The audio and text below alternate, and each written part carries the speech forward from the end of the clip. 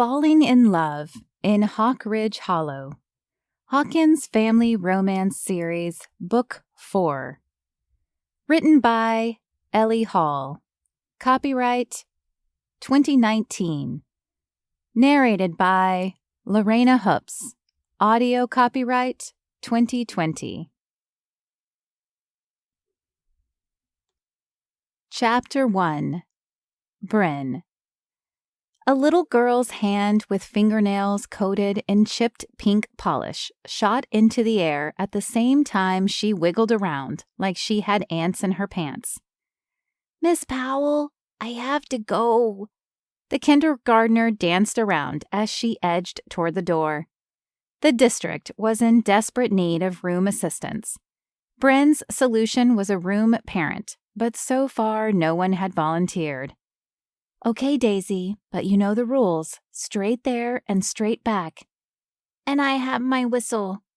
"And you have your whistle," Bryn repeated, and smiled at her student, who had to use the bathroom at least 5 to 8 times a day. Some years back, the school instituted a rule that students grades 3 and below couldn't be unaccompanied in the hallways. A teacher or aide had to be with them while walking to and from the bathroom, for instance, but for liability reasons weren't allowed in the bathroom with them. Bryn had suggested a buddy system, but she was relatively new in Hawk Ridge Hollow, and the idea was passed over. But she couldn't very well leave the rest of the class alone either. Much like in her life, she felt caught between 2 places, the classroom and the hall. A temporary place to live and a home, loss and love. Daisy's mother was what her colleagues referred to as a helicopter parent, always hovering. She'd provided her daughter with the whistle in case the little girl was in distress. Sound reasoning, but as it stood, Bryn couldn't leave the classroom alone, so she felt like her hands were tied. Also, Daisy's mother helicoptering was solely focused on her daughter, and didn't extend to offering to help out in the classroom. So much had changed in the 10 years since she'd started teaching, some things for better and others for worse. Bryn stood in the doorway, watching the little girl disappear into the bathroom. A little sigh escaped. Being a teacher was the closest she'd ever come to being a mother herself, and it weighed on her daily. She didn't judge Daisy's mom for micromanaging every aspect of her daughter's life, because Bryn had no idea how she'd be if she'd been able to be a mother, but she'd give anything for the chance. Thankfully, Daisy was quick, and she soon returned to her desk. Bryn circled the classroom, checking to be sure everyone had their supplies as they worked on their Halloween projects. A chubby hand tugged on her shirt sleeve.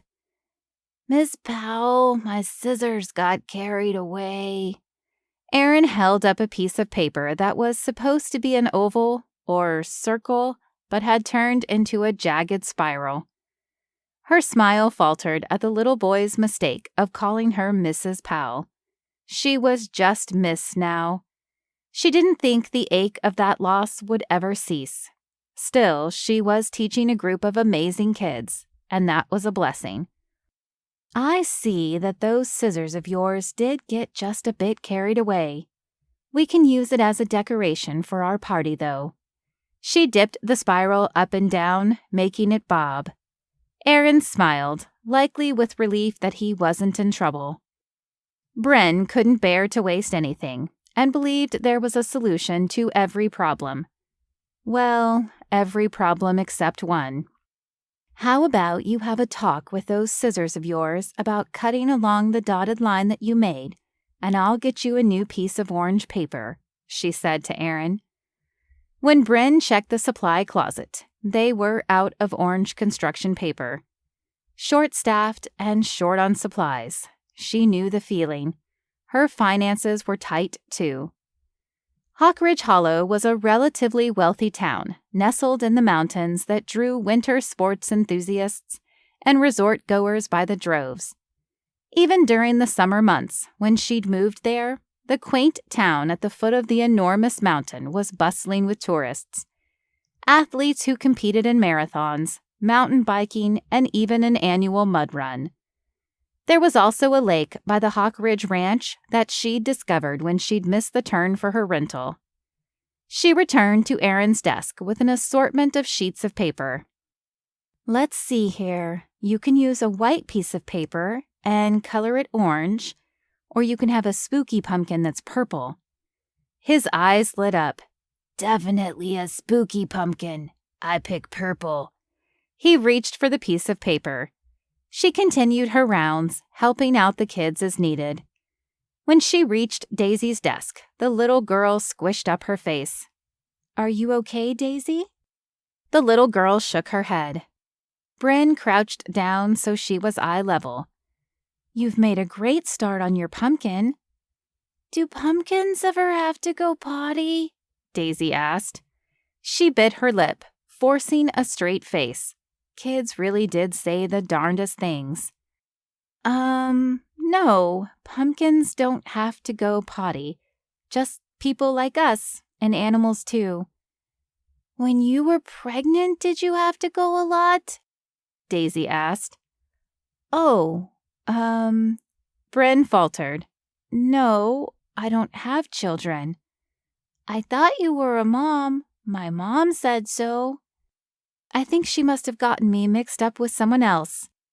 Bryn's eyebrows knit together. Oh. Daisy drew her knees up to her chest. We should get back to work on your pumpkin, Bryn suggested. Daisy dipped her head to her knees and shook it. Bryn rocked back on her heels, sensing something was wrong. Daisy, I may not be a mom, but I'm here to listen if something is bothering you. Her voice was barely a whisper. Sometimes I pretend that you're my mom. Oh, Bryn said this time. She was not expecting to hear that. I'm your teacher, which is really special. But your mom is your mom and she loves you. I know, but you don't have so many worries. Daisy lifted her head and her eyes were damp. My mom worries about everything. If I have enough water, if I remembered to go to the bathroom, if I tied my shoes, She drifted off. She wiggled in her chair like she had to go to the girls' room again. Maybe all the worrying was the source of the repeated bathroom visits. It sounded like Daisy didn't want to give her a reason to be concerned. Bryn drew a deep breath. Do your mom's worries sometimes feel like your worries too? Sort of. I just don't want to let her down. I don't want her to worry. Daisy's voice quavered. You could never let her down. Or me. I have an idea. I'll be right back. Bryn went to the supply closet and got another piece of purple paper. Daisy waited expectantly, her expression transformed from sad to eyes wide with curiosity. Remember how I told everyone that I moved into a big old house? Bryn asked. Daisy nodded. It must get lonely living there all alone. That, and sometimes a little spooky. But this is what I do when I have worries. She cut the piece of paper out into the shape of a house, with a square bottom and a triangular roof. I give them someplace else to live that's not my head. So I take my worry about the strange sound coming from down the hall, the creaky floors, and the wind outside, and instead of letting them be inside my mind, I put them in a place like this. She presented the house to Daisy. If you'd like, we can write down all the worries you have, put them in here, and then they can have a place to be that's all their own, and you can use your mind for other thoughts, like who you'll play with at recess, your favorite story, and thoughts about your cat. The girl brightened. I like that idea. She took the paper and started writing the word bath. Mrs. Powell, does the word room have 2 O's or 1? 2, like moo, or like ooh, the way a ghost sounds. First, she made a cow noise, and then she playfully pretended to be a ghost. That's definitely in my paper worry house, because my real house sometimes seems a little bit... Daisy's mouth fell open. Wait, it's your house? Her eyes widened. Don't worry, it's not actually haunted. But late at night, when I'm there all alone, sometimes my imagination gets the best of me. I didn't think you had worries like my mom. I think most people have worries from time to time. It's normal. It's what we do with them that makes the difference. Bryn had a lot of experience with that.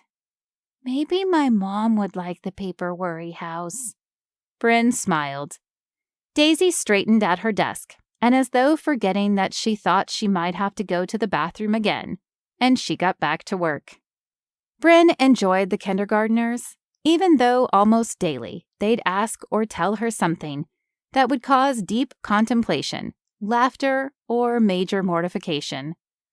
Just that week, she'd been asked how old she was. Before she could answer 33, someone guessed that she was 100. The day before, one kid told a long and detailed story about their little brother's diapering difficulty and how a certain substance got all over the ceiling. Sometimes the kindergartners just didn't have a filter. Almost every day, another asked her if she was going to have a baby soon. That just made her sad, but she couldn't cry, not then. Usually the kids made her laugh and smile, though, and that was but one reason she loved her job as a teacher. She was expecting a new student that day and hoped the little girl spared her a lengthy impression of a worm, dinosaur, or unicorn, which were all currently trending in the classroom. If one kid did their imitation, it started a chain reaction, and then they all had to demonstrate. As she surveyed pumpkin progress and checked the time, she realized that she had to get moving. Okay, everyone, please bring your paper scraps to the recycling. Put away your scissors and other materials and grab your pumpkins. When the song is over, we're going to meet on the community carpet. That was the round rug in the middle of the room where everyone sat in a circle. She pressed play on the cleanup song, and everyone sang along as they followed her instructions. The song soon ended, and everyone settled on the rug. She'd had to assign seats because friends wanting to sit beside each other had caused more than a few squabbles, and there was a constant battle between who sat next to her. So she'd come up with a rotating system so everyone would have a chance. Okay, girls and boys, we're going to practice our song once, and then when everyone gets here for the Halloween party, we'll do the whole routine. They can't wait to see what you've been working on. Oh, and don't forget, we have a new student coming this afternoon. She should be here any time now, so we have to remember to give her a warm, room 4 welcome. They ran through the song, and then parents started filtering in. Moms, dads, guardians, and caregivers all sat down at their children's desks, and the students lined up to perform the mini play and sing along before having snacks, show off the books they'd written as part of a literacy project, and play a few games Bryn had organized. She hoped that at least one of them would love it so much in room 4 that they'd volunteer to help. She'd had no luck on family night and hoped this effort would persuade someone, anyone. She introduced the story they were enacting and got into position. The kids were all designated as Halloween characters, like ghosts, vampires, witches, and bats. Plus, one girl was a ballerina because the other option scared her, so Bren made an exception. The skit was based on a story that the kids loved and had her read over and over. They pretended to pull their paper pumpkins from a field so they could carve them into jack-o'-lanterns, as they sang a little song about how the pumpkins were stubborn and wouldn't budge from the vine. Then they'd fall over like dominoes. This went on for a few more minutes as various characters tried to come up with a solution, but each time they'd fall over. Before they reached the resolution to the story where they'd work together to get the pumpkins off the vine, they tumbled down, getting very silly. Bryn wasn't supposed to go down with the others, but someone jostled her just as the door to the classroom opened. She landed, splat, on her backside, "Oof," she said. All the kids were in a fit of giggles and seemed thrilled that she'd participated, even though she'd intended to stay firmly on her 2 feet. A strong, masculine hand reached toward her. "May I?" a deep voice intoned. "Oh, yes, thank you," she said, flustered. Her hand fit perfectly in his, and as she followed it up the length of his toned arm to his broad shoulders and firm chest, her heart bumped and then tensed in a peculiar way. Bryn's gaze traveled to his face, and her breath caught in her throat. He was around her age, had close-cropped light brown hair, with a little bit extra on the top, effortlessly styled. No, not styled. On second glance, not that she'd looked away, he needed a haircut and a shave. But the stubble growing on the cut plane of his face was indisputably attractive, as were his dark brown eyes. She felt her expression slacken. All the blood rushed through her body, and a faint hum in her ears distracted her. "I'm Owen Hawkins, and this is Harper." His voice came to her as though through a dream, one he was leading her through, still holding her hand. Her attention drifted to a second set of brown eyes, almost identical to his, but decidedly less tired-looking and much younger. Her thoughts slowly formed a semblance of order from the tumult caused by his voice, his touch, his eyes. New dad, new student. The humming from the rest of the class in the background came into auditory focus. The kids were singing. She was a teacher, not a dumbstruck, moony-eyed girl who was all but swooning over the new dad. "Oh, Harper, it's lovely to meet you." She dropped her hand from Owen's and noticed he wasn't wearing a ring. "I'm Miss Powell. You're here just in time." She led the little girl toward the community carpet, where the kids were just finishing up their performance. After making a warm introduction, she paired Harper up with Daisy, since her mother hadn't made it. It was no big surprise that Daisy's mom worried. It must be hard to set little ones out in the world, especially as a single mother. She didn't judge. What Bryn would give to even have the opportunity to worry or not worry about her own child. However, what was surprising was Owen Hawkins. Phoebe, the school guidance counselor and admissions coordinator, basically Jane of all trades, and Bryn's friend, had mentioned that he was a single dad, but she didn't say that he was... Her thoughts, caught in a net of adjectives. Attractive, handsome, good-looking, get me a glass of cold water because he is hot hot. That last one was Phoebe's voice in her head, because that was totally something she'd say. As Bren greeted parents, she focused on Dale Farber's desperate need for a container of floss, and Edgar Gomez's coffee breath. They were both single dads and decidedly not attractive. At least, not to her. Plus, she wasn't looking. It wasn't the politest thing in the world, but she couldn't think about Owen Hawkins' lean but muscular build, his square jaw, or the way his hand felt in hers when he'd helped her to her feet. Perfect. For the remainder of the hour, she busied herself with meeting each of the parents and caregivers, pleading her case for room parent, before reaching Daisy, whose mother still wasn't there. She and Harper were both coloring, and Owen was seated at a too-small chair, gazing out the window. Or maybe he was napping. She couldn't be sure. He was an imposing man, and well-built, but there was something about the way he looked, seated in the little chair, that made Bren feel all gooey inside. The two girls were talking about Halloween costumes. "What will you dress as, Mrs Powell?" Harper asked. She didn't correct the new girl's mistake. "Oh, well, I think..." The sense that someone was watching and listening drew her eyes toward Owen. He shrewdly studied her, as though her answer would determine whether she was a suitable teacher for his daughter or not. I wasn't planning on dressing up this year, but in the past I've gone as a cowgirl, Pippi Longstocking, and a princess." "I would like to go as a princess," Harper said. "Well, Princess Leia from Star Wars," Bryn added. Both girls tilted their heads as though they didn't know what she was talking about. But she detected the faintest smirk on Owen's lips. His lips. The bottom was a bit bigger than the lower one in a rugged, masculine way. "Can I be a princess, Daddy?"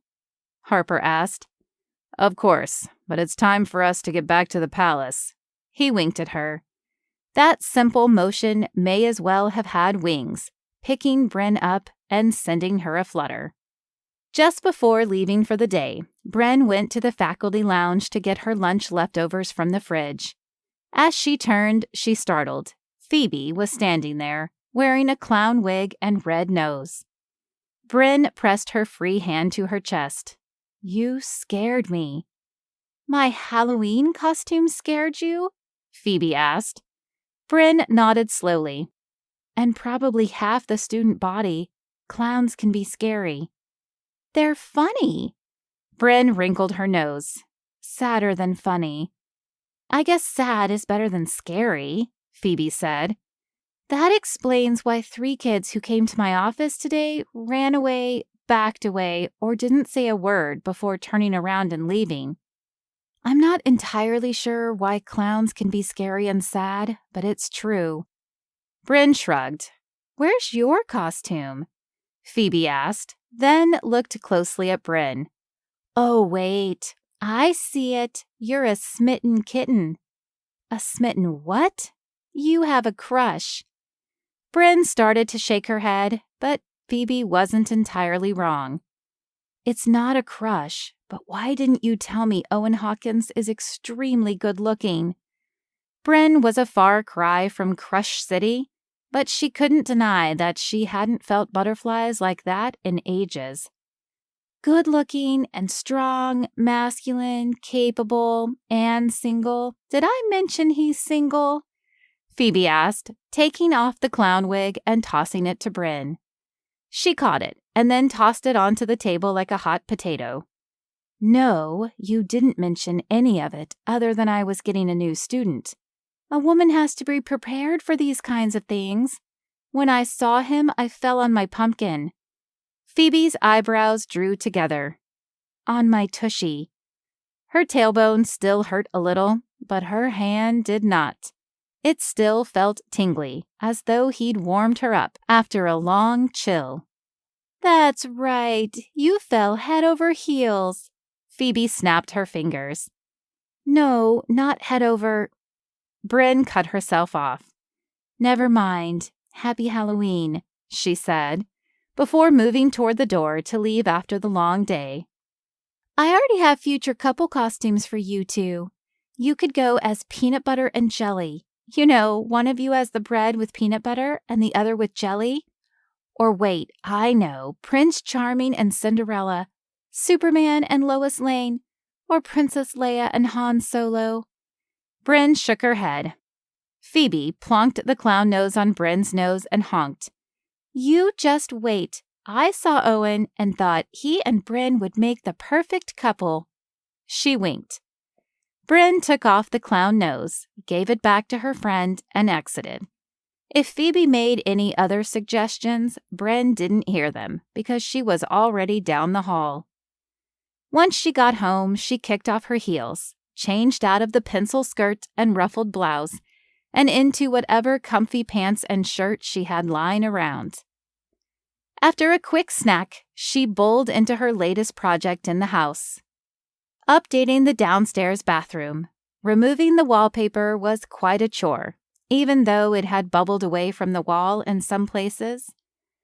The deal was she could live in the old house for very low rent relative to the number of rooms and beautiful location. She'd met the owner's wife in town when she was looking for a place to rent. Sadie introduced herself and said she hated to see the old place empty. Bryn didn't ask too many questions, but got the sense that her husband's parents had passed away and left the place to their kids, who were locked in a disagreement about whether to keep or sell it. Meanwhile, the house grew dusty and uncared for. Bryn said yes, sight unseen, because she was desperate, and the rentals that she'd looked at were too high with her teacher's salary. After moving in, she asked if it would be okay if she made some updates, on her dime. Not that she had many, but she'd always been thrifty and resourceful. The house had been well loved, and she sensed a family had once lived there, but it was definitely in major need of TLC. There was potential in the old farmhouse, in the family home. The banister needed to be sanded and restained. The wainscoting was chipped and in need of repair in some places, and the painted walls had seen their fare of scuffs and blemishes. But the bones were good. She had the internet and could look up pretty much any DIY fix. Not to mention she loved watching home renovation and makeover shows on TV. When she finished removing the tile in the 3x6 half bath, she decided to reward herself with a batch of pumpkin cinnamon rolls. Anytime she finished a project, she made a deal with herself to bake something scrumptious. Even though she still had a lot to do in the bathroom renovation, it was Halloween, so she made an exception. Besides, she didn't buy any candy since she didn't expect any trick-or-treaters to venture to such a rural location. She imagined the house, the kitchen in particular, had once been lively, but now it was lonely, a little bit spooky. The wind howled outside. She was told winter came early to Hawk Ridge Hollow, nestled up in the mountains as it was. She peered out the window. The sky was clear, so she didn't worry that it would rain on the trick-or-treaters in town. She leaned against the glass, sadness whispering at the fringes of her mind. It seemed like she was always an outsider, never quite finding a way into the middle. Headlights beamed through the window as a car approached down the long, winding driveway. She sat up, not expecting anyone. As the wind continued to howl, Bryn's blood chilled in her veins. Chapter 2. Owen. Owen slowly wound up the long driveway lined with a white fence. His muscle memory knew the contours of the curves in the road and the low spot that would always get icy in the winter. He sensed himself slowing down as he neared that part, even though the night was clear. The stars twinkled overhead, and the wind whipped down from the mountains something fierce. His father called that wind a zephyr, and his grandfather before him would say a zephyr meant change was coming. For a moment, his chest felt thick, heavy. Change had already come for Owen Hawkins. It came and went, leaving him slightly lost. It had rustled up his map, spun his internal compass, and he wasn't sure which way was north, which way was home, though he'd managed to find his way back to Hawk Ridge Hollow. As he parked the cruiser in the driveway, he glanced through the window at the silhouette of the mountains. He and his brothers had each claimed a peak. There was Tripp's Triumph, Blake's Brow, because the degree of the peak was roughly the same as his eyebrows when he was upset. There was also Big D for Dallin, Owen's Apex, and Rocky Mountain. The last wasn't all that original, since the youngest of the Hawkins boys was nicknamed Rocky, but the kid was about Harper's age at the time they'd named the peaks, so they'd let it slide.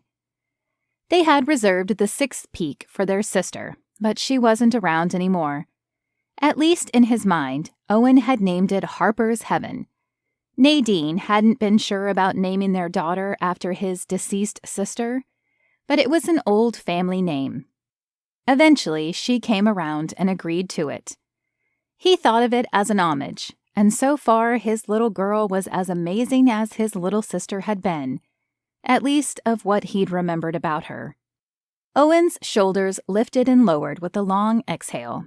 Gone were the days when the boys would run free in the fields surrounding the old farmhouse, build forts in the woods, plan adventures, go to the lake, ride horses. They'd return home for lunch covered in mud, grass stains, and stories that were only partially believable. Dallin once claimed a dragon was charging after him while he was riding his horse.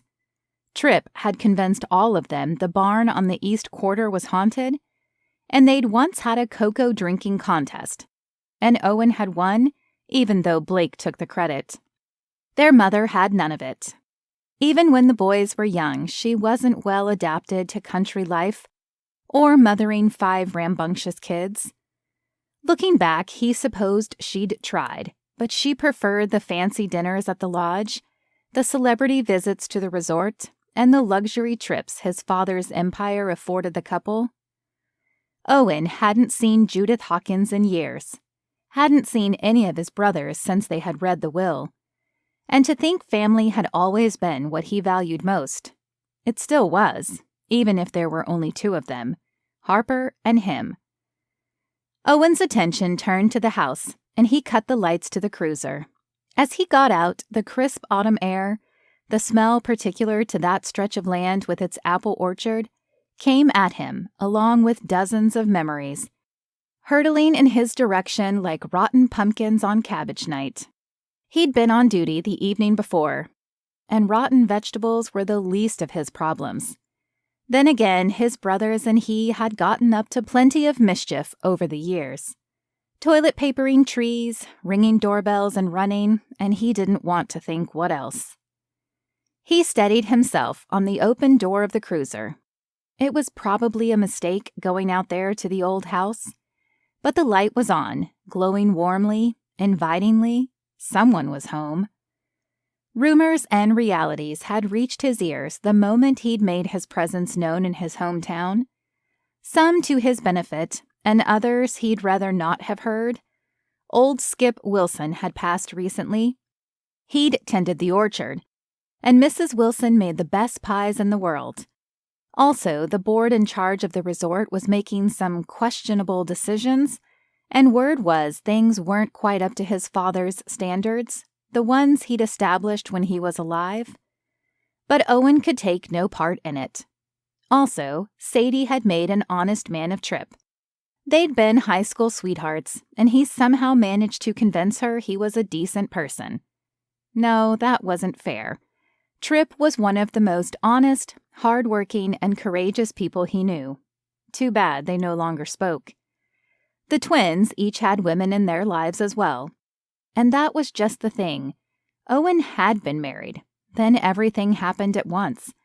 His father hadn't meant it. He didn't know what had happened between his son and Nadine. For all Charles Hawkins's many successes, he'd failed to address possibilities of separation, divorce, and death in his will, leaving the brothers divided. He couldn't imagine how or if they'd ever reconcile, but they'd have to figure out a way, eventually.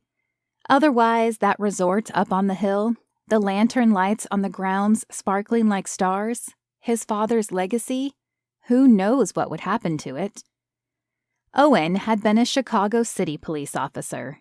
He knew danger, grit, and had the kind of bull-headed determination combined with clear, quick thinking that made him great at his job.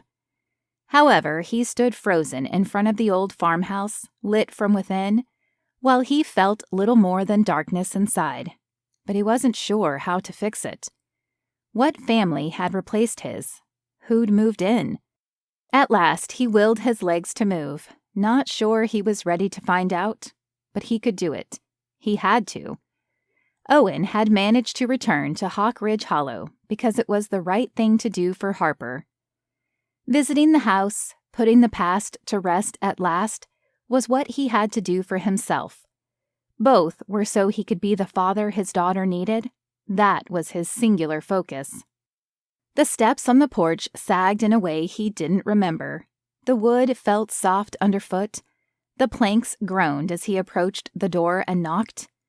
The red door flew open, and a woman with her hair piled on top of her head blurted, "Officer, I promise I have permission to live here."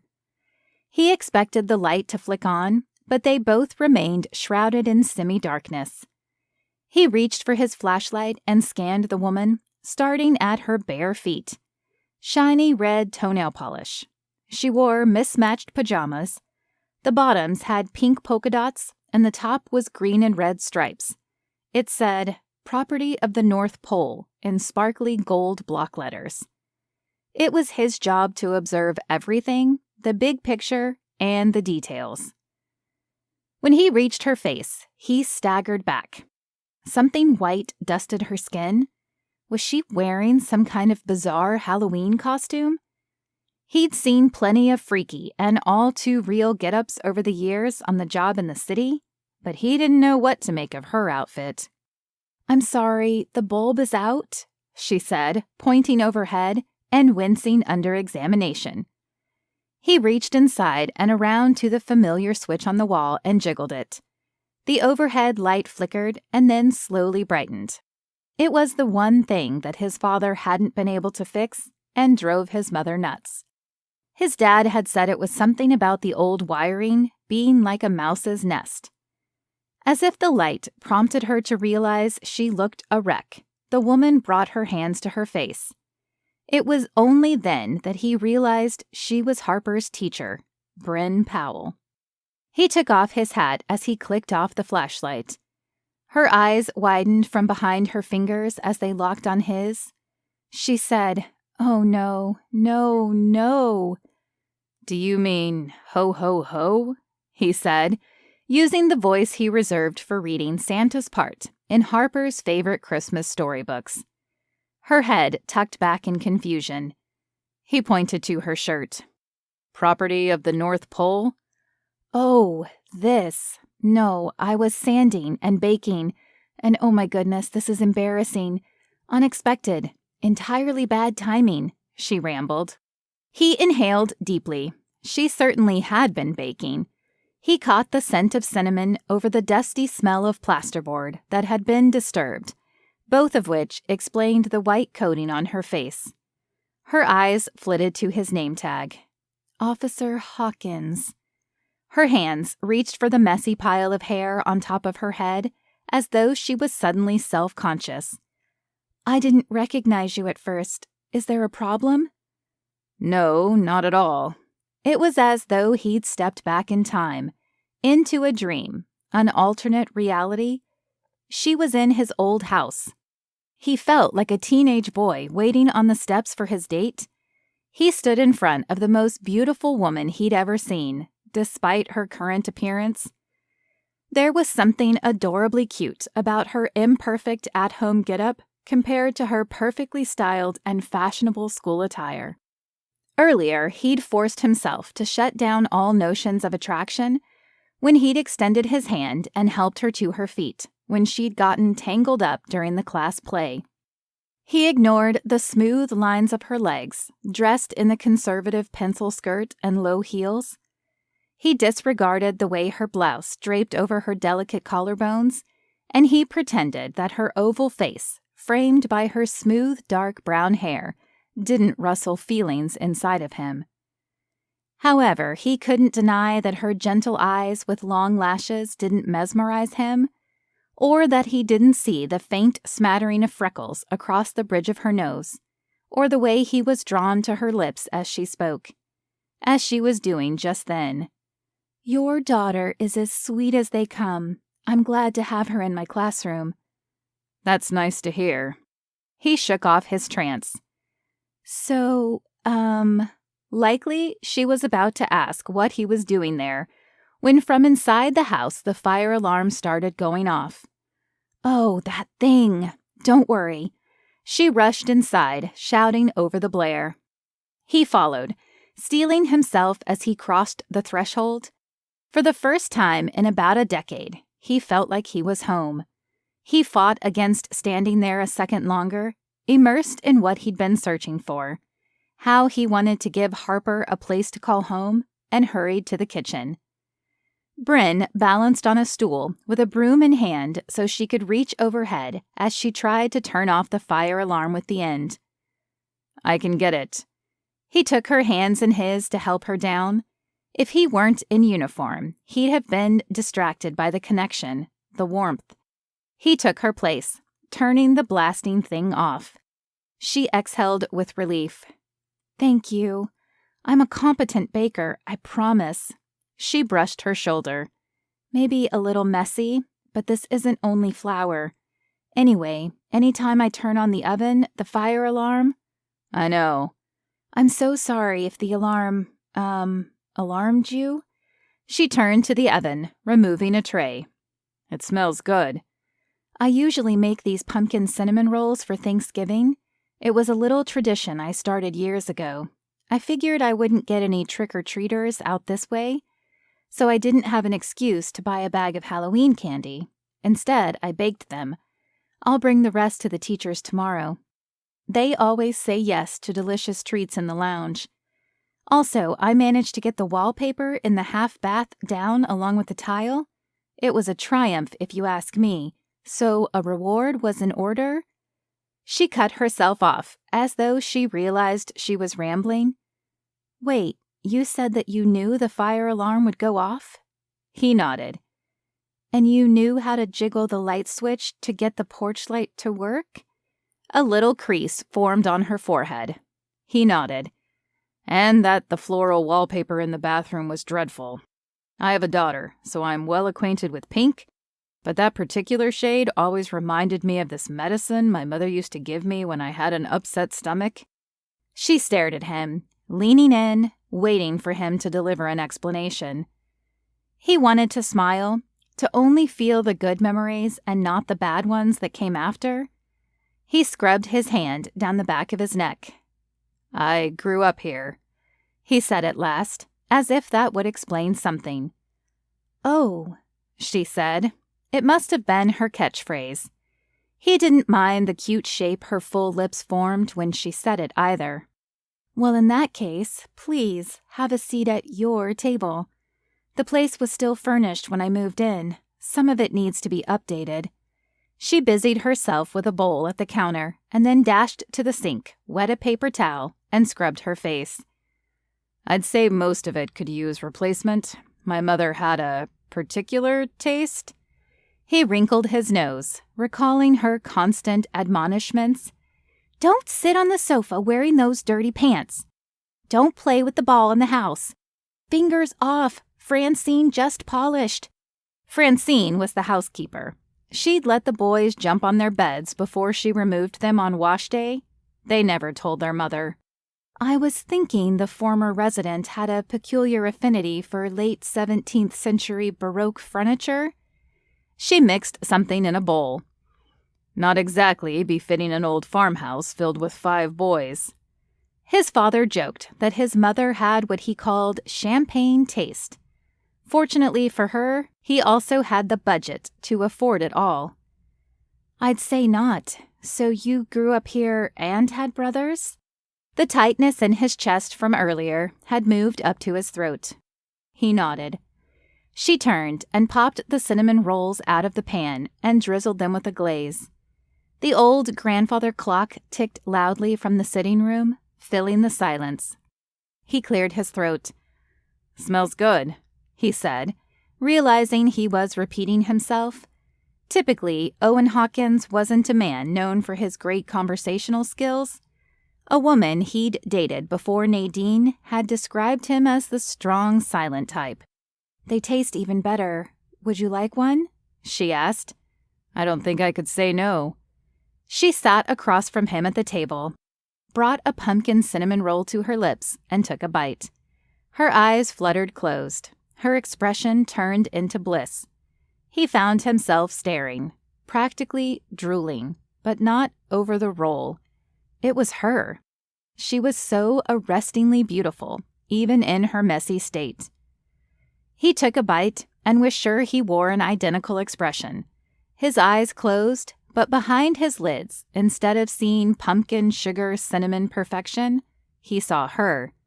This is delicious, he said, as he hurriedly opened his eyes again. She quickly looked away. Maybe her version of bliss wasn't all that different. Perhaps she recognized the expression on his face. I bet it must have been great growing up here, she said. At that reminder, and everything that had happened since he landed back in reality, where admiring a beautiful woman wasn't an option, He shouldn't have even been sitting at her table, yet he couldn't get up. It wasn't the past that was magnetizing him to the spot. It was her. He'd give himself the length of time to finish the cinnamon roll and then leave. Forget the whole thing. He was good at that. Yeah, figured I'd check it out and see how it held up after all these years. At night? She asked. I work the late shift, and since I just moved back to town, I've been busy. Plus, with Harper and all. Oh, I bet she'd love to see where you grew up.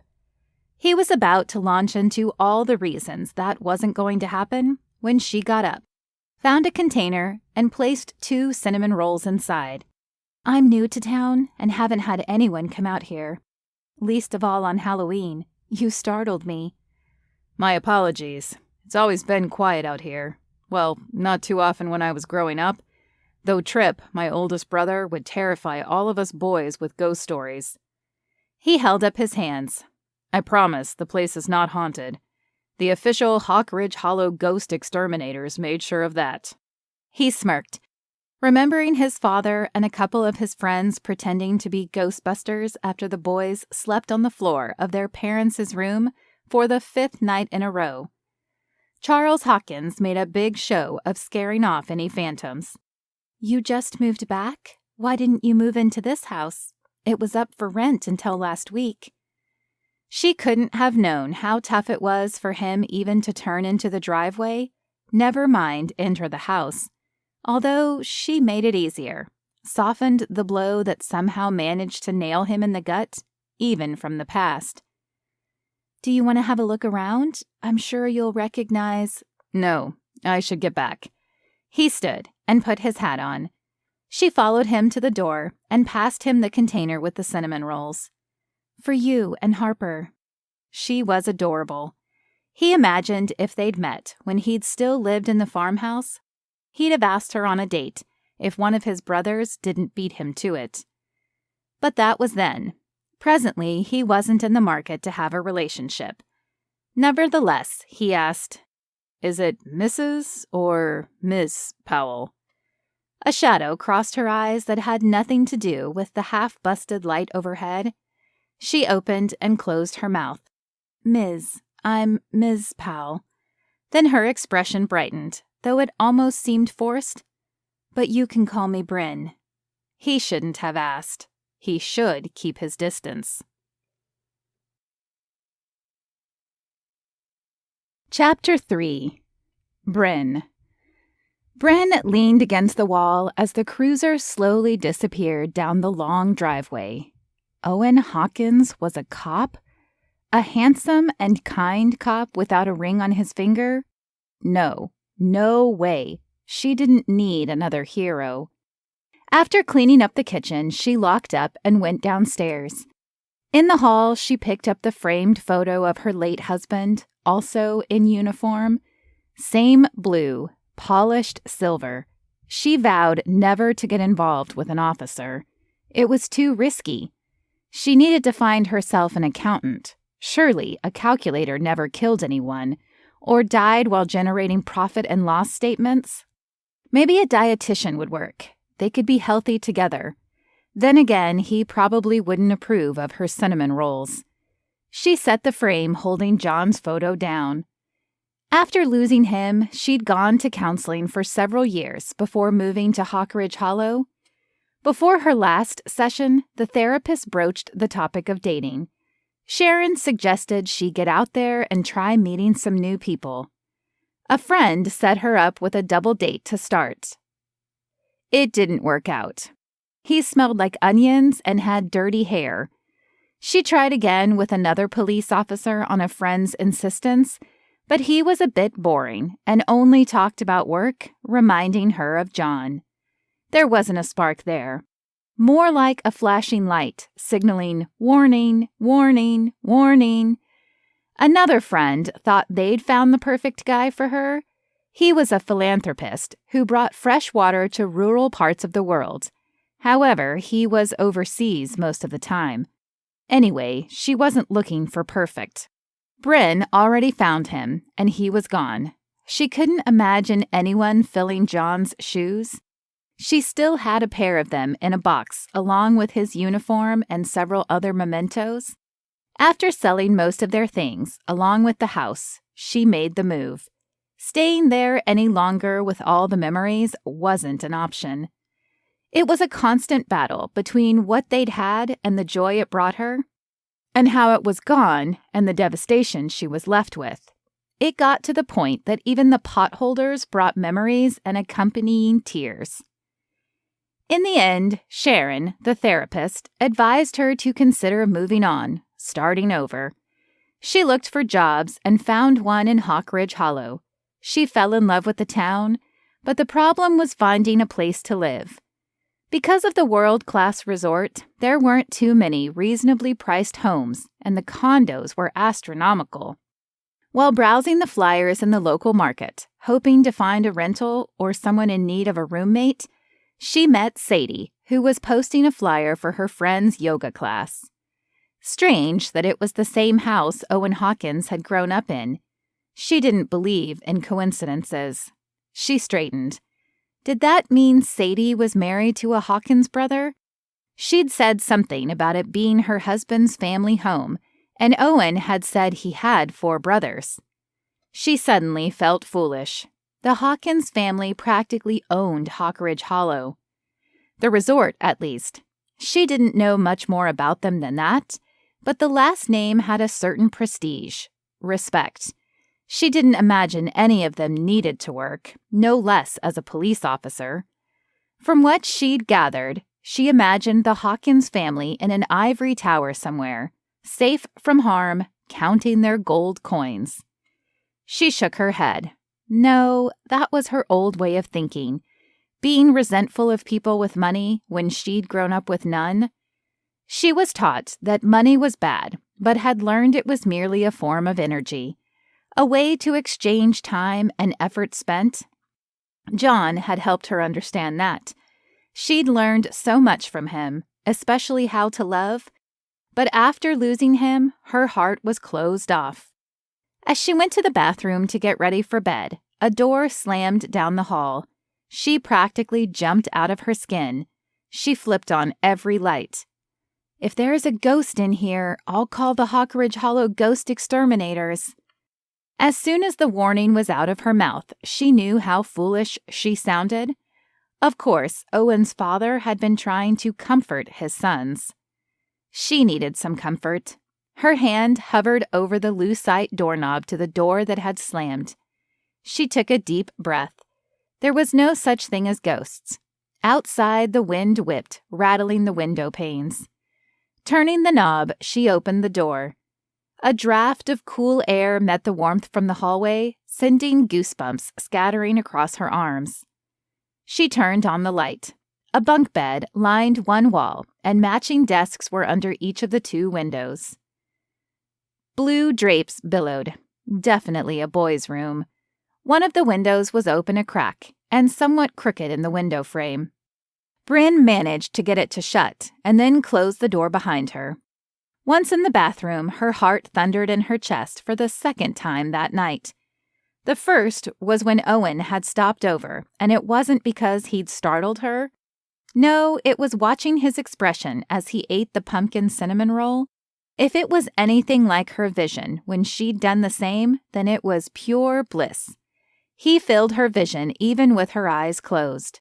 His warm brown eyes, strong jaw, the low rumble of his voice and his skin, still tan from summer. Her husband had been a cop. Owen was a cop. She vowed never to get involved, never to date a man in uniform again, and quickly cast the thoughts of him away. She caught her reflection in the bathroom mirror. Drywall, dust, and flour. Great first impression. No, second. The first was when she fell flat on her butt. She hadn't intended to start sanding the walls after removing the wallpaper, but then she couldn't resist tackling the tile while the cinnamon rolls were baking. After she showered and put on a clean pair of pajamas, she dropped to her knees next to her bed. She said her nightly prayer for her departed husband, praying he was at peace. She prayed for justice and peace for the person who killed him. It had been almost 5 years. yet she said the same words every night. She'd stopped praying for a family of her own, knowing that she'd missed her chance. But that night she added something for herself. She prayed that she'd stay away from Owen Hawkins. As she drifted off, she had the peculiar thought, the memory of something one of her foster parents once told her, God's plans will prevail. She had faith that was true despite what she wanted or didn't want. The next morning, Bryn brought several of the pumpkin cinnamon rolls into the teacher's lounge before the beginning of the day. Phoebe waltzed in, looking exhausted. Rough night? I had people ringing my doorbell until after 10 p.m. saying trick or treat. I was about ready to tell them to smell my feet. Bryn stuck out her tongue, recalling the childhood rhyme that the kids had been saying in her classroom. Did you turn off your porch light? When I was growing up, that was the signal that the house was closed for business.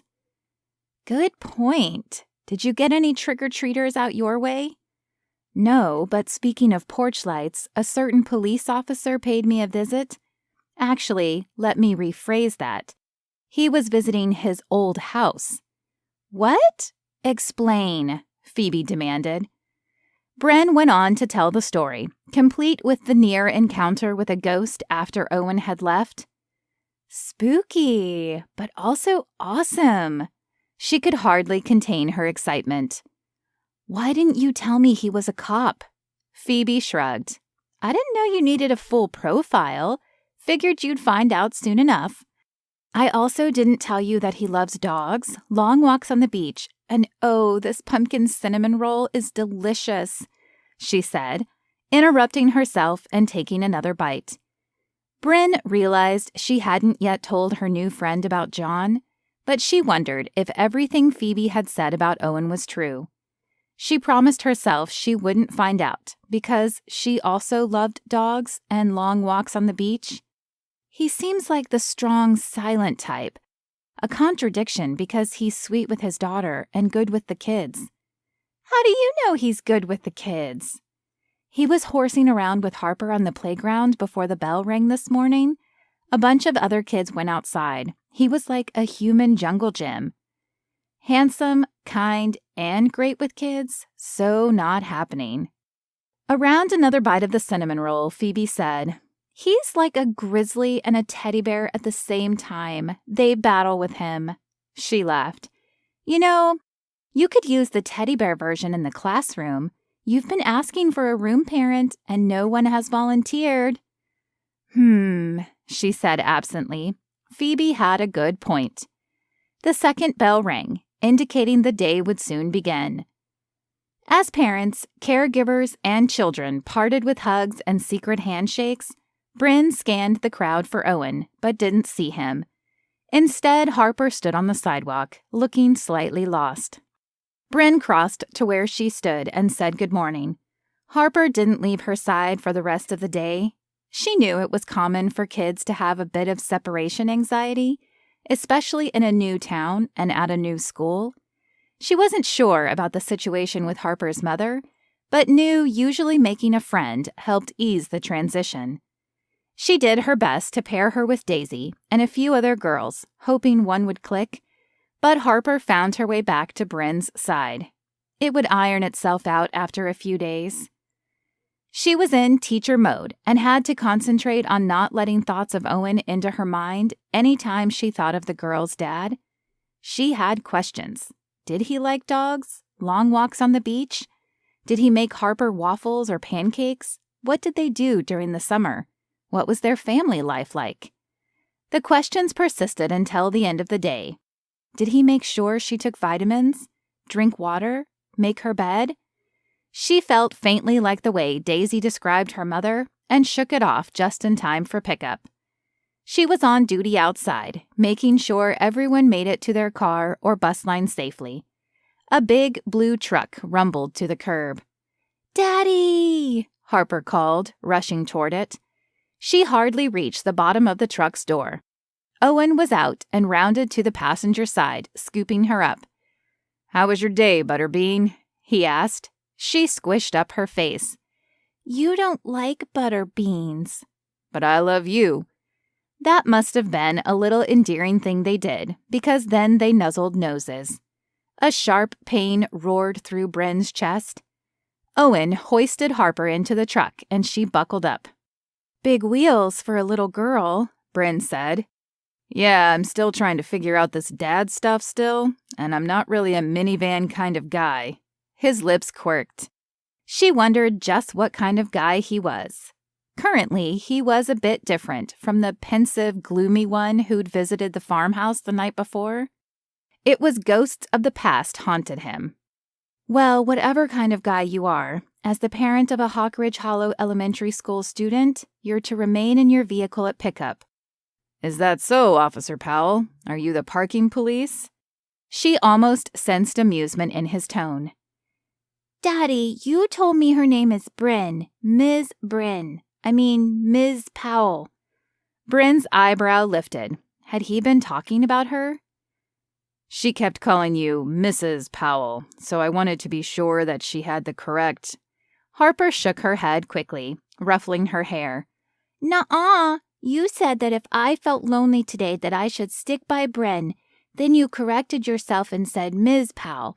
And then you said it's because she's the kind of person that can make you feel happy and whole." Bryn inclined her head, hardly believing her ears. Owen's ears turned the faintest shade of pink, but nothing like that dreadful wallpaper.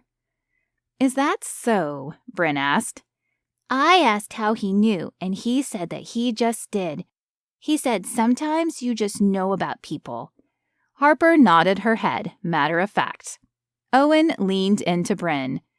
She was nervous about her first day. "I wasn't nervous, Daddy. I just missed you. But you were right. Ms. Bryn does have that unicorn feeling." "Unicorn feeling?" Bryn asked. "Oh, yes. Do you want me to show you? I can be a unicorn, too. Daisy and I were comparing unicorns today because—" She lowered her voice to a whisper. "We're part unicorn." Owen turned to the truck. "You can show her tomorrow. We're holding up the line." He closed the door to the truck. "Actually, maybe you could both show me tomorrow," Bryn said, seizing the opportunity. "I need a room parent in the afternoon. It doesn't have to be every day, but we're really short-staffed. None of the other parents have stepped up to the plate. As a police officer, you've already had a background check, so you could get started right away." "Oh, I don't really have experience with kids." "You're a father, and according to one of my colleagues, a great human jungle gym." "I don't know." Owen froze. "Harper said she misses you, and this will be a nice way to help her transition to the changes. Plus, would really help me out." He squinted, as though not convinced. "If you agree to it, I'll forget what she said about me being—" She wouldn't forget. Not in a lifetime, but she had better try. He held up his hand, apparently hoping to avoid further embarrassment. "On one condition." Bryn practically hopped on her toes with excitement at the possibility of finally having help in the classroom. "As I mentioned, I work night shifts. I need someone to look after Harper from about dinner time until, well, I usually get home around 7 a.m., just in time to get her off to school." "Who's doing that now?" "I hired someone, but it's temporary. I need someone I can trust, someone Harper likes." "Like a babysitter?" "A nanny, whatever you want to call it.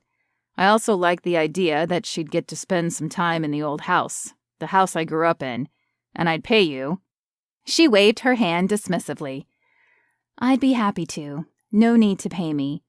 He had no idea how her heart swelled at that moment at the notion of spending more time with his sweet daughter, or that her stomach was doing cartwheels at seeing more of him.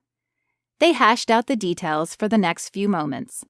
From behind the truck window, Harper wore a giant grin as though she'd heard the whole exchange, and it seemed as if her dad was trying to fight hard against one of his own. Bryn sure was. Even if it weren't for Harper and her desire to spend time with kids, she'd never be a mother herself. She never could resist a man in uniform, or out of uniform, as the case was with him dressed in blue jeans and a dark gray V-neck sweater. The sight of him, the feeling inside, all of it enveloped her like a warm hug. Chapter 4. Owen. Owen was not the kind of man to get flustered, to have feelings. He prided himself on keeping a stiff upper lip, letting things roll off him. He was a Hawkins, for goodness sake, so why was he jittery? How come he felt like whooping as he left the parking lot in his giant truck, like a teenager with a brand new license who just asked the girl to prom and she'd said yes? Maybe because he hadn't done those things when he was younger. Perhaps because Bryn somehow made him feel young. "Daddy, you're smiling," Harper said. He glanced in the rearview mirror. He wiped it off his face. "I'm happy to see you." "Yeah, but you never smile." "That's not true."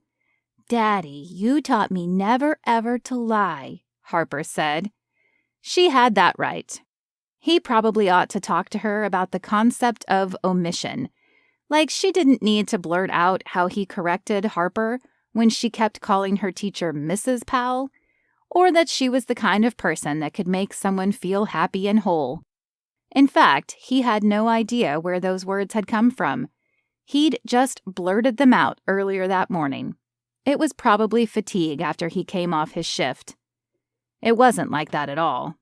Okay, maybe a little. Earlier that morning, half asleep on his feet, he helped Harper get ready for school. He sensed she was feeling a little bit nervous, so he assured her she'd be in good hands. He wasn't sure where it came from. Maybe the scene in the kitchen of the farmhouse the night before. There was something wholesome about Bryn, something true. Also, anyone who could bake like that was a bit magical, like Harper's unicorns. Stopped at a traffic light, thinking about things that he never thought about, he realized, for the first time in a long time, he'd felt a sense of being at home. He'd loved Nadine, but after she had the baby, she'd changed. She was restless, unable to remain at home, then she left. A year later, she filed for divorce. He'd known when they'd married that she was a bit of a free spirit and had a flair for spontaneity. She was the one who'd asked him to get married. They had a whirlwind romance, and it somehow filled the emptiness after everything that happened with his family. Nadine wasn't the cookies and milk kind of mom or person. More like, let's have a hot sauce eating contest in a helicopter. The pregnancy was a surprise, but a welcome one, at least for Owen. He'd left Hawkridge Hollow because he was looking for an escape. He'd certainly never felt at home in Chicago. Living there had a leave your stuff in your suitcase vibe. It was always temporary. In fact, he still had boxes that he'd packed up after leaving Hawkridge Hollow, had brought to Chicago, had never unpacked, and then had carted back to Hawkridge Hollow. Maybe deep down Nadine always knew that he'd return there. "Daddy, the light!" Harper's voice floated back to him. A car behind the truck honked. He pressed the accelerator, drawing his attention back into focus. He felt the need to make sure the driver behind him knew that he wasn't on his cell phone. As a police officer, he'd dinged plenty of people for stopping at traffic lights, scrolling on their phone, and missing the light change. It frustrated him and infuriated him because it was dangerous.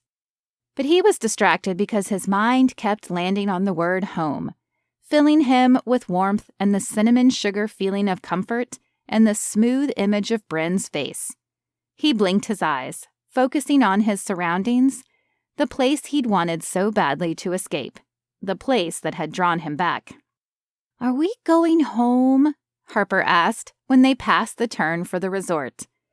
There was that word again. Was Hawkridge Hollow already a place Harper called home? "Later," he answered. "I want to show you around so you can see some of the places I'd visit when I was growing up, when I was little like you." "Daddy, you were never little." He chuckled. "You're right, at least according to your great-grandfather. Nope, never little. The Hawkins boys were rough cut from the mountainside, made of rock and grit, strength and smarts." Does that mean that I'm part giant too? The kid had quite the imagination. He laughed again. I think you're all unicorn. Oh, good. I didn't want to be made of dirt. How about we get this unicorn a little treat? He asked, pulling into a parking spot in front of Mom and Lollipop's candy shop that had been there for as long as he could remember. It had always been his and his brother's first stop when they had pocket change. He helped Harper out of the truck. I have a lot of Halloween candy at home. Home. She said it again, but the resort hardly felt like home. Did it? Again, it was temporary. Oh, that's right. How about we take a stroll and see where our feet lead us? You mean we'll go on a whimsy? She asked, eyes brightening. It was something special the two of them shared, something he assumed Nadine would have done. Just open the front door, step outside, and see where you ended up. She was like that, even though she had her problems. Owen wanted to give their daughter the good stuff she'd left him with. Taking her hand, they walked along the sidewalk beside the cobbled streets of the town his family had practically built. His great-grandfather had staked claim to the land and mountains. Over time, they'd built the resort into a billion-dollar industry that extended well beyond the border of Hawkridge Hollow. Hawkins Enterprises had properties all over the world. Growing up, he had a sense of belonging to the place. But maybe a rebellious part of him didn't want to accept that. He wanted to forge his own way. His father's death fully pushed him out of the town's embrace. Yet now he felt a strong pull back there. His father intended for his boys to take over the family business someday, but had insisted they each learn a trade or have a career of their own first. It was well known that his last will and testament stated that in order for his sons to receive their inheritance and shares in the resort, mountain, and various holdings, making each of the Hawkins men wealthy beyond imagination, they had to marry. But right then, with his daughter's hand in his, he wondered about his own legacy. What was he going to leave Harper? It was the day after Halloween, and several of the shopkeepers were already putting out Christmas decor. Hawkridge Hollow was magical at that time of the year, glistening and glittering with lights and cheer. Maybe it was his home after all.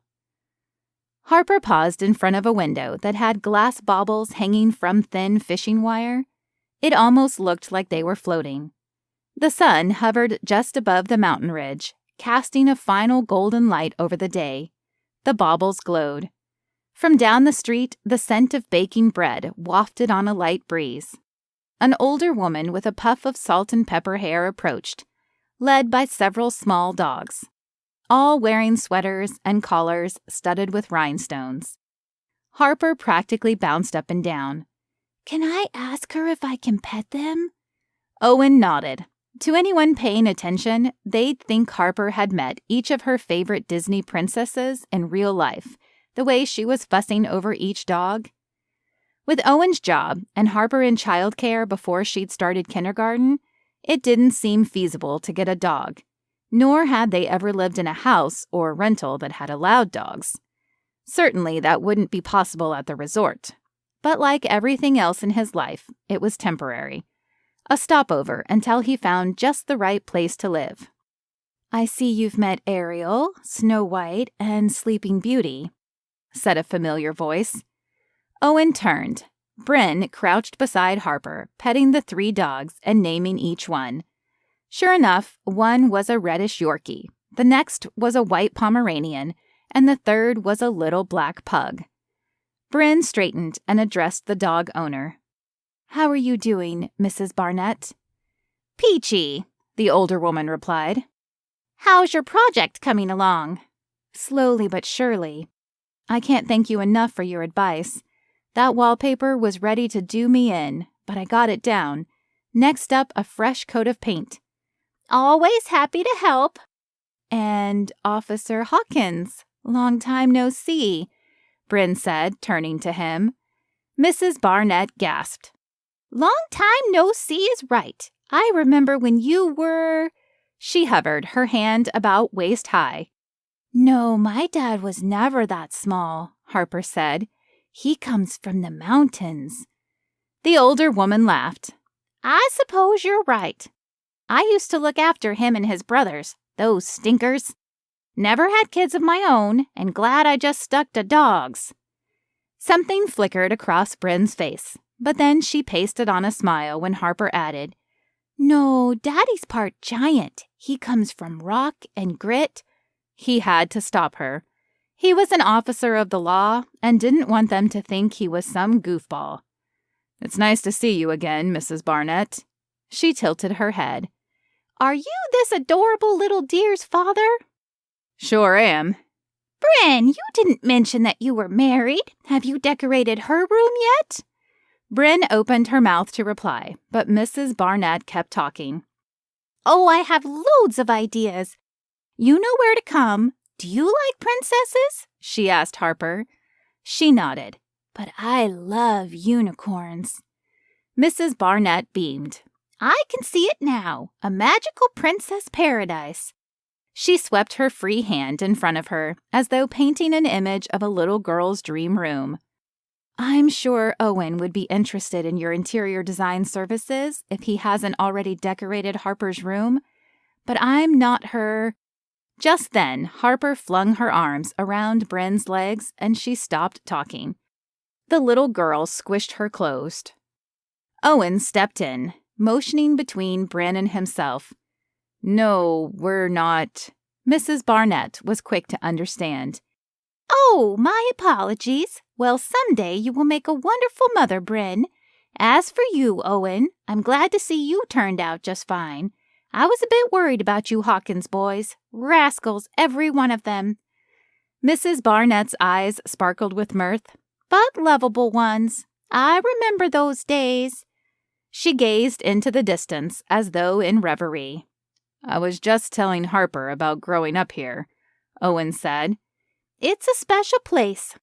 Glad to have you back. I best be on before these princesses' tootsies get cold."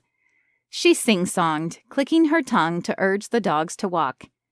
"Can I see your dogs again soon?" Harper asked. "Of course. I have the home decor shop just down there. I'll show you some of my ideas for a unicorn-themed room." Harper clapped her hands together and then said goodbye to the dogs. Owen and Bryn stood there for an awkward moment. "Sorry about that," he said. "I haven't seen her since I was 10. She didn't know that we're not—" Once more, he felt flustered, tongue-tied. In Chicago, he'd negotiated critical situations, navigated and enforced the law, had written countless reports and attended trials. Sure, he was a man of few words, but he never had trouble finding the right ones, except now. "Of course, no, I understand. It's—" She started and then stopped, as though she too were struggling with what to say. Harper's hand slid into his as Mrs. Barnett paraded down the sidewalk, led by her pooches. Meanwhile, Harper pulled him forward, as though also leading him. In her other hand, she gripped Bryn's. "You were telling me about when you lived here?" Harper said, picking up where they left off. "Did the giants ever come down from the hills and raid the town?" He chuckled.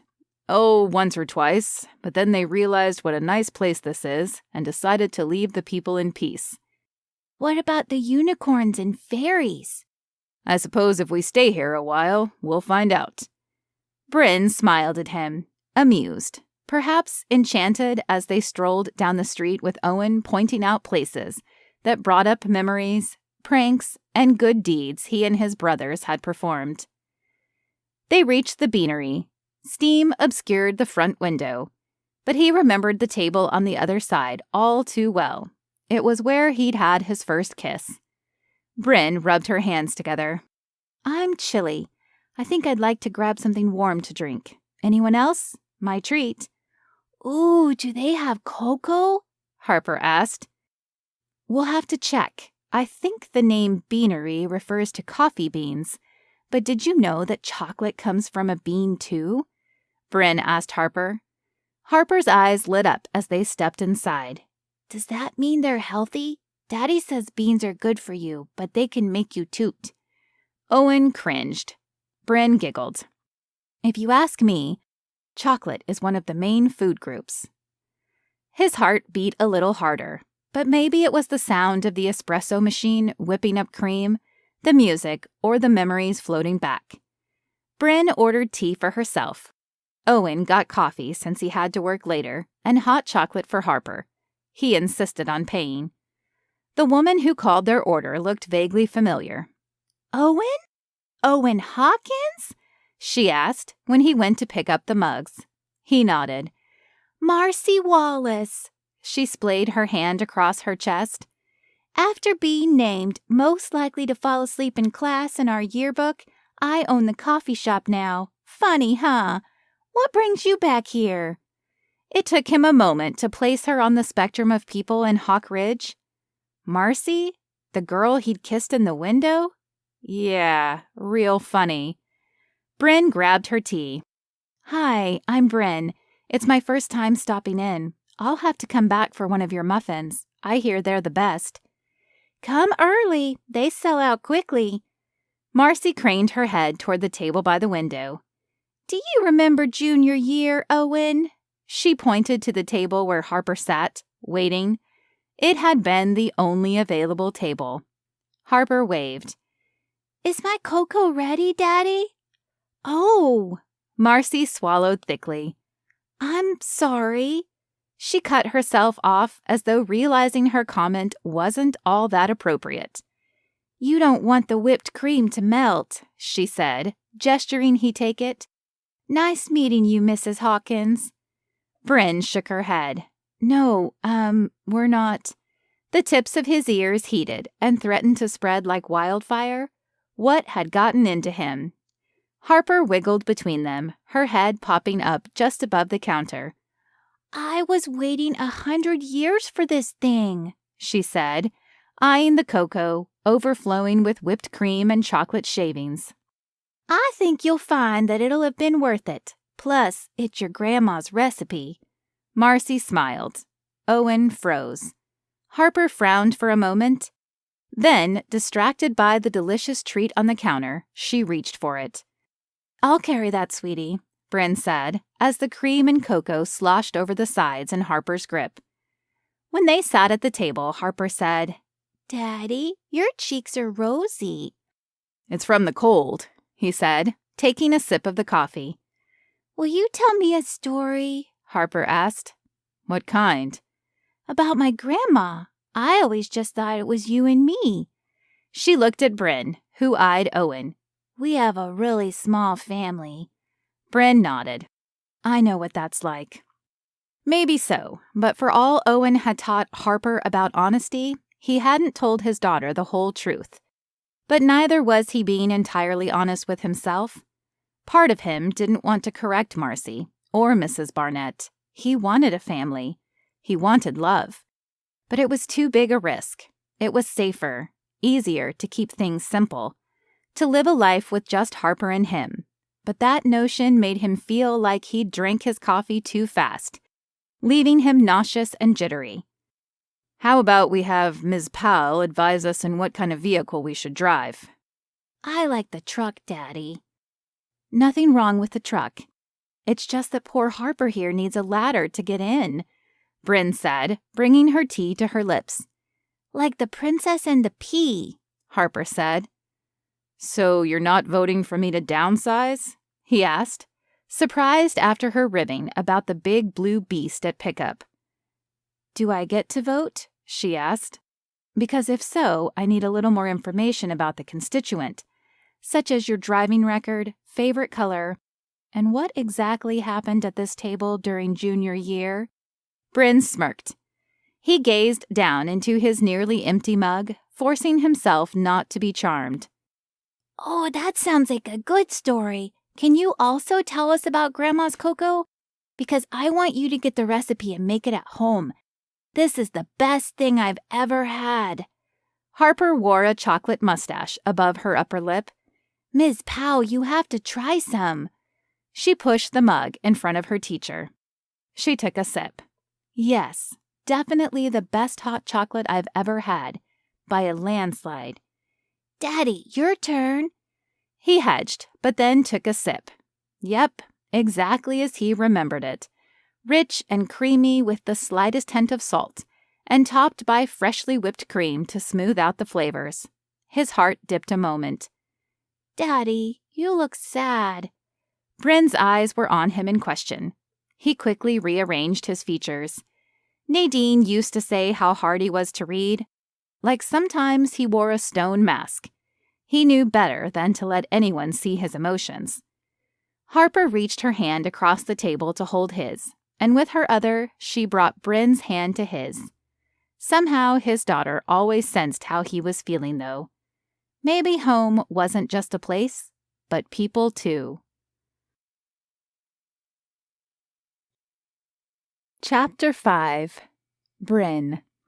Most days, Bryn made it a point to get to work early so she could get the classroom and herself ready for the students. There was nothing worse than arriving at the last minute and trying to get into the right headspace to teach 30 kids between the ages of 5 and 6, make sure they cooperated, got along, and fielded countless questions.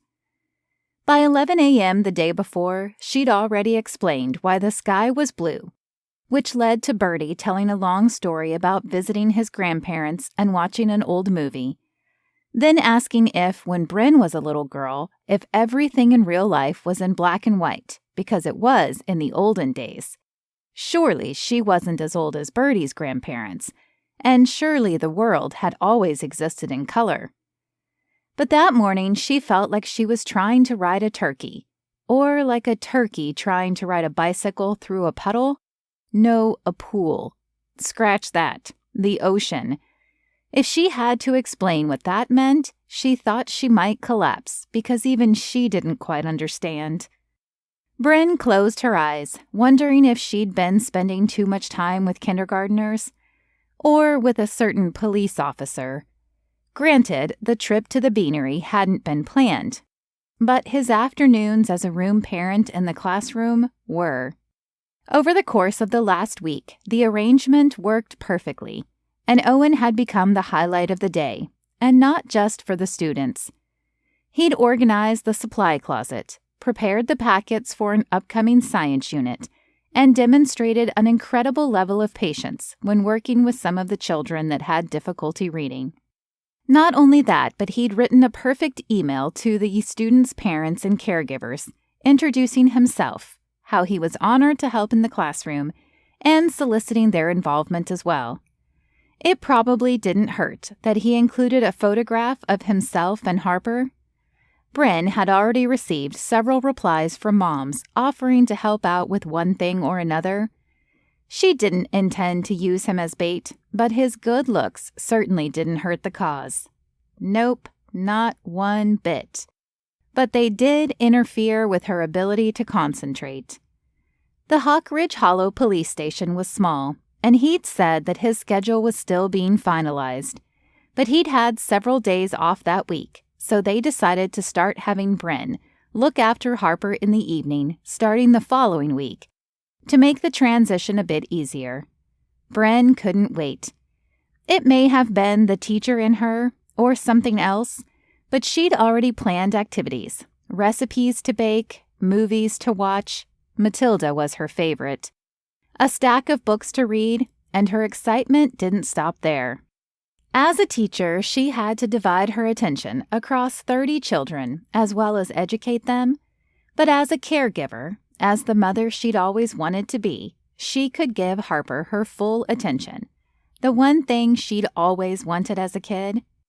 She sighed as the bell rang, signaling the end of the lunch period. Her leftovers from the night before sat uneaten on her desk. She gobbled up the penne pasta, grabbed a mint to freshen her breath, and smoothed her skirt. The door opened, and instead of the flurry of hyped-up kindergartners, with a few stragglers at the back, in need of a nap, in walked a tall, muscular man, with scruff along his jaw and dark brown eyes that had a bright, attentive quality, like he was really there, present, paying attention. Those very eyes swept over her. "Good afternoon, Miss Powell." "It's Bryn." Her name came out like a high-pitched gobble squeak, like she was shouting while underwater. "I don't usually speak turkey," she blurted, instantly wondering what had come over her. Sure, she had to get on the level of the children, but Owen was an adult, and to his ears that probably made 0 sense. His eyebrows twitched, and he nodded. "When I'm in your classroom, I want to set an example." Hearing him say Ms. almost with an emphasis was a reminder of what she'd lost, of her loneliness, heartbreak, yet his presence made her pulse quicken, causing her to wonder if her heart had somehow mended itself. "Thank you for that, and for all your help. I love having you here." Her cheeks heated.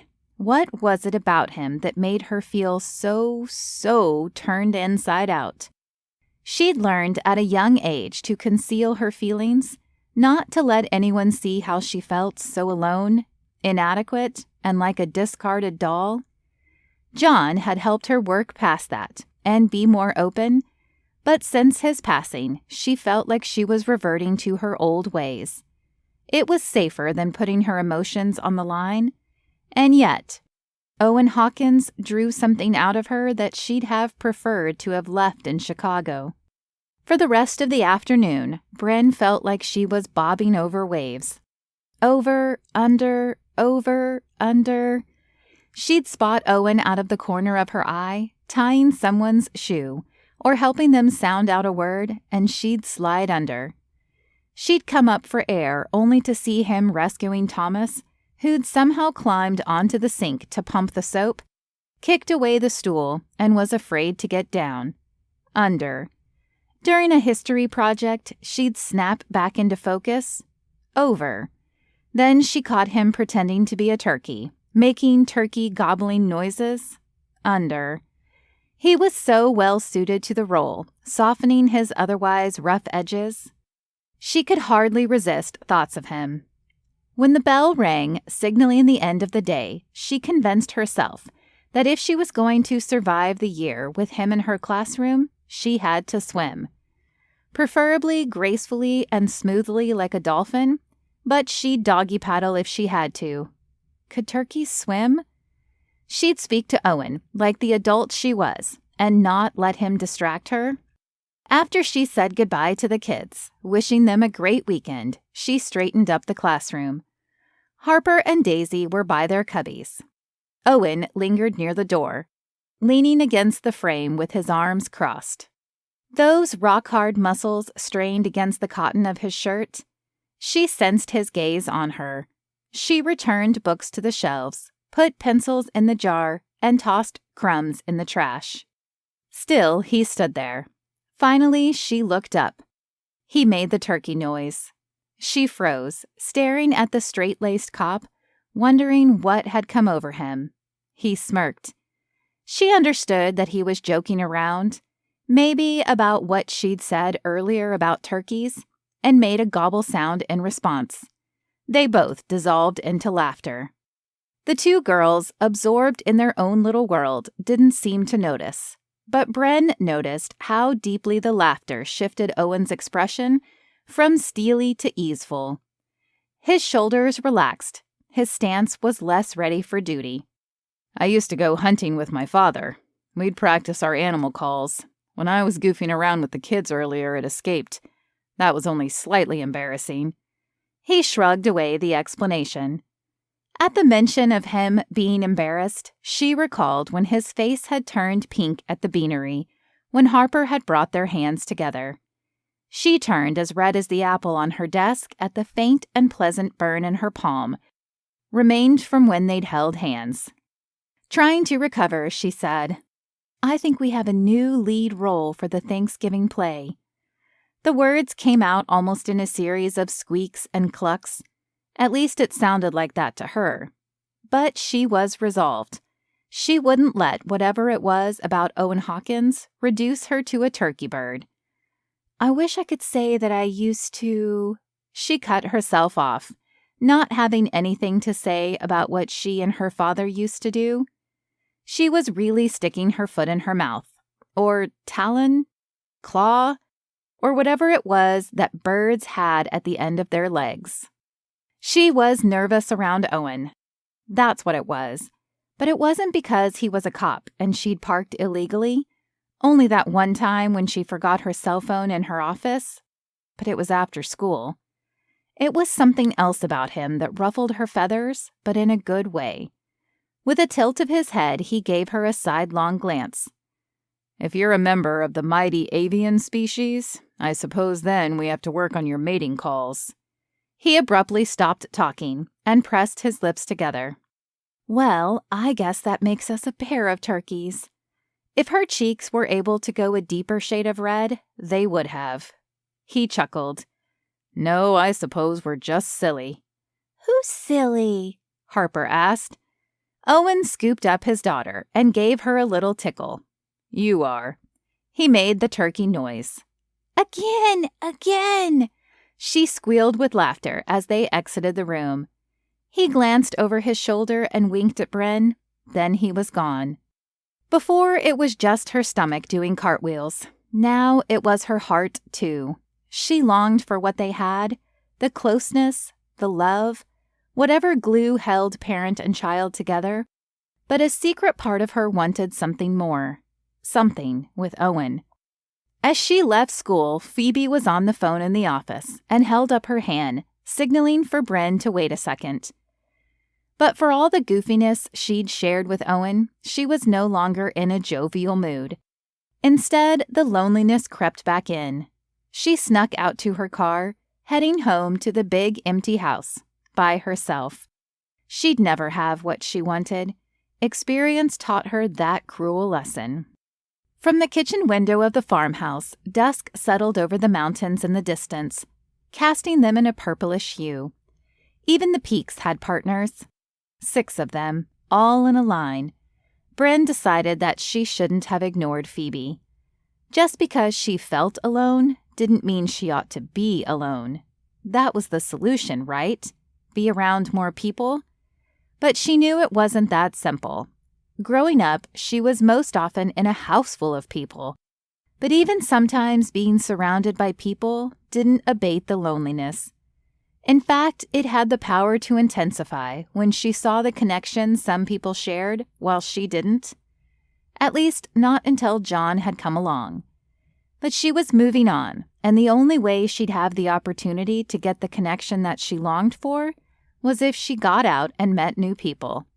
She'd heard that the Hawk and Whistle restaurant had live music on Friday nights and was the place locals went for dinner. She got in the truck and drove to town. Cars and trucks packed the parking lot, and she had to circle twice until a spot opened up. She maneuvered the beast, that's what John had called the truck, into a spot. When she'd decided to move to the mountains, she opted to keep the vehicle because it had 4-wheel drive and had proven itself worthy in rough weather. When Phoebe had seen her pull up after her first week at work, she later told Bryn that was what had sealed the deal, making her certain they'd be friends. She'd said, "Any girl that can handle a truck like that is my kind of girl." As it turned out, they were opposites in almost every way. Where Phoebe was loud and outspoken, Bryn was quieter and reserved. Where Phoebe wore flashy statement clothing and was heavy with the accessories, Bryn was more conservative. In fact, she was still wearing her work clothing, consisting of wide-legged trousers that had a stylish fit, heels, and a peplum jacket, along with her usual thin gold necklace, the cross John had given to her when they'd married. And where Phoebe was very upfront about how she felt about everything, Bryn had been told she was closed off and slow to warm up. Her phone beeped with a message. Sure enough, Phoebe's name blinked on the screen. "Why'd you blow me off? Hot date?" Bryn quickly typed back. "I'm sorry. Long day, and I know how you can be long-winded on the phone." She inserted a winking smiley face. "But I'll make it up to you. Meet me at the Hawk and Whistle for dinner? I hear there's music. My treat." Phoebe instantly replied, "I'd love to, but speaking of dates, I have one. Heading out to go bowling. Wish me luck." Bowling or with the date? Very funny. I come from a long line of expert bowlers. In fact, my Nan made it into the PBA Championships, women's division. In that case, I should be wishing your date good luck. Let me know how it goes. As she exited the truck, another pulled into the spot opposite. Owen stepped down and went around to help Harper out. The little girl spotted Bryn, looked both ways, and then rushed toward her with a hug, and practically toppled her over. Her heart lifted. "Nice seeing you too," she said with a laugh. "Daddy, I didn't know we were having dinner with Miss Bryn." Harper had been good about calling her Ms. Powell in the classroom, but any time they weren't there, she'd used Ms. Bryn. "I'd say it's a happy coincidence," Owen said. "How are you this evening, Miss Powell?" She playfully rolled her eyes at his insistence at using the formal name. "I'm hungry." "Me too," Harper said. "Daddy, can she eat with us?" He turned to her, wearing an inviting smile. "Sure." Harper took her hand and started chattering away. "Have you been here before? Daddy and I come a few times a week. He doesn't cook and we don't have a regular kitchen right now. In the morning, they have cinnamon sugar bannock bread, and at dinner time, it's covered in cheese. I can't pick a favorite, so you'll have to tell me what you think." Bryn stole a glance over her shoulder to see if Owen was keeping up, but he stood by the tailgate of her truck, staring at the rear window. "Daddy, are you coming?" He shook his head, as though pulling himself out of a stupor, and jogged over to meet them. He was good at concealing his emotions, a trait she knew John had required for his job, though he'd take off the mask the second he'd return home. She wondered why Owen's eyebrows bunched together and the corners of his lips turned down, but couldn't get a read on him. The relaxed yet lively strains of country music filtered out of the restaurant as they entered. A couple was ahead of them, waiting for a table. The hostess craned her head around the podium and the waiting couple. She waved at Harper. "I have a new coloring book for you." She winked. Harper smiled. "So she wasn't joking. You do come here often," Bryn said. "I'm not much of a cook." Owen wrinkled his nose. "No, but Mr. Bowen is. He's our chef." Harper smiled. Bryn's eyebrows shot up. The woman ahead of them in line crowed. "Owen Hawkins! I'd recognize that face anywhere." She greeted him with a big hug while her husband stood stiffly beside her. "This must be your daughter and your wife. It's so lovely to meet you both. I'm Georgette Welk, and of course you must know Ken." If Owen had a mask as John did, he put it on then. His face turned rock hard, almost angry. "Actually, Mrs. Welk, my mom died, but if Miss Bryn wants to be my new mommy, I'll give her the job. She's really good at making me laugh, and she gives good hugs." Despite the music in the background, the space surrounding them seemed to go silent. Bryn blinked back tears, at once sad and touched by Harper's comment. Owen reached for his daughter's hand as though to pacify her. Georgette made to apologize for her blunder, but words seemed to stick in her throat. "Then I suspect you'll soon put a ring on her finger, though I doubt that's what your father intended in his will. Marry for convenience so the money and executive roles can transfer to you and your brothers." Ken Welk laughed darkly. He'd broken the silence, but his comment only made it more awkward. A vein in Owen's neck twitched. "On the contrary, the way you operate the resort was not at all what my father had in mind." He met Ken's eyes with stone in his. "Well, I don't think this is the kind of conversation to have here. I'm sorry, Owen." Mrs. Welk nodded at Bryn with an apology in her eyes.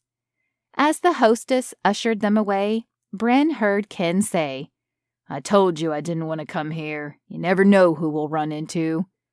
Their table was ready too, and fortunately not near where the Welks were seated. Bryn was torn between sweet Harper, sympathy for the loss the family had suffered, and curiosity about what Ken Welk had said about putting a ring on her finger, along with Owen's father's will. Chapter 6. Owen. Being around Bryn had Owen flustered all right. The conversation with Ken Welk, that wily and wicked member of the board at the resort, had him rattled. Not only that, but he was surprised to see Bryn drove a truck. He expected her to have a sensible sedan that was good on gas, or a cute girly car like a Mini Cooper. Also, the sticker on the back window of the thin blue line had him wondering about her past. She'd said she was Ms., not Mrs. Powell, but that was all he knew. Perhaps her father was a police officer. Law enforcement and their families used the symbol as a sign of support. The server brought over a basket of warm bannock bread with a crispy layer of cheese on the top. Miss Bryn, you have to tell me if you love this stuff as much as I do, Harper said, stuffing a piece in her mouth. Harper, manners, Owen reminded her gently. She took her elbows off the table and chewed with her mouth closed.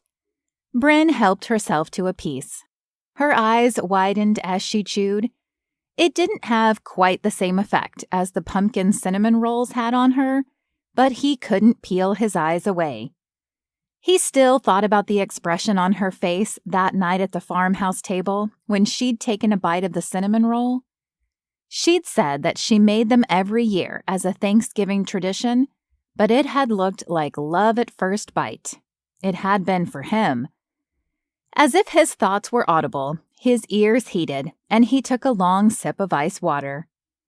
After they placed their orders, the hostess brought Harper a new coloring book and a box of crayons. At the same time, she spotted her friend Daisy, who was eating with two older couples. The little girl rushed over to their table. Hi, Miss Powell, Daisy said. I didn't know you ate here. It's her first visit, Harper explained. I'm here with my grandparents and their friends. They won't stop talking about the water Mr. Lee has on his knee. She crooked the corner of her lip and lowered her voice. I ducked under the table and his pants are dry. There is no water on his knee. Owen threw back his head with laughter. He was used to his daughter's precious and honest comments, but not quite accustomed to some of the funny things that other kids came up with. Daddy, it's not funny. That means that Mr. Lee, whoever he is lying. Harper looked nervous, like she didn't trust that Mr. Lee. He quickly explained that it was a medical condition that caused swelling under the skin, and then suggested the two girls sit at the empty table beside them in color. Daisy was all too happy to take up the offer because it looked like the server had brought the grandparents' table coffee and tea, which meant they were probably planning on staying a while. When he and Bryn were alone, Owen cleared his throat. Sorry about, what Harper said and all that. He couldn't believe she'd blurted that she'd like Bryn to be her new mom. It's fine. I'm sorry for your loss. It must be hard. I've been a single dad for longer than Harper's mother was around after she was born, so in some ways I'm used to it. In others, I'm still getting the hang of things. Harper doesn't really remember her, though. Bryn's eyes turned glassy. He didn't want to make her cry, so he quickly changed the subject. This is Friday night in Hawkridge Hollow. You said you've never been here? As you can see, the music is not to be missed. Just wait, soon the tables will be pushed back and everyone will be dancing. He gestured at the mostly full restaurant and band. Really? I moved here over the summer, and going out to eat by myself feels kind of... She lifted and lowered one shoulder.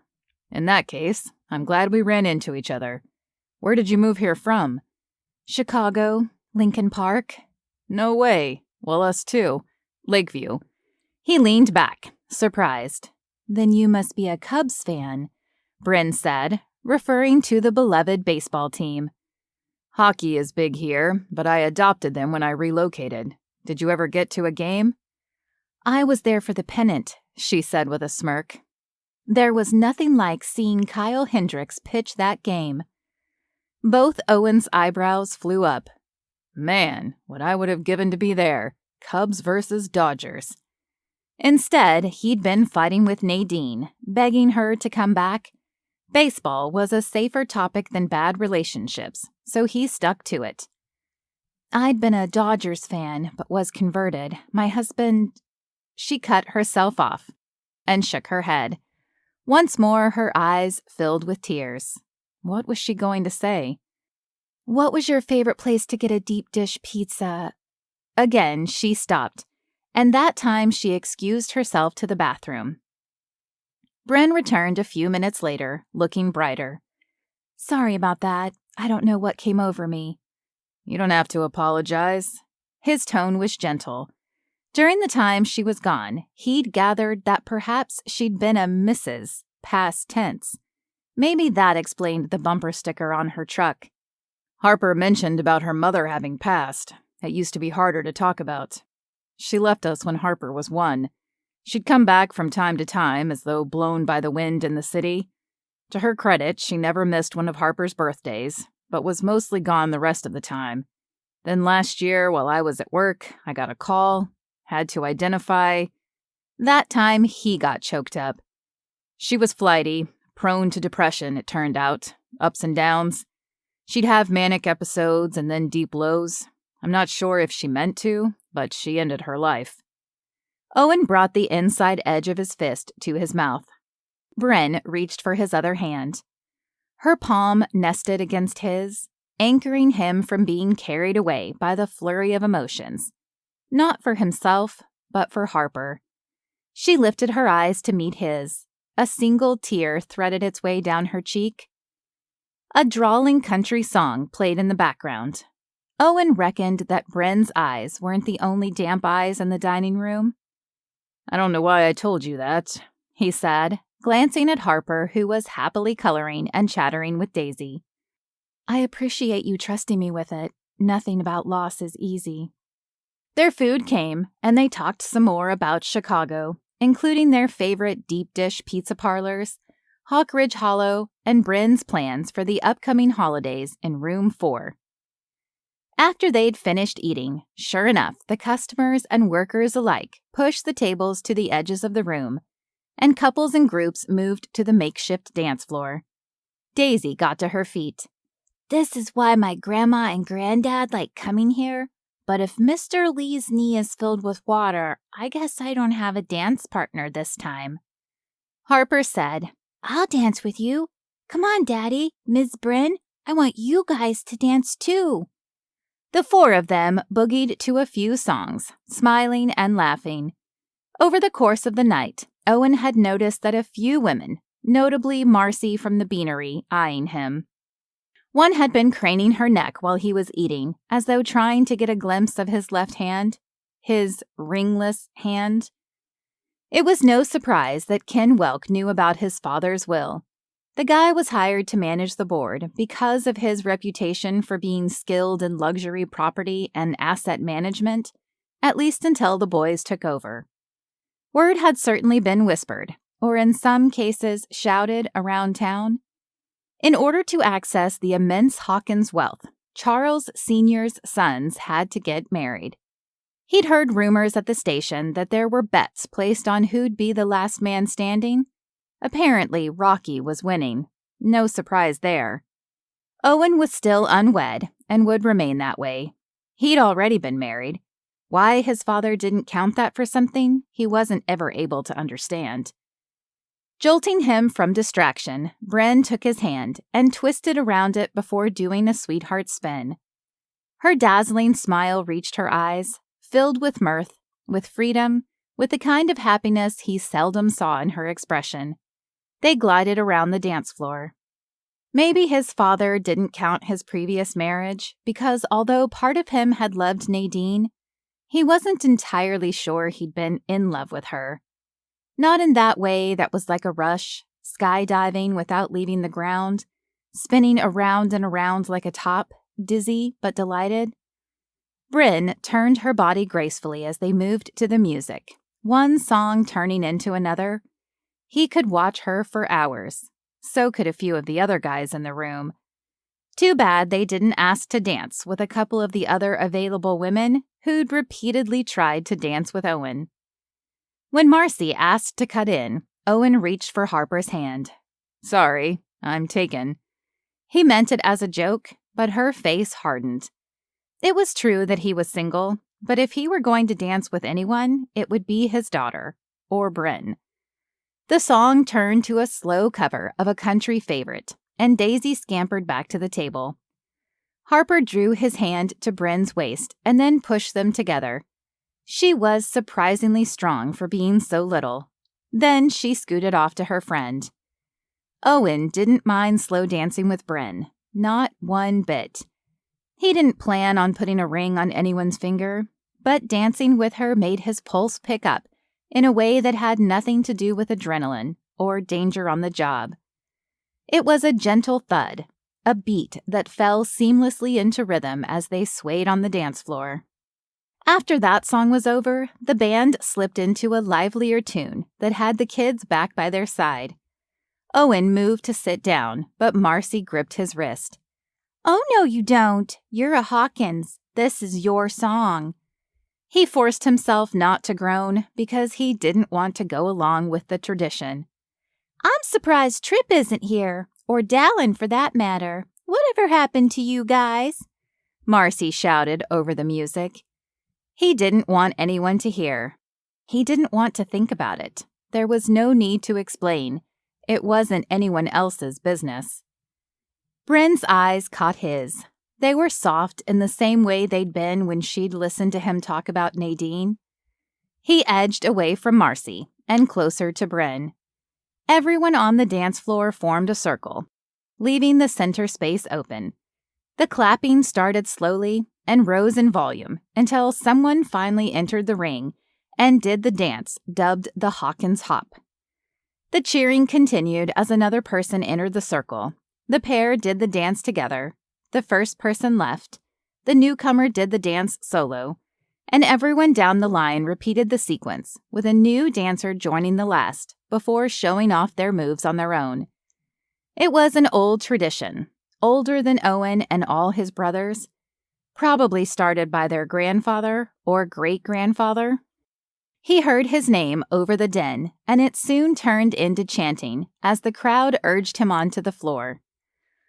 Harper bounced on her toes, the happiest he'd seen her in ages. Not that much got her down. "Do it, Daddy." Bryn nudged her head toward the floor, encouragingly. Her lips quirked with amusement. "Fine," he said. "Doing it for you girls, and that's it." He hooked his thumbs in his belt loops and started with the two-step, swung his knee around as he did a spin, shuffled right, then left, tipped his imaginary hat to the two special ladies he was there with that night. Then after another sequence that involved some pony swing moves, someone came onto the floor. Marcy. He did the dance with her, eager to get it over with. The clapping was still loud, as was the music, but she shouted, "Now that you're back, are you the next brother to get married? Because if you haven't noticed, I don't have a ring on my finger." A growl rose up inside of him, but he held it back. He didn't want to talk about his father's will with anyone, or about his private life. It was none of their business. It was bad enough that what had been Charles Hawkins's legacy was being squandered by a greedy board of directors, including Ken Welk. But he had no way to prove it. Not yet, anyway. And that would require his brothers talk to him, or vice versa, and he wasn't ready to do that. Being at the resort, he'd gleaned something was amiss. His police officer training prompted him to notice everything. However, he hadn't been able to pursue his leads and investigate properly. "I was already married," he said, stepping off the dance floor. The circle parted for him as he took Harper's hand and left. The next day, Owen's mood was only slightly less sour. He'd had a decent evening up until he'd danced the Hawkins Hop. It dredged something up in him, feelings about both the past and future that he wanted to avoid. His father, his brothers, the resort, marriage. It was easier not to think about any of it. His schedule at the station was finally solidified after being in flux during a transitional time as a more senior officer scaled back night shifts. Another came back from vacation, and yet another prepared for retirement. After helping out in room 4 on Monday, he waited for Bryn to return from parking police duty, aka making sure the pickup loop moved smoothly and no students missed their buses. Through the windows, he watched Harper climb on the play structure, then whiz down the slide. She moved onto the monkey bars, something she'd proudly mastered the week before. He hadn't said anything about dinner at the Hawk and Whistle to Bryn earlier. Usually, time helped people forget about things, but she'd been eyeing him with concern all afternoon. "Everything all right?" she said when she found him waiting in the classroom. "Yeah, of course. I'm finally officially on the night shift. Are you still able to look after Harper in the evenings?" She smiled like she'd been waiting to hear those words for weeks. "Of course." "I'll come by a little early today so she can get a tour of the house, get settled in, and—" "Do you want to have dinner? I mean, unless your chef has plans." Amusement played on her lips, but curiosity sparked in her eyes. He scrubbed his hand down his face. Maybe time didn't cause people to forget things. Or perhaps, like his daughter, Bryn heard and remembered every word spoken. "We have a suite at the resort." Concern formed a little crease between her eyebrows. He sighed. "Don't judge me, but because it's an unconventional situation, and not exactly what you might call homey, I kind of played up the whole room service thing. I told Harper that Chef Bowen wanted to impress her with his culinary skills. Suffice it to say, she enchanted him, and has since played into the whole thing with gusto. Let me tell you." He snorted a laugh. "Bowen has a reputation for being a hard hitter, but he's putty in that little girl's hands." He pointed through the window as she went down the slide again. "Who isn't? For the record, I'd never judge you." The cross flashed on Bryn's neck as she stepped into a patch of sunlight. She smiled. "Good idea to come over early. Daisy has been talking all about ghosts. If Harper has a whistle around her neck, like the one Daisy has, it's because she's decided it keeps ghosts away." Owen laughed. "I'm certain there aren't ghosts in the farmhouse." "No, maybe just ghosts of the past." At that cryptic comment, Bryn strode from the room, leaving him feeling puzzled, intrigued, and filled with a little bit of longing. He hadn't thought about it before that moment, but maybe he did want a future, instead of being bogged down by all the things that had happened. Later, Owen helped Harper pack an overnight bag. He wasn't sure how well this plan was going to work, but he preferred the idea of her being with someone she was close to, rather than a babysitter. He had to find them a place to live, somewhere more permanent than the resort. Living there, he didn't have to do chores, laundry, or prepare meals. He was busy enough as it was with work, Harper, and helping out in room 4. Not only that, but he had investigating to do with regards to the resort. His father had spared no expense keeping it pristine, vetting employees, holding them to the highest standards of service, and ensuring that every single guest had a memorable stay. Now, wear and tear was showing, maintenance wasn't being performed, and the little details, like fresh flowers in every room, real maple syrup, and the luxury spa had gone by the wayside. Artificial flowers and syrup replaced the real stuff, and a spa treatment had left more than one person with a rash. A short time later, when they arrived at the farmhouse, Harper's eyes widened. "Daddy, is it haunted?" He shook his head. "No. Do you think Ms. Powell would live in a haunted house?" "Daisy said she sleeps in the classroom." "Daisy is full of beans," he said with a laugh. "The lady from the beanery is full of beans. You're not going to marry her, are you?" His head jerked back. She must have heard Marcy's comment when they were at the Hawk and Whistle. No, definitely not. Good, because if you marry anyone, I want it to be Miss Brynn. I want to call her Mommy. Sadness rocked Owen to his core. He pulled Harper into a hug before helping her out of the truck. The house smelled like something buttery had been baking as Bryn opened the door. She wore an apron over the outfit she had on at school, and this time there wasn't any flour or plaster dust in her hair. She welcomed them inside. I made pot pie and pumpkin pie. I'm practicing for Thanksgiving. She winked at Harper. First, let's have a tour. Harper's eyes were still wide, and she gripped Bryn's hand. When they were halfway up the stairs, Bryn turned and said, Don't tell me. I want to guess which one was your room, Owen. Harper stopped in the hall. Daddy, you lived here? He wasn't sure why he hadn't told her yet. Maybe for the same reason he hadn't mentioned the rest of his family. It was too hard to explain because he didn't quite understand it himself. A framed photo of a good-looking guy wearing dress blues stood next to a candle on the table in the hallway. Bryn caught him looking at it and turned her gaze to her hands. He owed his daughter the truth, at least this one. It's true. I grew up here. In this house? Is that why you know it isn't haunted?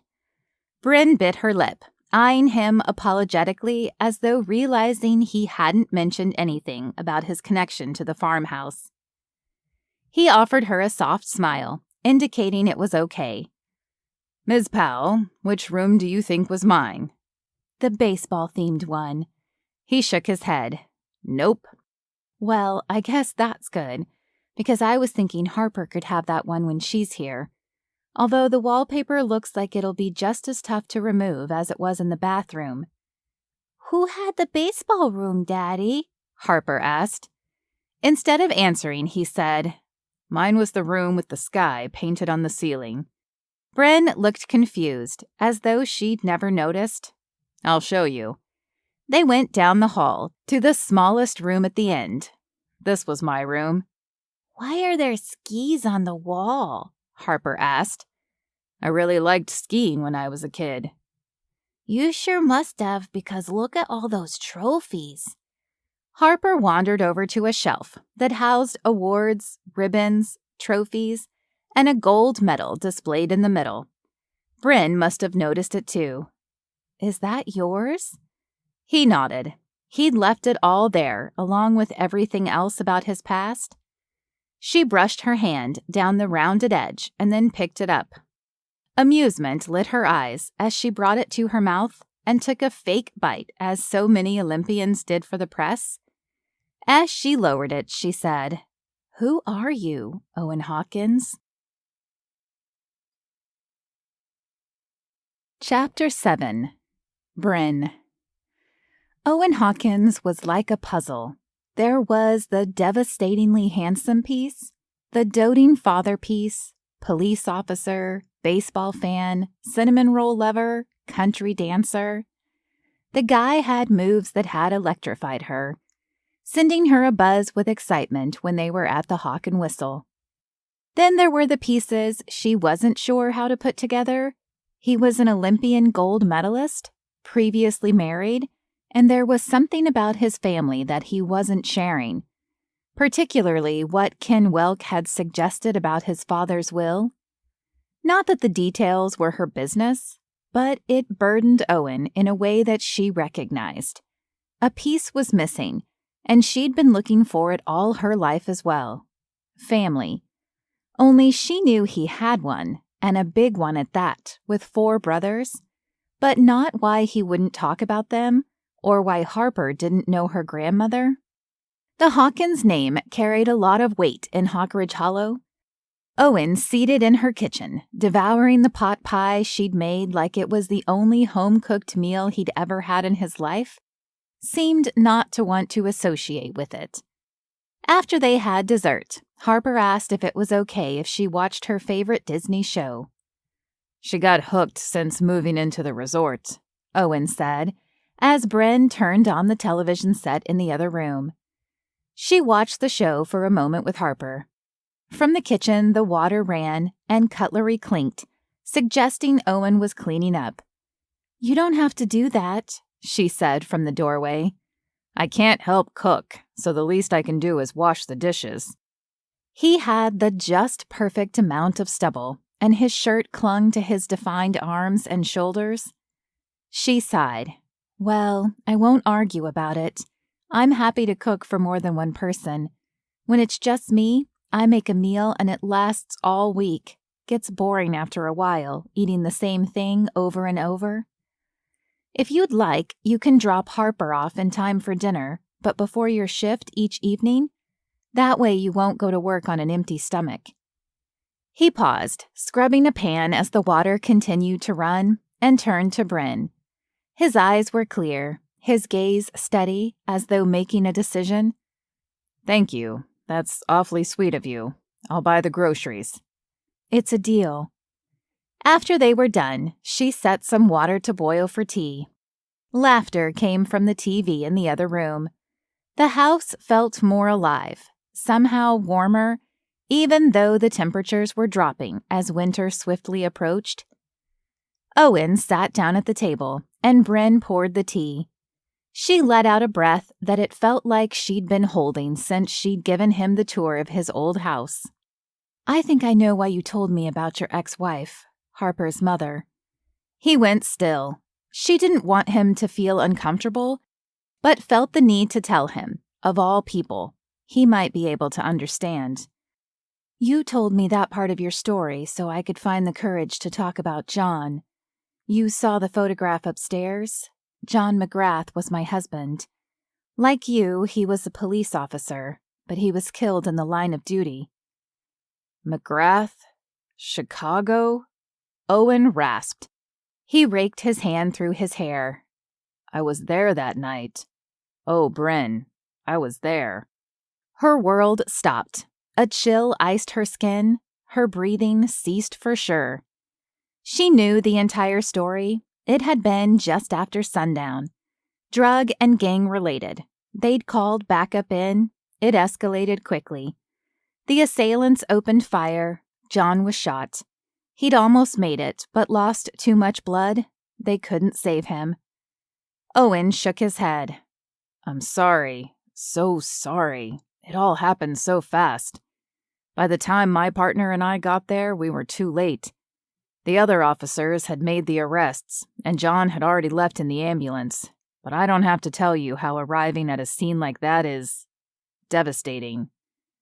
Tears tracked down her cheeks. His voice had been strong, for her, for his fellow officers. However, the way he pulled her into a hug told a different story. His emotions were in the physicality of it. The way he held her tight, bunched her shirt up in his hands, and the way his heart thudded against hers. After a moment, he gripped her upper arms and held her at length, holding her gaze. "Bryn, I would never assume I could replace him or fill up that space inside you, but I am here for you. Whatever you need, I am here." He pulled her close again. She softened against him, allowing him to hold her, releasing all the tension and pain that she'd been holding on to, letting it go. Over the years, she'd let herself cry. She'd bawled, screamed, and had fallen apart in hysterics. But anchored there with Owen, she felt a new kind of steadiness, a strength of her own. Her grief would show up at unexpected times for the rest of her life, but something shifted as though blown away by the wind, or fortified by the surrounding mountains and the man in front of her.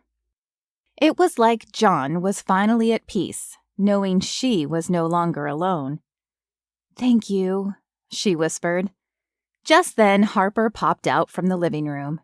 "My show is over. Can I watch another?" Owen lifted and lowered one shoulder. "That's up to Ms. Powell, but I should get going. Ready to say goodnight?" He walked toward the door and took his coat from the stand. "No, let's go sledding," Harper said. "Don't we need snow for that?" Bryn asked. "Of course," Harper said, as Owen put on his coat. She means at the resort, Owen clarified. Sledding at night? It's one of the activities over there. A lift takes you to the top, and a snow tube takes you down. Owen grinned as though he enjoyed it as much as his daughter did.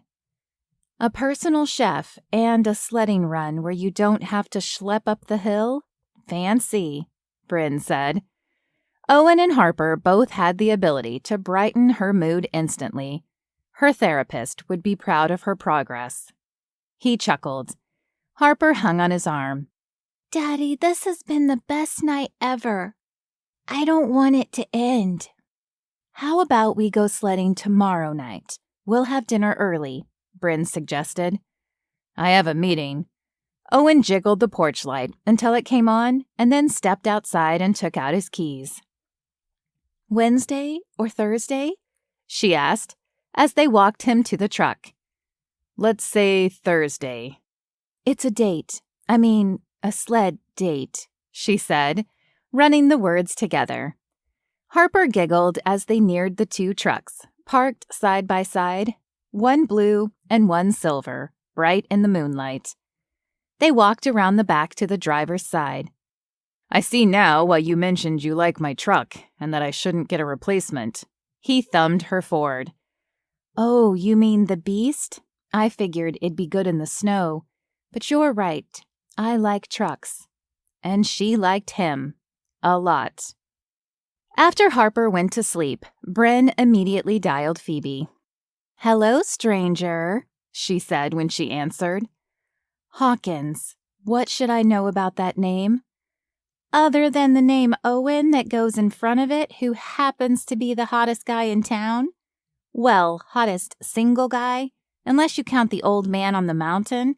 He's the elusive one, the recluse, the youngest brother. I thought you said the old man on the mountain. Never mind. She could find out about that later. Bryn swore her friend to silence under penalty of no more baked treats and told her about dinner at the Hawk and Whistle, the comment Ken Welk had made, and how Owen wouldn't talk about his family. She instantly felt guilty, not wanting to gossip behind his back. As Phoebe started to blab, she cut her off. No, wait. This feels wrong. What do you mean? If I'm going to get this piece of the puzzle, I'll talk to him myself. The puzzle? Asked Phoebe. Yeah, there are all these parts to Owen. He's closed off, doesn't talk about his personal life. I want to know more, know him, but... Bryn, in this instance, I'd say it takes one to know one. What do you mean? Bryn said, echoing Phoebe's question. All of those things you just said, they apply to you too. Bryn started to defend herself, but Phoebe cut across her. It took me weeks to find out your favorite flavor ice cream. We still haven't had that girls' night. You never talk about life back in Chicago, your family, or anything vaguely personal. Leave it to Phoebe to be blunt, to lay it all out there. Bryn was quiet for a moment as it all became clear. You're right. I'm sorry. Maybe you'll draw it out of each other. Maybe you'll make a new puzzle or whatever together.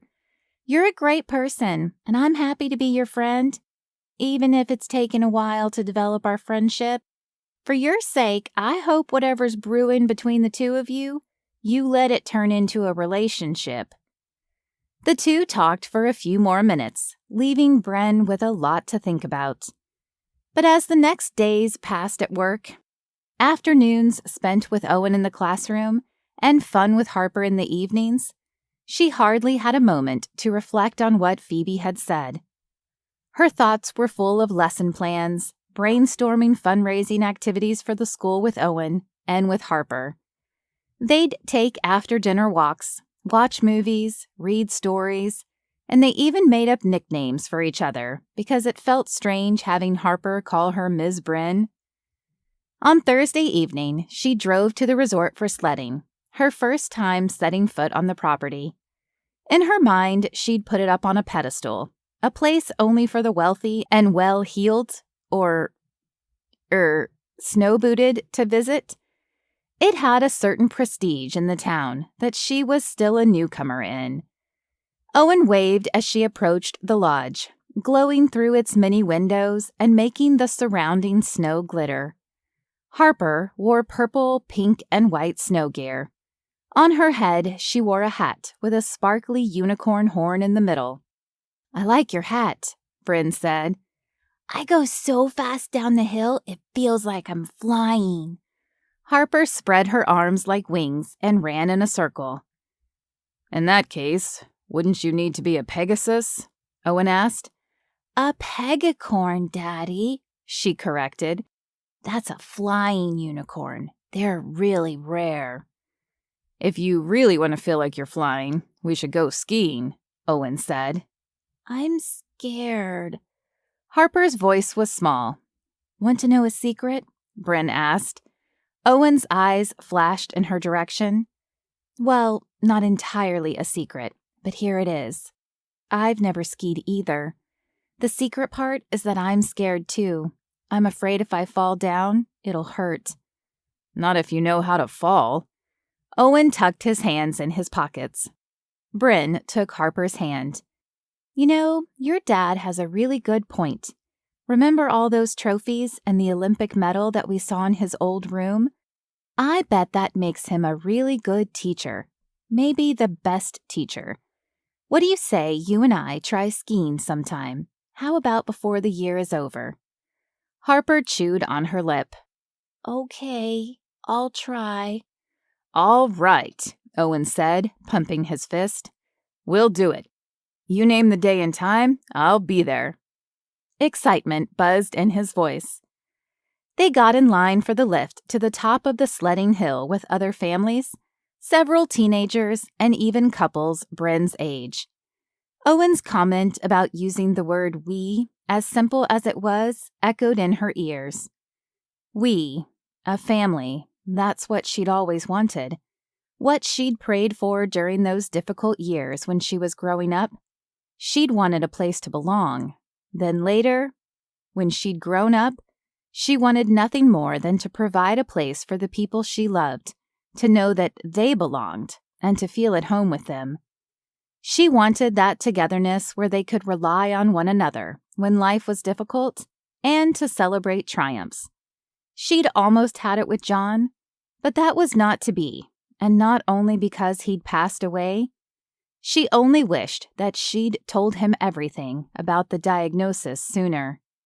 The delighted cries of another family as they sailed down the mountain met Bryn's ears. At that moment, she realized that she may not have a family to call her own, but she felt a fullness inside that she'd never before experienced. She had what Harper had called a unicorn feeling. For the next few hours, they went sledding, made snow angels and a snowman, to which they then added a snow lady and a snow girl. Bryn stepped back, watching as Harper added the finishing touches. "It's what I've always wanted." Her tone was thin, yet wistful, a whisper. "What's that?" Owen asked. She hadn't realized she'd spoken aloud. "Oh, nothing."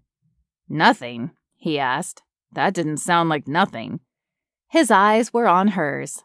His police officer eyes, the kind that knew something was up. She shrugged and then pointed. "I have to admit, I look pretty good as a snowman, but I have bad news. It'll melt." He winked. She knew that, though.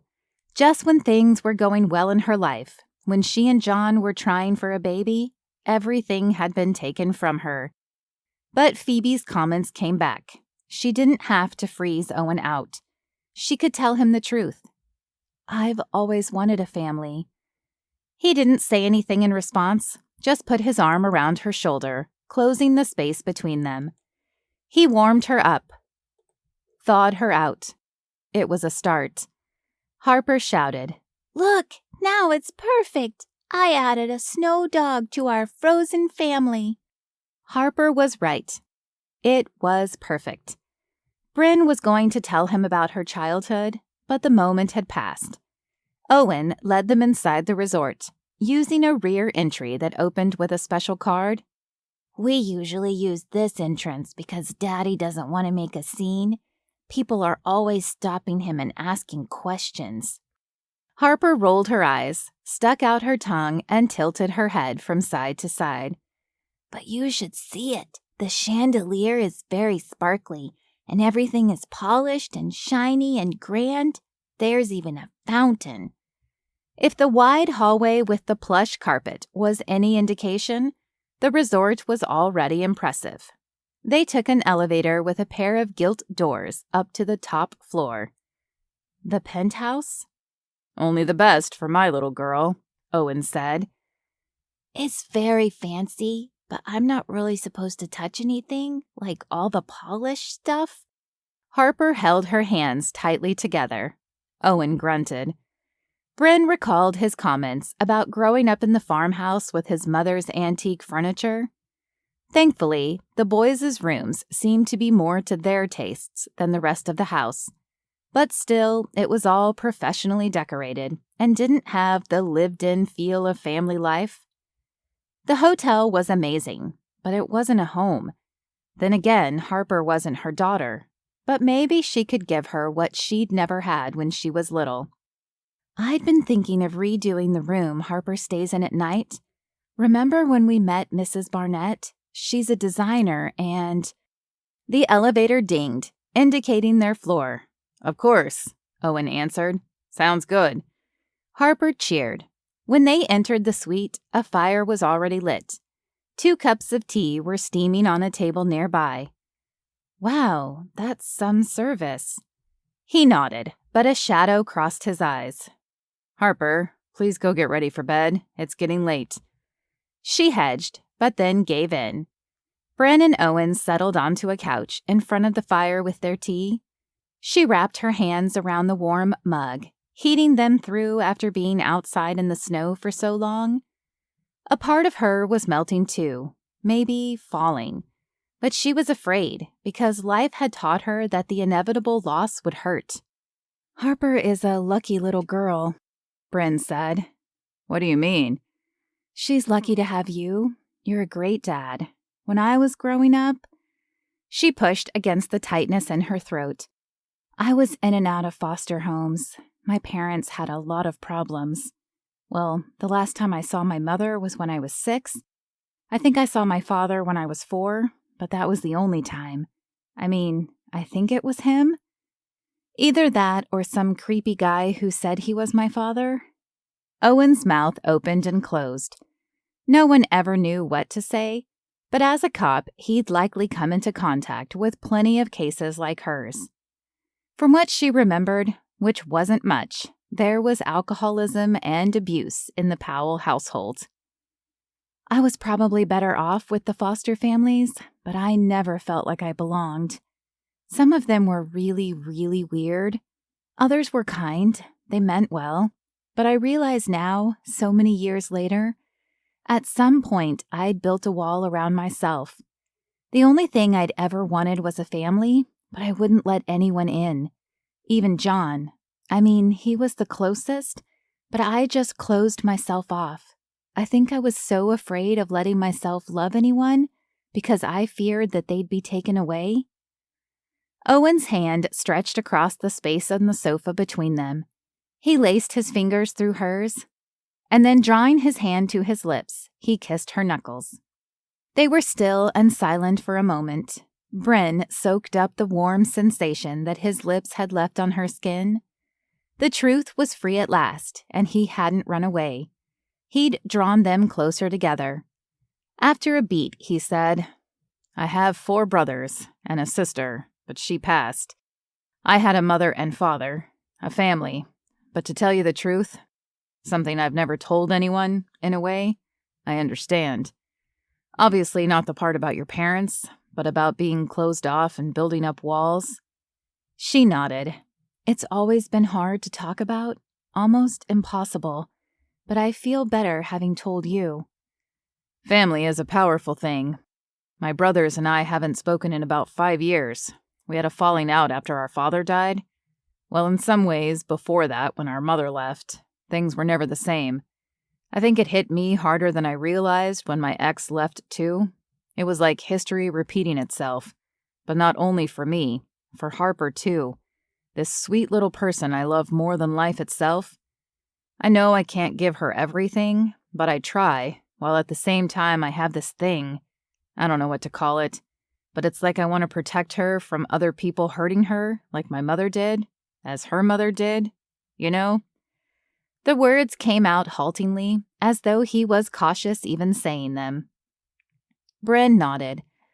What tore you and your brothers apart? Harper appeared, smelling like strawberries and mint toothpaste. She smiled at the sight of them holding hands, and then tucked herself between them on the couch. I'm sleepy, Daddy. Her eyes fluttered closed. You're going to have sweet dreams, Owen whispered, smoothing her hair. The tightness that had always been in Bryn's chest fought against the present reality. Although she may never have her own family, what she had right then was pretty great. I'd better get her to bed, Owen whispered as he picked her up. Her little bare feet stuck out of pink princess pajamas. Her eyes blinked open, and she reached for Bryn's hand. I should say goodnight, too. It's been fun, honey. See you tomorrow at school, Bunny, Harper whispered. Owen appeared a few moments later as Bryn was putting on her coat. Did Harper call you Bunny? He asked. Bryn grinned. We came up with nicknames. I call her Honey, and she calls me Bunny. Originally, I thought it should be the other way around, like Miss Honey from the movie Matilda. But she said Bryn sounds more like Bunny since it starts with a B, and since Harper starts with an H, it's more like Honey. She laughed lightly at the sweet logic of the little girl. He smirked. That's sweet. She adores you and... He licked his lips, biting his lower one with his teeth. So do I. Coming back here, I really wasn't sure what to expect. Certainly not you, Bryn. The fire crackled in the background, and whether from its warmth or from another source altogether, Bryn felt entirely too hot in her coat. She stepped back, and he moved closer. Her breath caught in her chest as she lifted her chin. Their eyes met. Her smile felt shaky. Her heart drummed in her chest. His eyes flickered. His head tipped down. They both hesitated. The walls were still up. The moment passed. I should go. Bryn swept out the door, regretting not letting him kiss her, but also terrified of what would happen if he did. Because if the kiss on her hand was any indication, her world would change forever. Chapter 8. Owen. Owen decided that he was an idiot. A fool. A dope. Why hadn't he leaned in and kissed the girl, for goodness sakes? The opportunity was there. It was perfect. A crackling fire, an intensity between them that was hotter still. He couldn't forget her cinnamon scent or the way she looked at him with her soft brown eyes. Bryn had reflected his longing that night. They both wanted a little something more, but he also recognized in her how he felt. Scared. Not only was he a fool, but he was a chicken. Oh, his brothers would have had a field day with that. Of all of them, he was the most restrained, had the fewest dates, liked to take things slow. He'd always wanted something meaningful. He thought he'd found it in Nadine, but she quickly demonstrated that her own demons were more powerful than their feelings for each other. Hey, Turkey. Bryn's voice shocked him out of his thoughts. They'd spent the last week, since the almost kiss, in each other's orbit. He'd pick Harper up early from the farmhouse. They'd have breakfast, he'd get her ready for school, and then drop her off. He'd go home, sleep a few hours, go to room 4 in the afternoon, head back to the resort with Harper and have some quality time before bringing her back to the farmhouse for dinner at 6. Repeat. It was the best arrangement he could come up with to maximize time with his daughter. She seemed happier and loved the progress she and Bryn were making on the room makeover. He tried not to think about which one of his brothers had rented her the place. She bumped her shoulder into his. A pleasant jolt rocked him at her touch. "It looks like you've shredded this piece of paper into oblivion."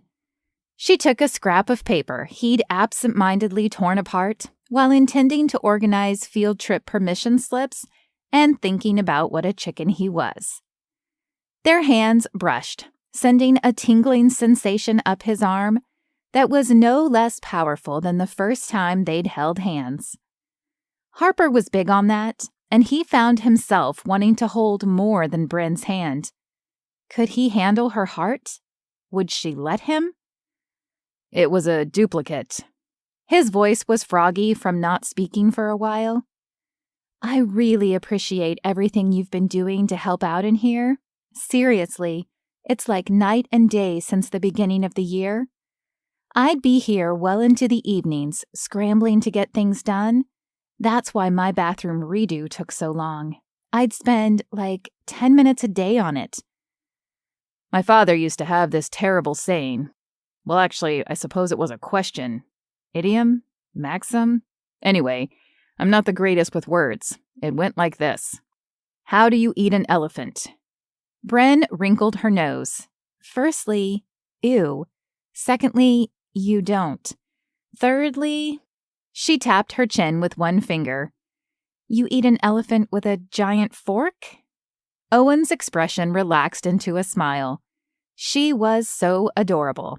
Spunky and sometimes solemn, smart and striking, soft and secretive.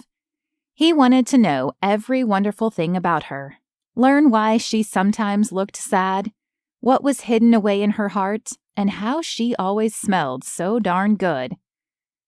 My father would say, you eat an elephant one bite at a time. She clapped her hands together and rocked back. Oh, I get it. In other words, if you have to do something that seems tough or impossible, you just do one thing at a time until it's done. Eaten. Exactly. So for your home remodel, you just take it one room at a time, bit by bit, bite by bite. He found himself curious about the arrangement with her landlord and which one of the other 4 Hawkins it was, but shut down the thought again. Facing them, any one of them, would be too difficult. Fortunately, I won't be eating any drywall or household fixtures, but I have been starting to think about Thanksgiving. Her gaze turned to the middle distance, as though she were thinking about all the deliciousness she'd be creating in the kitchen. Then he recalled what she said about her life growing up. From the sound of it, and what he'd seen, her holidays had been nothing like his when he was young. An abundance of food, laughter, and a Christmas tree that reached the ceiling. At least until everything happened with his sister, and then his mother leaving. Had she ever reconnected with her family of origin? Had one of the foster families adopted her? He wanted to ask, but if she was anything like him, talking about family was close to impossible. The raw emotion in her face that night at the resort, in front of the fire, told him it was a hard subject. The last thing he wanted to add to her life was difficulty. Considering she was a young widow, life was tough enough. Instead, he said, what you and the kids are doing for the families in need is tremendous. How'd you raise the funds for the food? Each child in the class was bringing a bag of groceries and other items to a family that was otherwise short on resources for a Thanksgiving meal. Her eyes darted around the room. He inclined his head, waiting for her response. She bit her lip. Lines formed along his forehead. Remember how we were talking about that fundraiser a little while ago? She squished up her face. The one we haven't yet organized? Well, I funded it myself, drew from my savings. Owen's jaw dropped. Bryn, that must have cost you thousands. It was clear she went above and beyond as a teacher, but that was outrageous. Not the part about her generosity, but that she'd simply paid for it herself when she hardly had the money? He had an idea of her salary and knew her finances were relatively tight. Yeah, well, I remember what it was like not having food for Thanksgiving. Then other years having plenty. I don't want kids like me, growing up in difficult circumstances, to go without.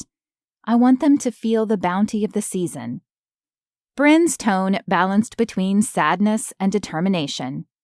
Since they were still in the classroom, he fought the urge to take her into his arms.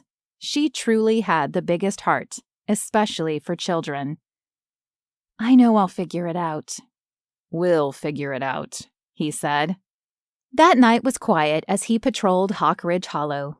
In the distance, the resort glittered, and the ski trails were like glowing stripes running down the mountain. He thought about how to help Bryn, especially with the fundraising efforts, but his mind kept tearing him away, landing on each of his brothers in turn, and how they'd missed the last several Thanksgivings together, how they'd fallen away from each other's lives. A couple of them were married. Did they have kids? He was a jerk for not knowing. But how could they ever bridge the divide?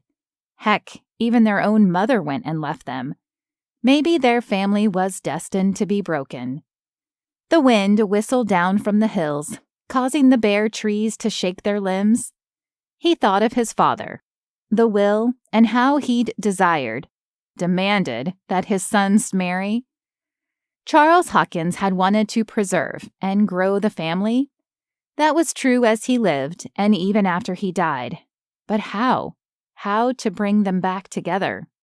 The next afternoon, Harper rushed up to Owen when he arrived for the last hour to help out in room 4.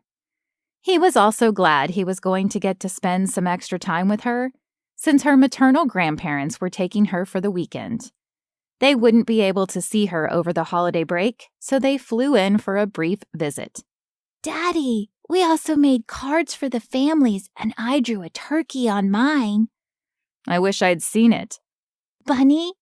Ms. Powell took a picture? She went on to describe the details she'd added, including alternating pink and purple feathers. He ruffled her hair. The next hour flew by with all the kids excited to have time off for the long break. He'd arranged with Bryn for her to look after Harper while he slept during the day, since he still had to work. He knew he had to put in his time at the station, but working the night shift was tough. Though, as a single dad, he knew he was doing the best he could, and Harper loved being with Bryn, and vice versa, and that meant he got to see both of them more often, so it was a win-win for all of them. Harper and Daisy were at their cubbies talking, while Owen helped straighten up the classroom. Hey, Turkey, Bryn said. Thanks for all the help this week. The kids get a tad rambunctious when they know vacation is coming. The worm, dinosaur, and unicorn imitations were getting pretty goofy, he said with a laugh. And the fake food fight. Bryn had brought plastic food and filled a cornucopia to help the kids learn about health and nutrition. Great idea to have a dance break. I really liked your moves. She winked. He hadn't brought out the Hawkins hop that time, but all of the Hawkins boys could dance. It had once been a family pastime. Let's not discuss the crayon crimes. Actually, as an officer of the law, I must be honest, ma'am. He spoke in a mock-serious tone. I have to bring you in for questioning. In that case, I have no choice but to be honest, too. The laughter in her eyes turned serious. I noticed you started calling me Bryn. She pointed it so plainly, but a smirk appeared on her lips. It caught him off guard. Owen's ears heated as he recalled the night at the resort, but he reminded himself not to be a chicken. Actually, I'm wondering if you'd like to go out 2 turkeys? He tried to make a joke out of asking her on a date, but any notion of a smooth line flew out the window. He gripped the back of his neck. I'm no good at this. Been out of the game for too long. Well, I was never in the game. Out of all of my brothers, I was the least versed in the art of dating.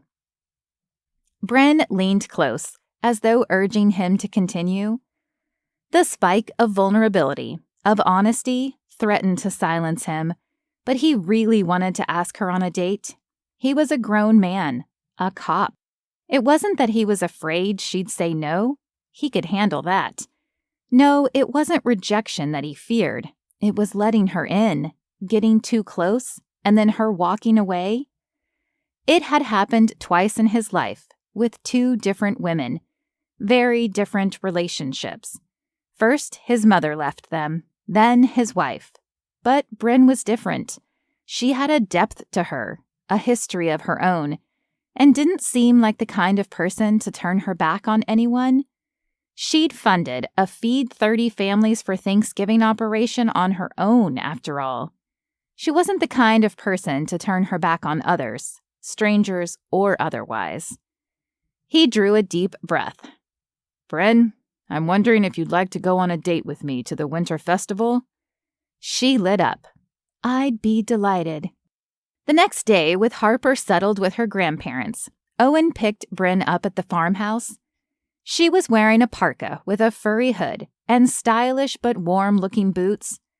As they drove to town, they talked about Harper a bit and some of Bryn's plans for their week together. When they pulled into town, she fell silent with awe. Each of the storefronts of the shops lining the streets were each filled with a merry scene depicting something having to do with Christmas. Each year the theme changed. That year it was modeled after the story The Night Before Christmas. Some people complained that it was too soon to start decorating for Christmas, but to Owen it was always the gateway to the holidays. He couldn't wait to share it with his daughter and Bryn. They parked and got out of the truck. The bells, attached to horse bridles, giving people sleigh rides, tinkled and hung in the air like the snow that shimmered and clung to the mountainside. He gazed around, wondering if Dallin was driving any of the carriages. The streets were closed to traffic, so visitors and children gamboled about in merriment. Carols came from the town square. It was magical. But it wasn't only Christmas-themed. There were aspects related to Thanksgiving and winter in general. A sign posted some of the events and activities. There was an axe-throwing contest.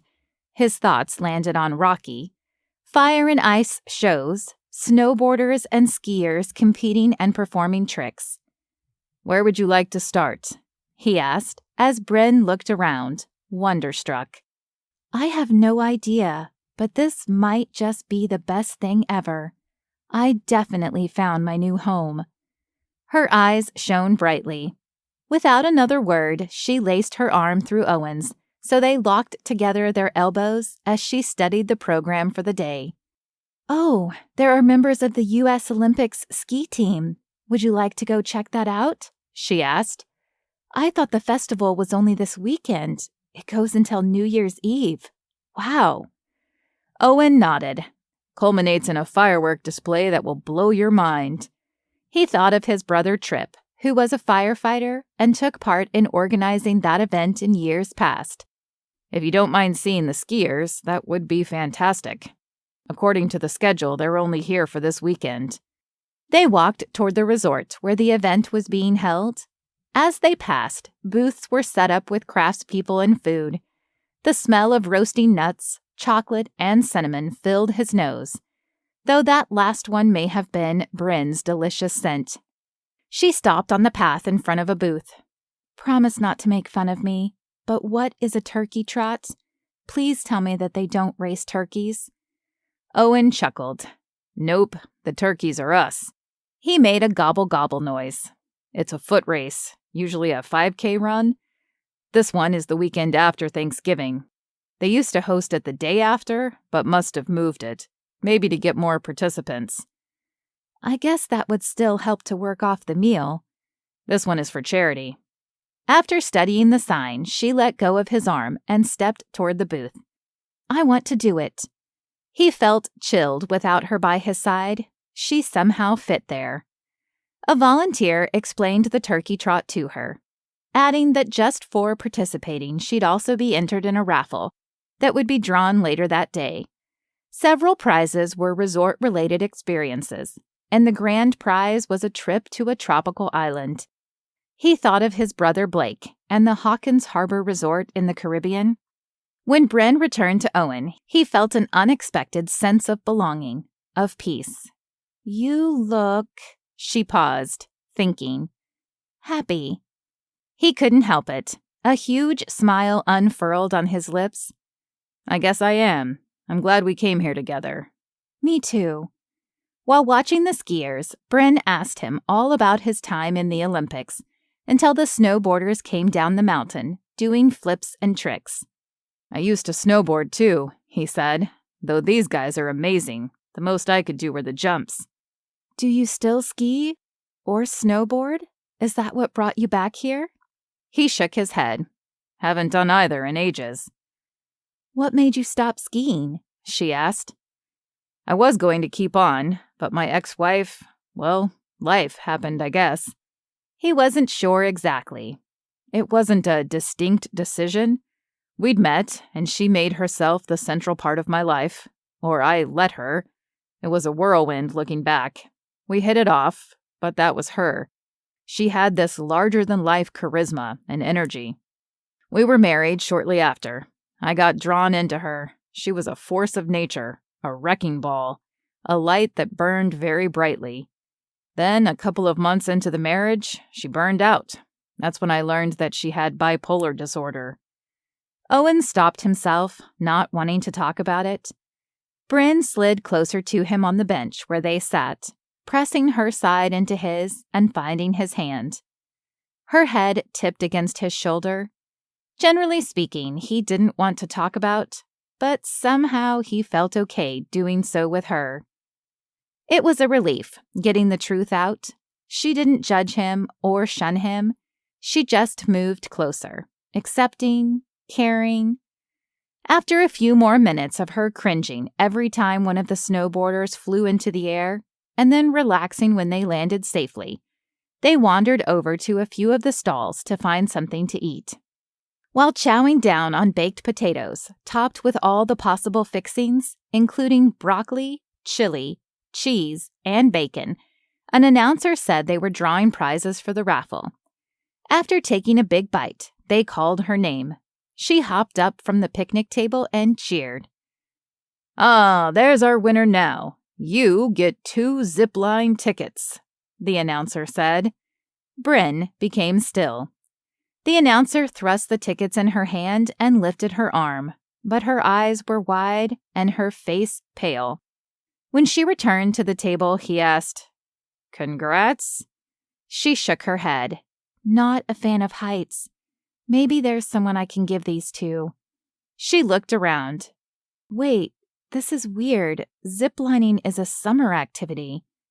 Owen shook his head. "Not here. They even do it in the winter." "I can't." She shook her head, deathly afraid of heights. She seemed to be having a hard time taking a deep breath, and her words were coming out stilted. Why would anyone put themselves through that?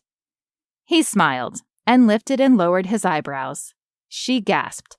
"Wait, have you done it?" "Many times." He recalled him and his brothers riding the lines when they'd opened, all daredevils. "It's safe. A bit cold, but beautiful." "So the views are scenic?" She swallowed hard.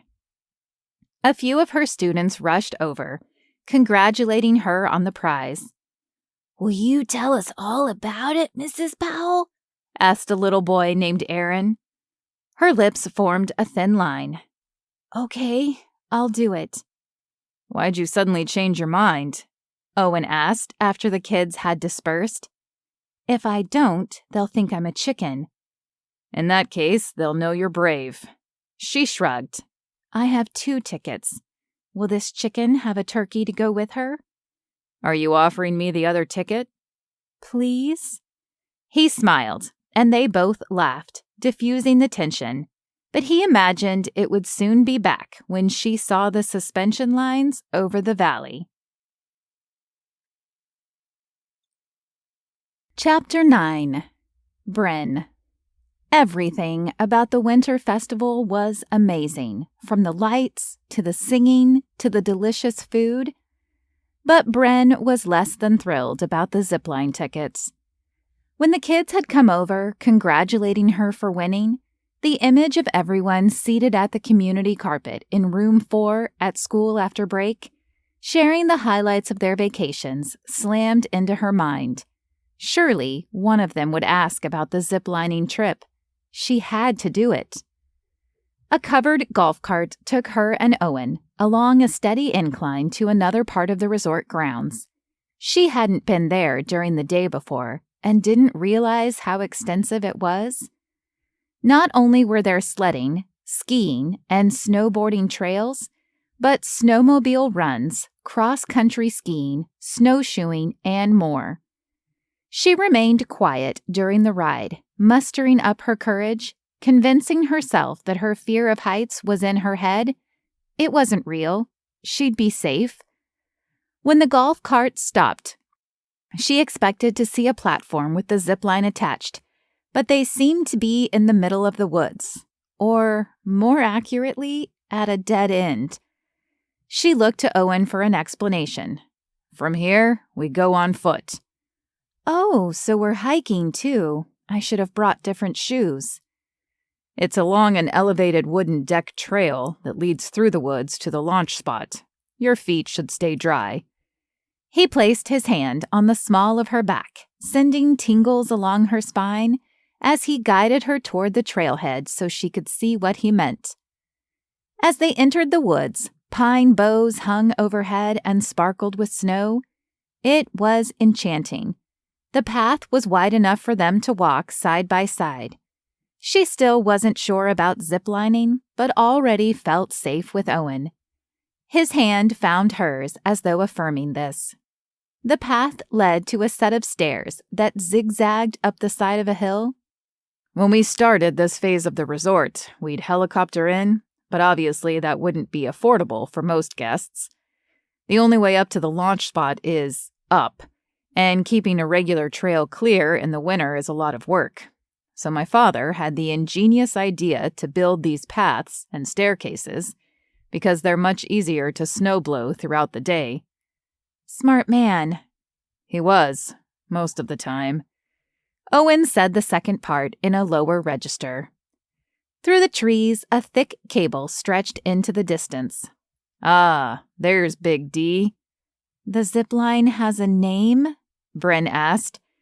Owen nodded as they climbed the steps. "Never mind the turkey trot. This is a solid workout in and of itself," she huffed. Owen smiled. "My father had plans to build a ski lift to take visitors up, but..." He stopped abruptly, gripping the wooden rail and gazing toward the woods. "But he passed away." "I'm sorry." A beat passed. "I bet you miss him." Owen nodded as she pulled him into a side hug. "Every day." "What was he like?" Bryn asked, then added, "You don't have to tell me, but I didn't know my father, and yours sounds like he was pretty amazing, so..." For the next 20 minutes, Bryn learned that Charles Hawkins was a man of faith and fortitude. He'd grown his family for the second half of the boys' lives as a single father while heading a billion-dollar business. He loved hard and played hard. The last time I saw him conscious, well, before he passed, he was suiting up to head down the double black diamonds with Blake. The guy was approaching 70. If I were half the man... Owen swallowed thickly. A storm came up, whiteout conditions, there was an accident. We got him the best doctors, everything, but he didn't make it. Bryn squeezed his hand as they continued to walk, approaching the platform. Her heart raced in her chest, but she remained present for Owen as he told what was a tragic and difficult story. He fell silent as they stepped onto the platform, backed by a little hut to keep the workers warm between guests. In the other direction, a metal wire hung suspended over a vast expanse. Snow-capped trees stretched high, and the mountain peaks surrounded them. It was breathtakingly beautiful. In the far distance, the main resort buildings and the town looked like the mini ceramic Christmas village one of her foster families had. All this was left to us. Well, as though changing his mind, Owen went quiet once again. The wind whistled through the open space. A resort employee approached them, and for the next 15 minutes reviewed safety measures and precautions to take while riding the zip line. Bryn paid careful attention, but her thoughts drifted to Owen and what it meant for him to be there when clearly there were a lot of emotions hidden behind his stony facade. "Okay, you ready?" the worker asked. "No," she shook her head, "but I'm doing it anyway." Originally, she wanted to set a good example of doing brave things for her students, but it was also for Owen, for herself. If she could overcome her fear of heights, what else could she do? Could she overcome her fear of intimacy, relationships? Could Owen? Could they break down their walls? If she could do this big thing, what other hurdles could she cross? Mountains she could scale. Zip lines could she? With a little nudge, she was flying, sailing, speeding across open space. She was practically in the clouds, soaring like a bird, like a peggycorn. Harper would like that. The view was spectacular, surrounded by snowy mountains and natural beauty, but the feeling, it was like nothing she'd ever experienced. She realized she wasn't afraid of heights or falling. She was afraid of freedom. Because being free meant she had to let go of the past, let go of her anger at her body for not being able to conceive, let go of her sadness at losing her husband, let go, let go, let go, and let God fully into her heart and trust His plans. As she neared the other platform, she whooped. Her feet made soft contact with the ground. She turned, watching Owen approach with a smile on his face. When he landed, he said, "You keep surprising me, Bryn." "What do you mean?" "You look ecstatic. Are you sure that you're afraid of heights?" She shook her head and then stretched her arms into the air and took a deep breath. "That was amazing. I feel free." She hooted, and it echoed off the mountains. His arms looped around her. His head tilted, and she met his eyes. The question was there. Her answer was on her lips. His was in his dark eyes. She leaned in. He pulled her close. Then their lips crashed together. His mouth against hers was surprisingly warm, even though his nose and cheeks were cold. Neither one of them had hesitated as they moved together in a kiss that felt as big as the surrounding mountains. It was as though they'd each held back weeks of desire and channeled it into that moment. His arms were strong around her, holding her fast, but like while on the zip line, it was like she was floating, suspended above reality. Never had she experienced something so expansive. It was like her old world was left behind, discarded as she flew over the treetops. She met the new version of herself there with Owen, in his arms, with his lips pressed against hers. When they parted, the kiss left her gasping and grasping for a hold on anything solid, certain. There was him, there was her, but everything else was shiny, new, sparkling in the sunlight like the snow. They started along the wooden trail. Had that really happened? Had she had a major life epiphany while on the zip line? Had she and Owen really kissed? Did she imagine it despite the mild burn on her cheeks from his rough stubble, the warmth on her lips from his, and the hammering of her pulse? Their eyes met, gazes locked. Then he smiled, and she was sure. It had happened. Really. Truly. She had been afraid of heights, but hadn't fallen as she'd feared. But in a way she had. She'd fallen for Owen. "Thank you," she whispered. "Huh?" Owen asked. "Just words of gratitude. To you for encouraging me, for being here, For God, she let out a breath. For all of this. She gestured around them and between them. Owen rubbed his hands together, his eyes sparkling. Ready for more? What do you mean? You won tickets for the deluxe package. There are 4 more to go. 4 more what? She asked, confused. Zip lines. The old her would have balked. Instead, she took his hand in hers and said, "Let's do it." For the next several hours, they went by snowmobile to various sites, crossed suspended bridges, followed trails, and cruised high above the valley. The views were breathtaking, but none as powerful or life-changing as that first ride on the zip line.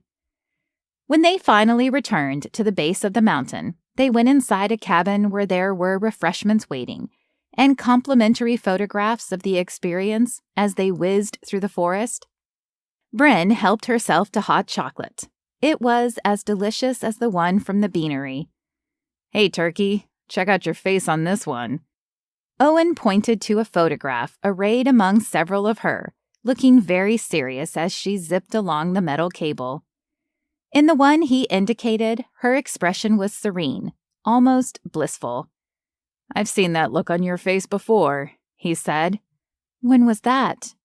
"That first night when I stopped by the farmhouse. You'd just taken a bite of pumpkin cinnamon roll." She smirked, recalling what she'd actually been thinking about. Maybe Owen was the key to her freedom, letting him into her life and allowing him to open her heart. She flipped the photo over. This was on the Big D zipline. Figures. It was amazing. I felt free. Still do. "How about on the others? Blake's Brow, Rocky Mountain, Tripp's Triumph?" "Wait, aren't those your brothers' names?" He explained that they'd each named a peak. Granted, we weren't that high up on the actual peaks, but Dad thought it would be a nice idea to name the zip lines after the peaks. "I'm glad I got over my fear of heights. That was amazing. Is there one named after you?" He nodded. "Owen's Apex, and most days it feels like I'm still climbing." She exhaled through her nose. "Why's that?" "Sometimes it's like I can't get a good look at my life." "Are you unhappy?" "No, I guess a better way to put it would be uncertain. Am I doing the right thing?" He raked his hand through his hair. "I'm sorry. I don't know why I'm telling you this." She locked her gaze on him. The new Bryn wasn't going to let him retreat. "Because that's what we do." "What do you mean?" "I guess I can't speak for both of us, but I know how I feel about you. You've become a good friend, and I think I needed one. Well, there's Phoebe, but she and I don't have this." Her finger wagged between them. "What's this?" "An emotional connection?" He leaned away, as though afraid the word had what the kids in her class would call cooties. She scooted closer. "I wanted a friend. And maybe more. I think—" He cut her off. "I just had a great idea." Shaken by his abrupt interruption, she remained quiet, waiting to hear what he had to say. "During the duration of the winter festival, we'll set up a bake sale booth for the classroom. Heck, for the school.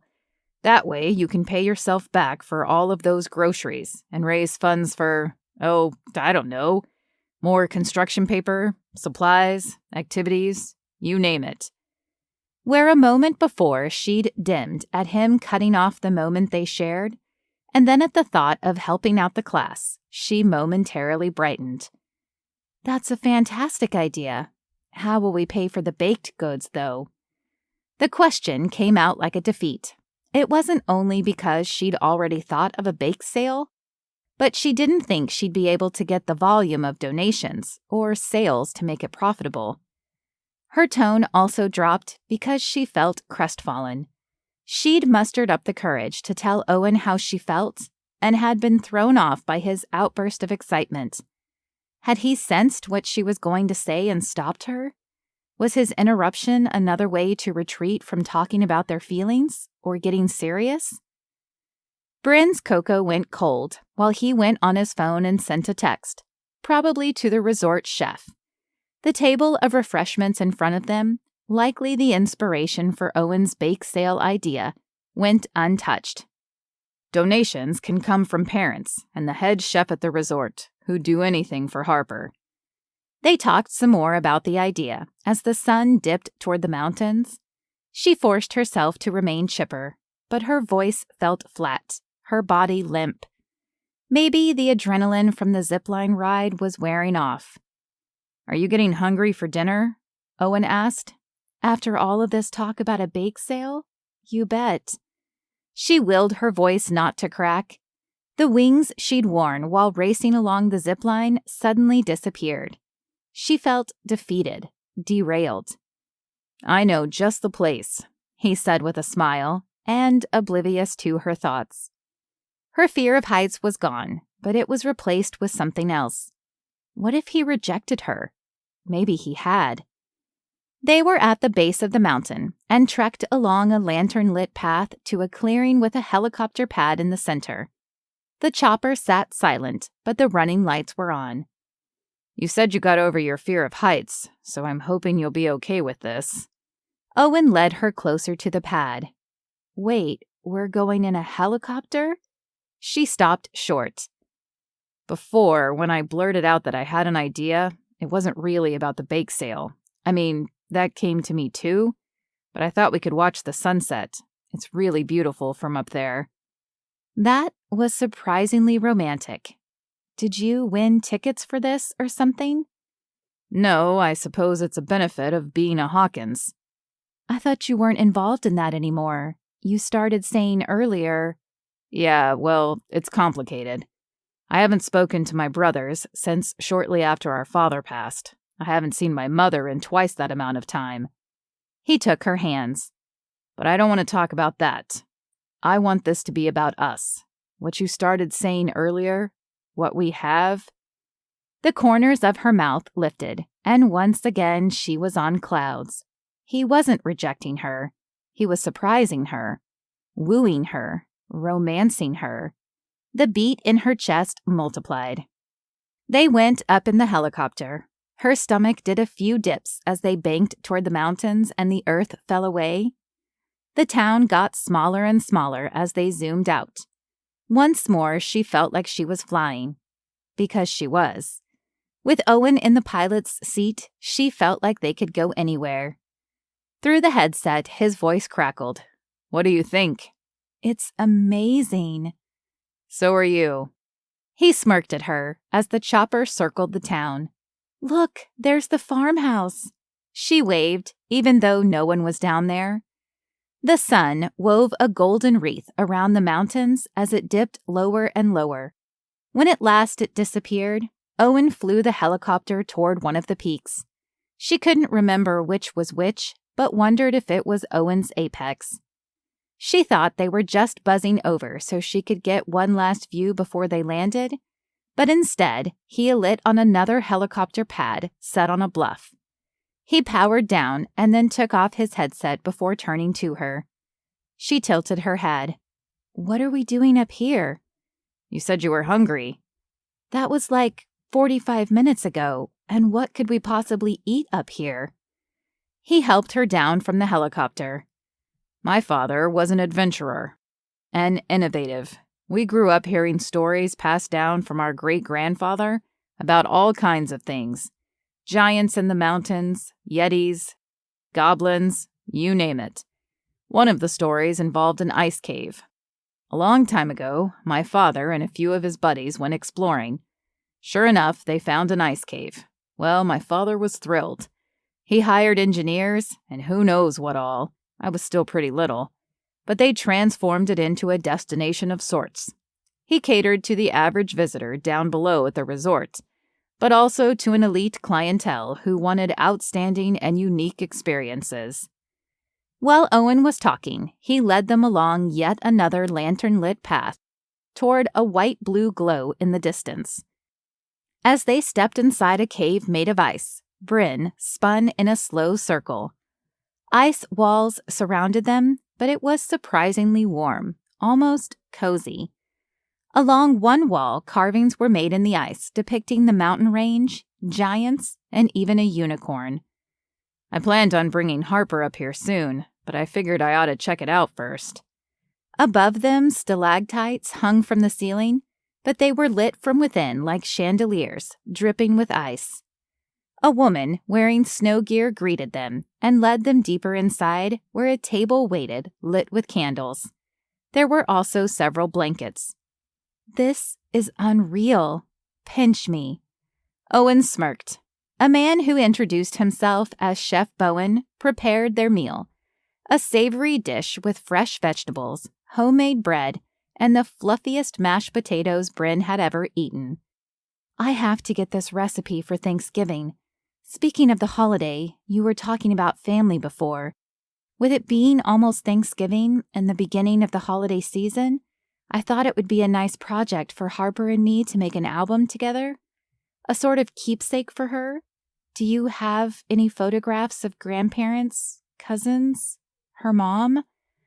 Owen let out a breath. Sometimes it feels like something is missing. He spoke almost at a whisper. Then he shook his head and changed the subject, moving on to baseball. They finished eating, but his comment about there being something missing lingered like it was written in neon letters across her vision. He was missing his brothers and parents. Maybe if she told him what was a very personal and very painful thing about herself, he could open up about himself some more. It had worked before, as they each shared personal details, as the other lent them the courage to tell their own story. After finishing the meal, they stood at the entrance to the ice cave with its blue-white glow, suffusing the night. Owen draped his arms around her shoulders, hugging her from behind. His lips found the crook of her neck, gently kissing her there, then by her ear, and then her cheek. Above, the stars glittered, and below, the town did the same. It was the glowing light that surrounded them on all sides. The sense of freedom returned to Bren just then, but in the form of faith. She had to trust that no matter what she said or did, everything would work out. She turned around, taking his hands. "Owen, I told you how I always wanted a family of my own. Well, when I was still married, shortly before I lost John, I learned that I can't conceive." She'd never told anyone. Her voice sounded small, surrounded by the splendor of creation. Owen was silent a moment. It was like the ice at her back melted, and the fear of being rejected and what it meant not to be able to have kids flooded her. But the wind whispered the word faith in her ears. Then all at once, Owen pulled her into a hug, a bear hug. He kissed her softly on the forehead, and then the cheeks, the nose, the chin. He kissed her lips gently, softly, like a promise. When they pulled apart, Owen said, "Bryn, this time I have to tell you that I had a really bad idea."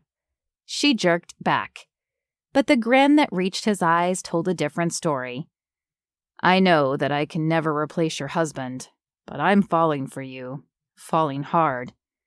"On the contrary, that sounds like a really good idea." Her cheeks practically ached from smiling. "Why's that?" he asked. "Because I already fell for you, but here's my secret. I'm terrified of heights." He said the words slowly. A smile bloomed on her cheeks. "Here's the good news. We're both a couple of turkeys, and today I learned how to fly. I'm no longer afraid. I can lend you some of my courage." And she'd had an idea of her own. She knew how she could help Owen find his version of freedom, let the past go, and rediscover the thing he was missing.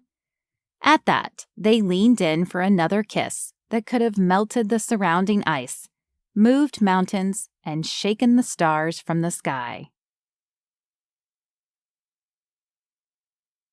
Chapter 10. Owen. Owen didn't want the night to end. Each time his lips landed on Bryn's, it was like he was born again.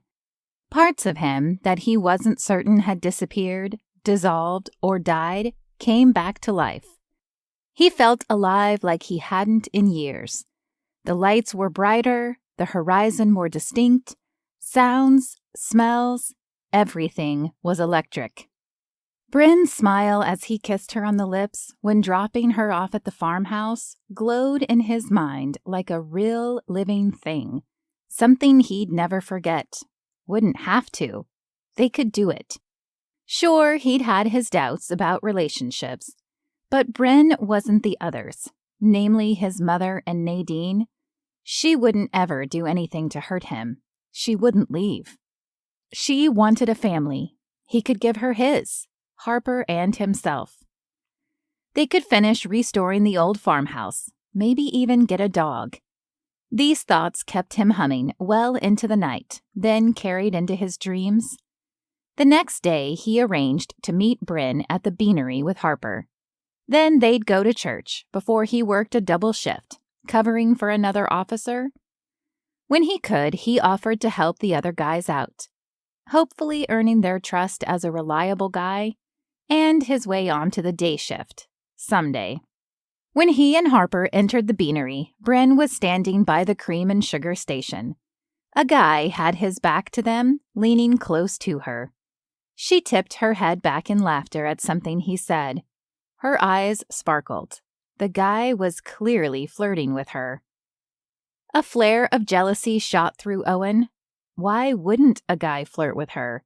She was beautiful, funny, and sweet. He wanted her to be his. Always. Harper rushed up to Bryn. She lifted the little girl in a hug and rushed over to Owen, forgetting the guy and wrapping her free arm around him. Maybe she was theirs. Always. Group hug, Harper shouted. They got a table so Harper could have something to eat before the service. Owen lifted a bag containing a box of photographs for the album project Bryn had mentioned.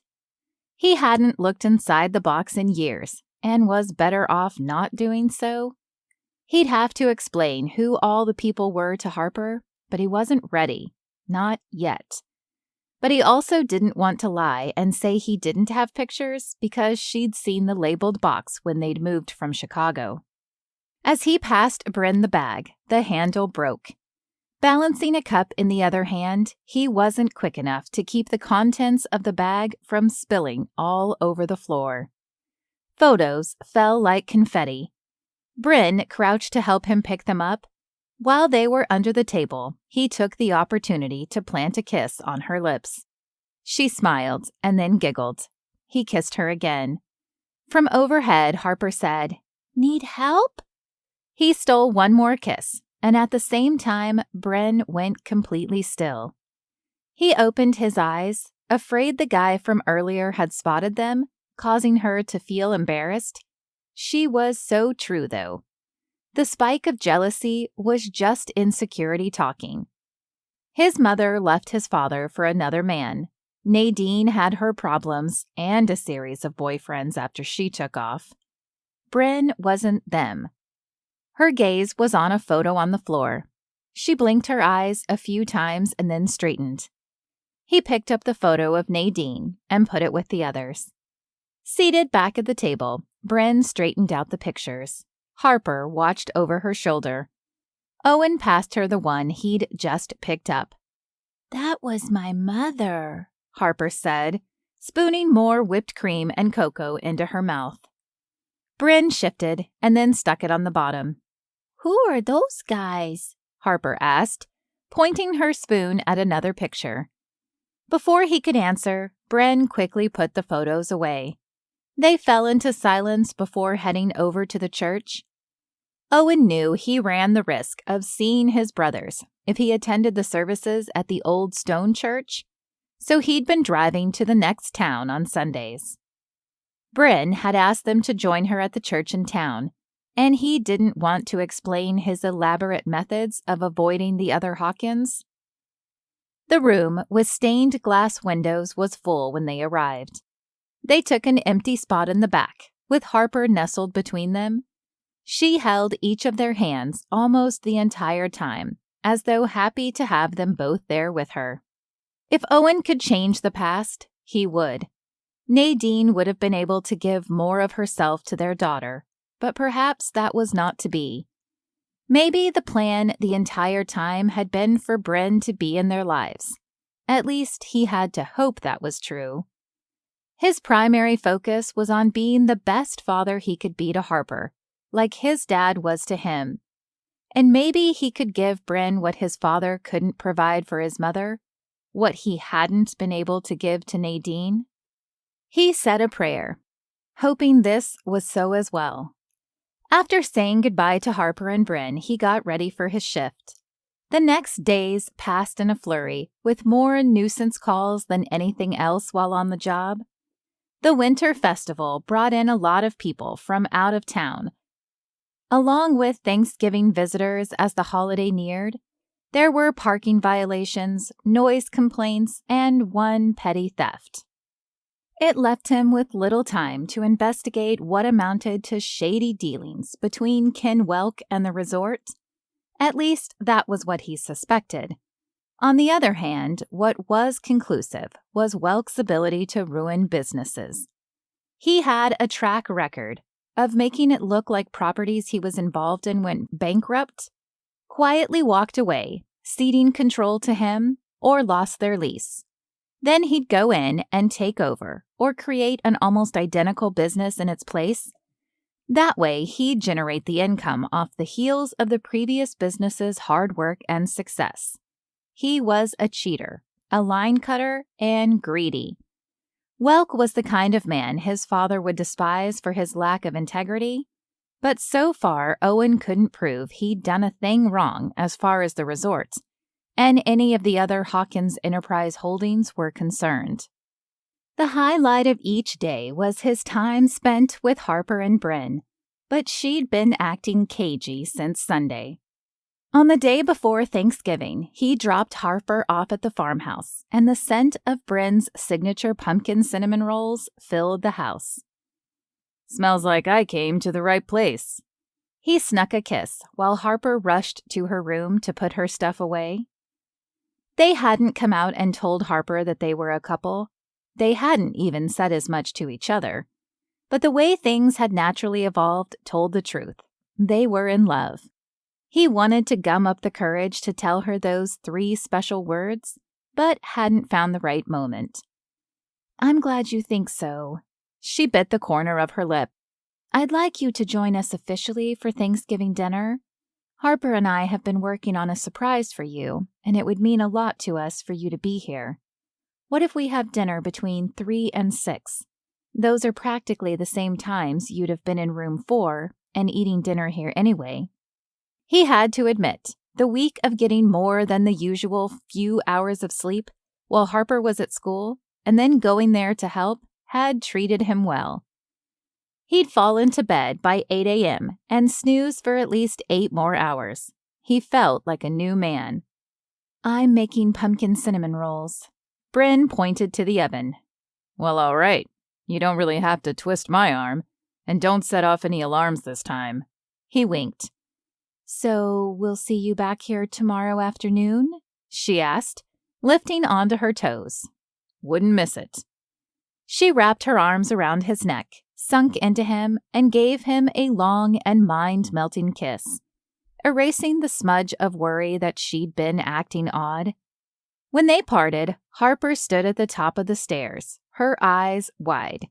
She raced toward them, flinging her arms around Bryn's leg, hopping up and down and squeezing tight.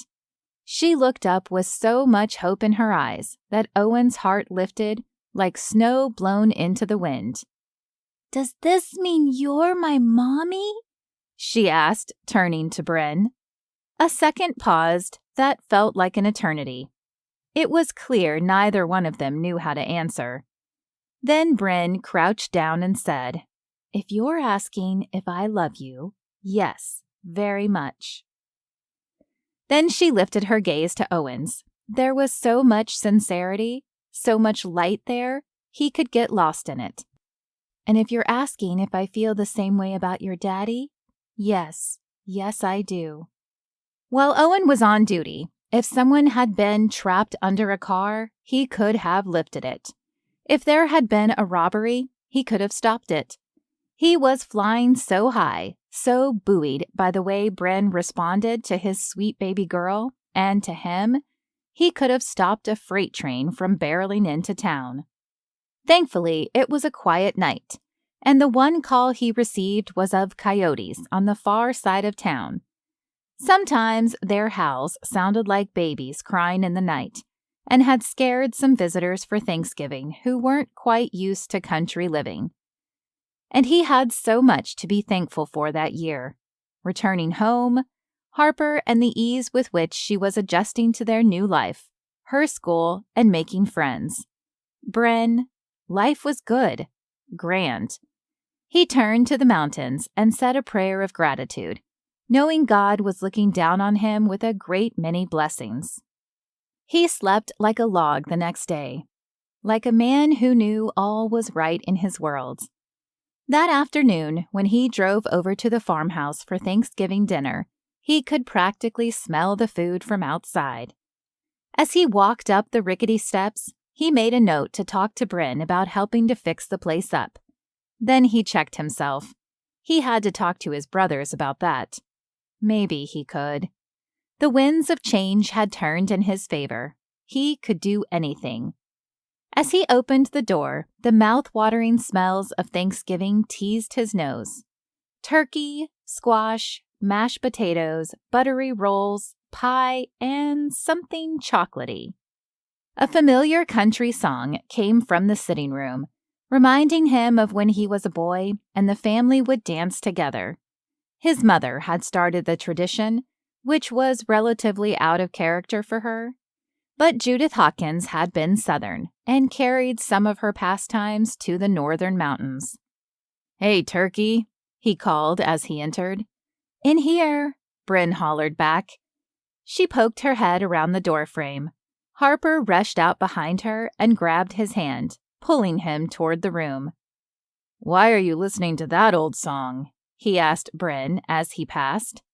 Then, in the living room, the figure of a woman he hadn't seen in longer than he could remember stood with her hands clasped as though nervous. Her eyes brightened and then filled with tears. "Owen," his mother said. His body underwent a battle. He stood frozen on the threshold, shocked to see his mother at Bryn's Thanksgiving dinner, in the old farmhouse no less. But his blood rose several degrees at least, upset at the sight of her. What did she think she was doing there? What right did she have to just appear? His mind asked questions, shouted answers. His heart thudded in his chest because the truth was, he'd wanted his family to come back together for years and years. Still, the past contained pain, and he felt it acutely right then. Judith stepped closer to him, but like a betrayed animal, he flinched.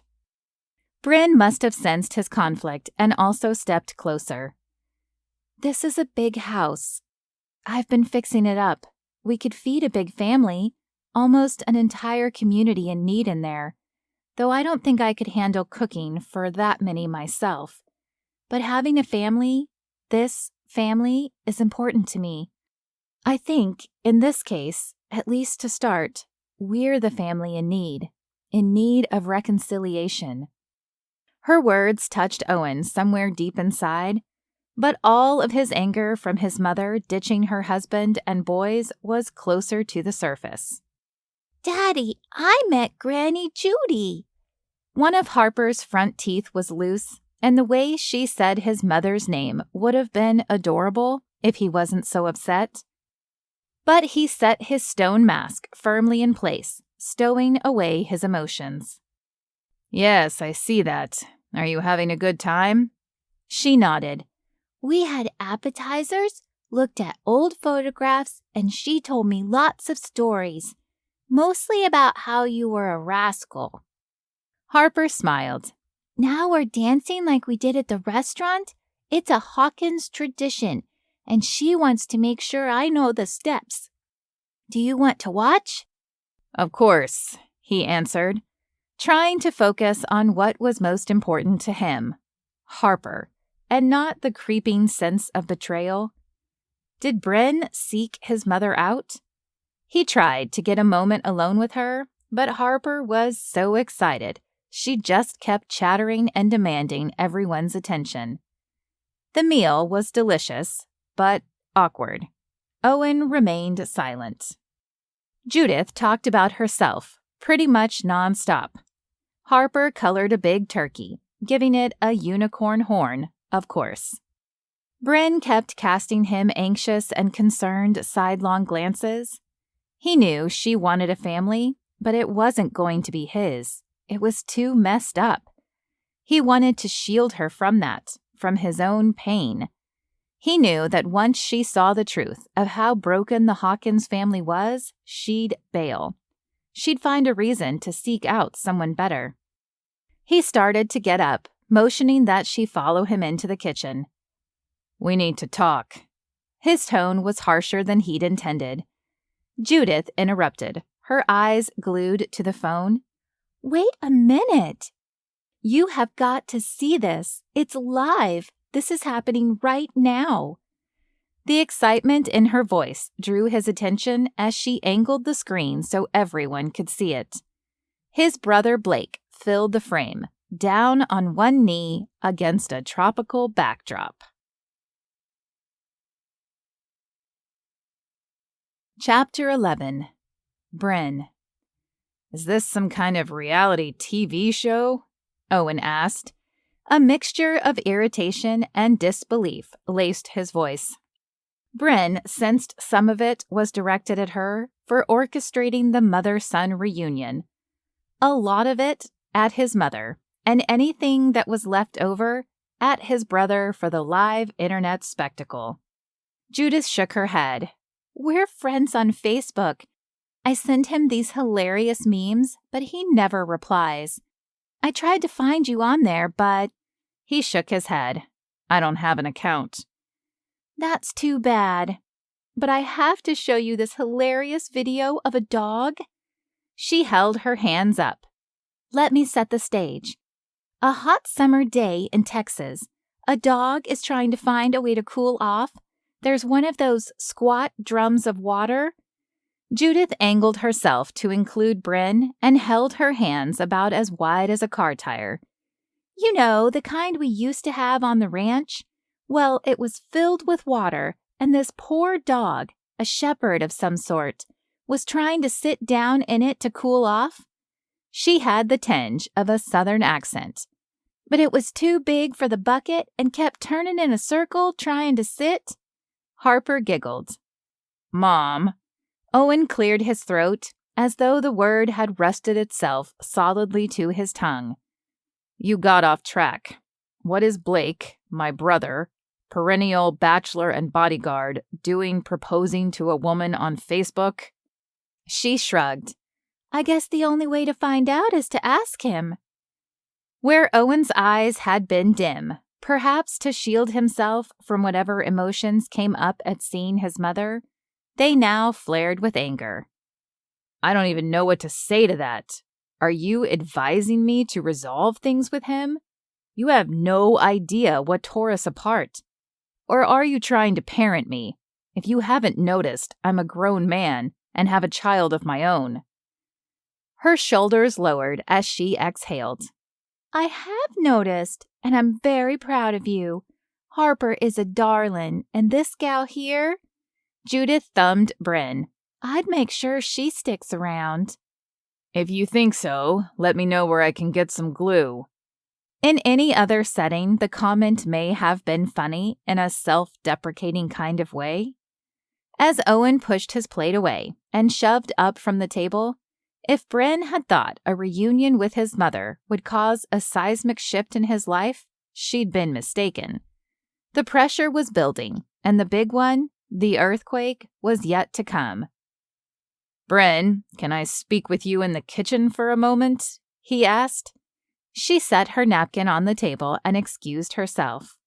Judith called, "Hang on! You don't want to miss this. He's just finished telling her how much he loves her and popped the question. She said yes. Oh, look, he's spinning her around. A sucker. For grand romantic gestures, Bryn didn't want to miss the action, but since it was a Facebook Live event, surely she'd see it later.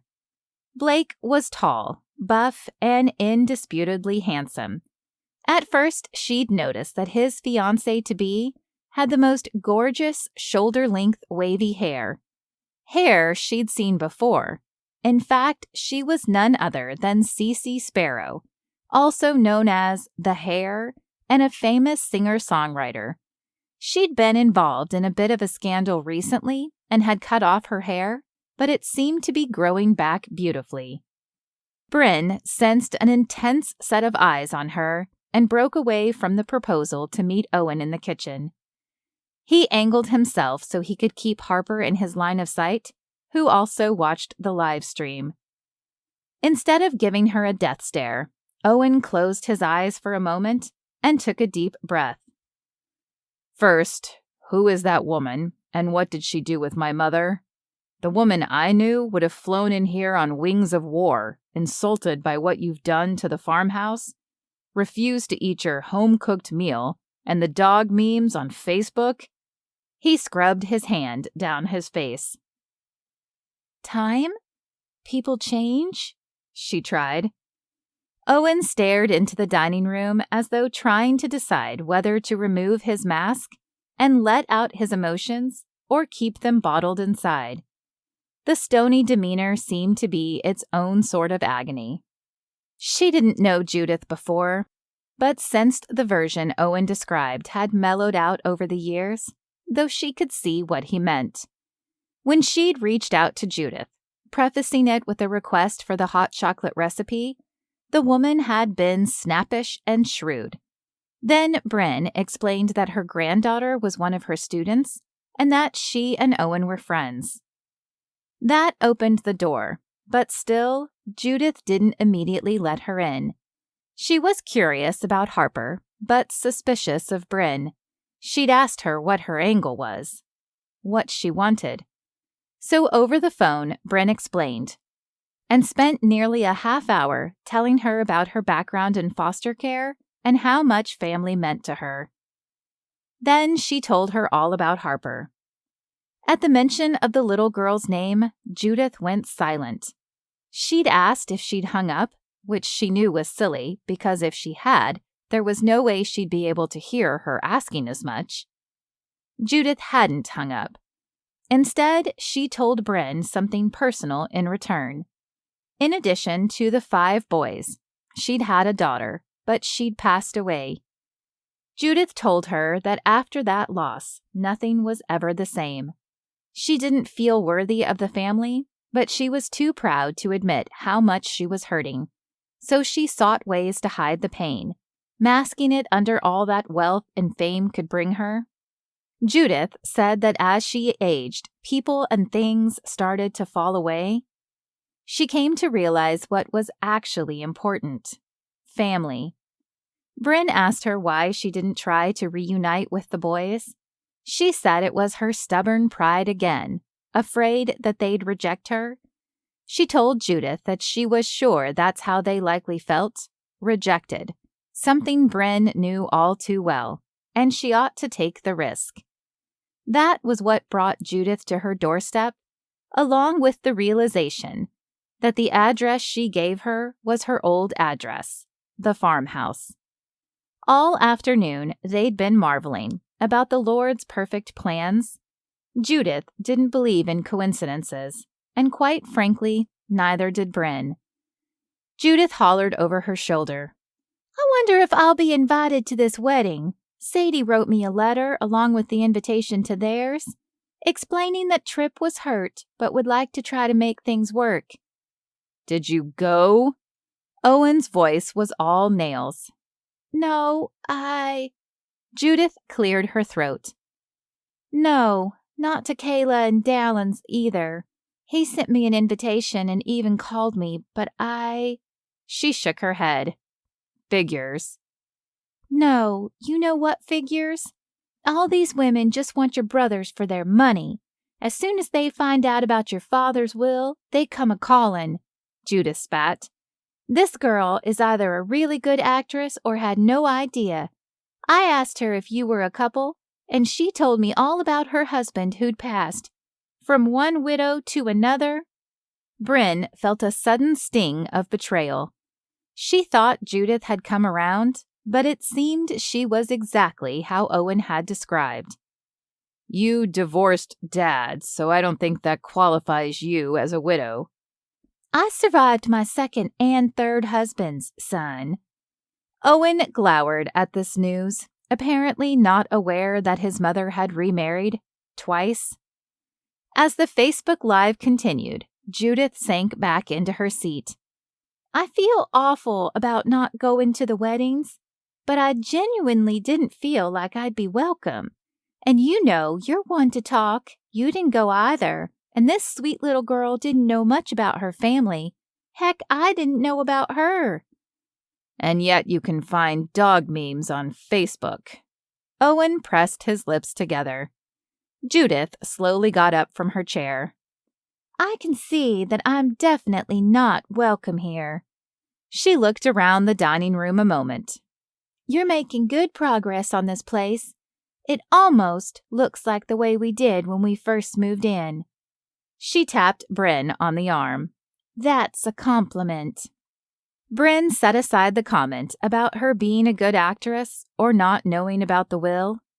"Hold on, Judith. Please, finish your meal. Let me talk with Owen a moment. I overstepped my bounds, and I'm sorry to both of you." She held her breath, hoping they'd both agree to it with minimal fallout. Judith's phone beeped with an alert. "Look, they officially announced the engagement.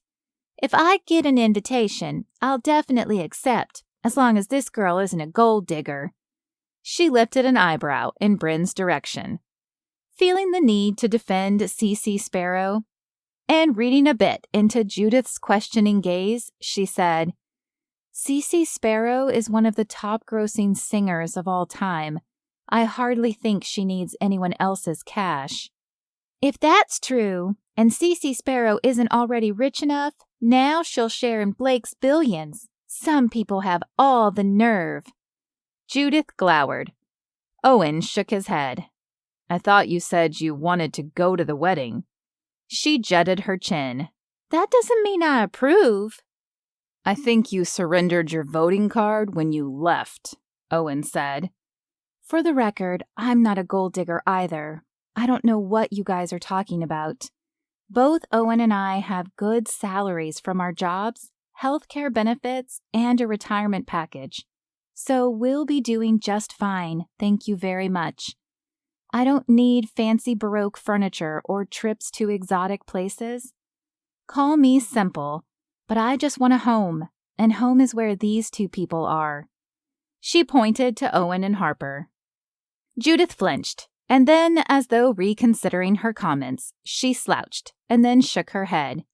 "You're right. It isn't fair of me to assume you're after his money." She pressed her hand to her forehead. "Being back here is hard." "Not like you and all the men you dated after Dad," Owen sneered. Judith lifted her chin and exhaled. "I've made a lot of mistakes. I just hope it isn't too late for an apology. Your father would want us to reconcile." "It's too late for a lot of things." "Charles didn't think so. He wanted you boys to get married and—" "You know nothing about what he wanted, but I did. He wanted our family to stay together. He wanted us to be happy, whole. You ruined it all.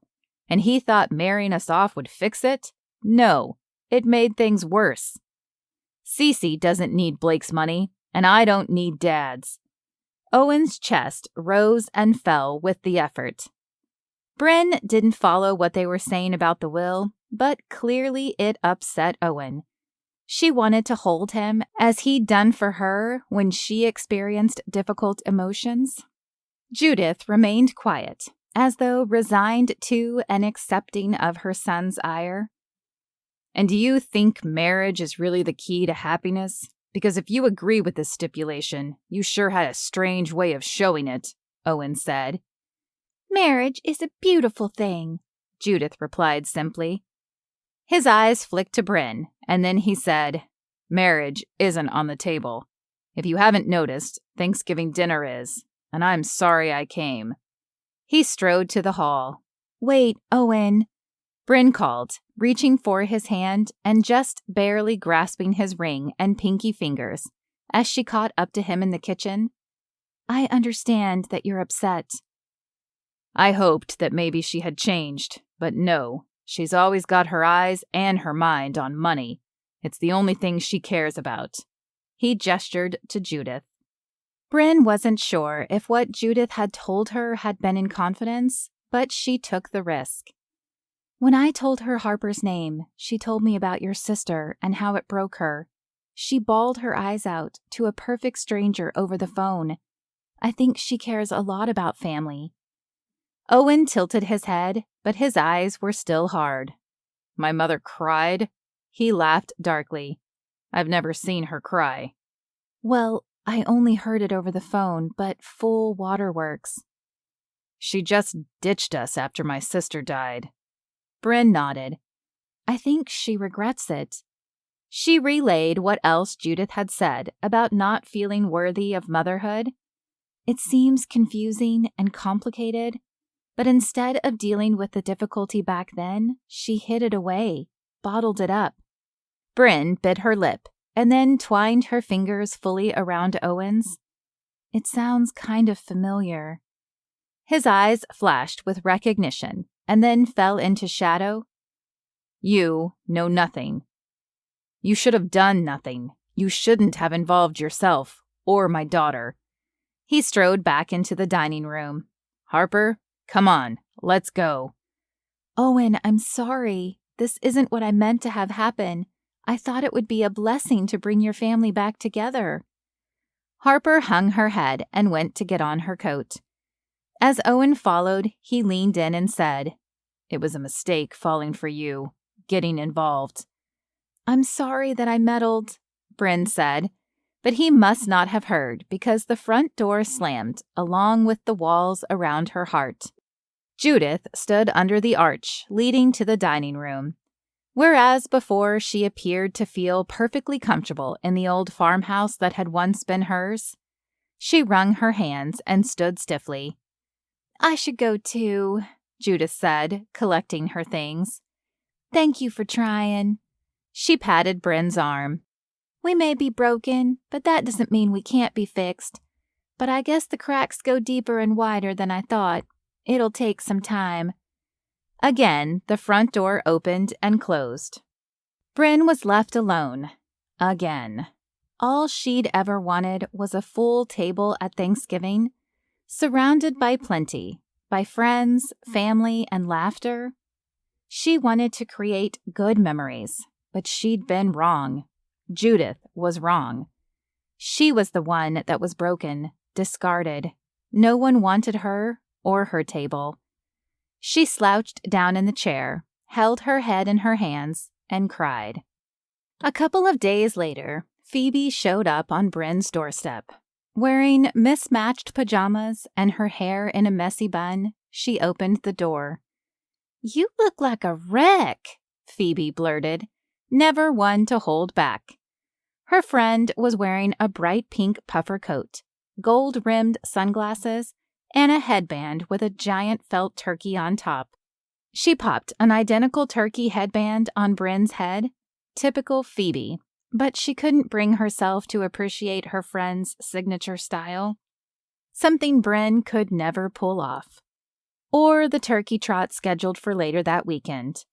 Instead, her gaze felt flat, as though she were looking through Phoebe instead of at her. Earth to Bryn, she said, waving her hand in front of her face. She snapped, too. The last person who'd stood on her porch and rang the bell had been an officer. She'd been dressed much the same and looked awful, but it was because she'd been working on the bathroom and baking. This time, she'd been lying in bed for days. Phoebe shoved past Bryn, letting herself in. So, what are we dealing with here? She took off her coat. Crazy ex? Family trouble? I could write a book about those topics. Her footsteps echoed down the hall. Unrequited love? Bryn must have made a move, even though she felt numb, because Phoebe rocketed back. Ding, ding, ding! We have a winner! She led Bryn to the living room and surveyed the space. Interesting decor. Not what I would have expected from you. She tilted her head from side to side. Do you have some kind of obsession with Old England or something? It's Baroque, and it's Owen's mother's style. Phoebe held up her hand. Hold up. What? How did Owen, the cop, get his mother to decorate your digs? And more importantly, why? Bryn shook her head. I'm missing something, and you need to fill in the blank spaces. The comment reminded Bryn of how she'd been trying to puzzle out Owen, how there were pieces missing, things he hid. Then again, she had too. Phoebe stomped off in a huff and returned moments later. This must be bad because there were 2 full cartons of ice cream in the freezer. Usually that's the first to go when love is on the rocks. She plunked down next to Bryn, opened the container of ice cream, stabbed a spoon into it, and passed it to Bryn. The cold carton jolted her attention. Eat, then spill. I want to know everything. Bryn remained motionless. Oh, really? This is how we're going to do it? She reached for the spoon and tried shoveling a bite into Bryn's mouth. She waved her away, but the look on Phoebe's face was so earnest, so unrelenting, she gave in. The rush of sugar hit her bloodstream, and then she gave in to laughter. Empty of tears, she erupted with a fit of giggles. Are you hysterical? Do I need to call my aunt? She's a therapist. No, I'm fine. Bryn caught her breath. You are not fine. She shook her head. You're right. I am not fine. Then the tears came again. When at last Bryn was able to calm down, she said, Remember I told you about the zip line? I did it because I wanted to set a good example, to show the kids that I could do anything. Getting to know Owen, I thought, anything is possible, even love after so much loss. You love him. She nodded. I do, and I thought it would be enough. Enough to? Phoebe asked. To reach out to his mother and to bring them back together. I foolishly thought if I did that, it would make everything better. That if I could help him get over his family stuff, then him, Harper, and I could be a family. From what I've gathered, your love for him already was enough. You didn't need his mother and him to reconcile for the 3 of you to have something special. But he was hung up on it. It's like he wears this mask, hiding his emotions. I thought that was the missing piece. If they could forgive each other, I'd have the full picture, all of Owen, not just what he chose to show me. Girl, I think you really complicated things. Got your own story and his all tangled up. Bryn gazed at her hands, stiff from gripping the cold container of ice cream. Phoebe was right. She was the one holding back, sharing her whole self with Owen, including what had finally inspired her to reach out to Judith. Wait, there's more, Bryn said. More? It gets more complicated, I mean. Bryn went on to tell Phoebe about the photo album idea and the picture of Harper's mother, the woman Owen always referred to as his ex-wife. He'd never actually said her name. We have to fix this. Phoebe scooped up some ice cream. I don't think we can, Bryn answered. Owen had left. He'd said she'd been a mistake, just as she always had known she was, since birth. Almost everyone in her life eventually took off. But Phoebe didn't. The 2 women talked well into the night, polishing off all the ice cream and some of the Thanksgiving leftovers as well. Chapter 12. Owen. Daddy, aren't I going to Mommy's? Harper stopped herself. I mean, Ms. Bryn's house today? Owen shook his head.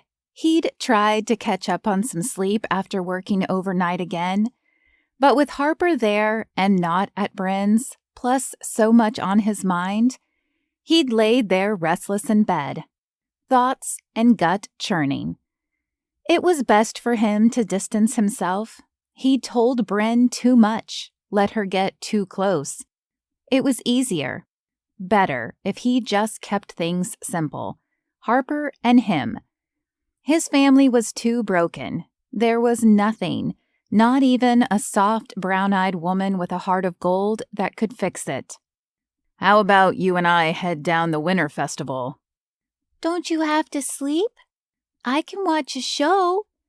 His daughter was so sweet, but he wouldn't let anything compromise him being a good father. She was all he had. They headed down the elevator to the lobby. When they stepped onto the marble floor, Harper paused, gazing around. I always forget how fancy it is. Exhausted, Owen had accidentally used the regular elevator instead of going to the rear one to avoid running into people. It wasn't that he wanted to be rude, but for one thing, living in the resort wasn't ideal. He wanted to give Harper a home, but he'd been telling himself it was merely a place to land until he figured things out. Never mind that a couple of months had passed. Another one of the benefits of being a Hawkins was accommodations free of charge at any of the properties all over the world. He chose that one because it was familiar, not because he wanted to reconcile with his family. The chances of running into them were slim. Sort of. Tripp was newly married and living in the big house that their father had started building after their mother left. Easy enough to avoid. Knowing Dallin, he probably never left the ranch. Blake was in the tropics, proposing to pop stars. Chances were Rocky was still hibernating in the old cabin. Nope. Owen was in the clear. Harper smiled and waved at someone. He followed her gaze until it landed on the one person that he didn't consider he'd encounter, because she all but set the limo's wheels on fire as she burned out of town all those years ago. But Bryn had summoned her back. Owen's mother sat primly on an upholstered chair by the fireplace. A teacup was poised in her hand. It appeared as if she'd never left. He started to tug Harper in the other direction, best to avoid a scene.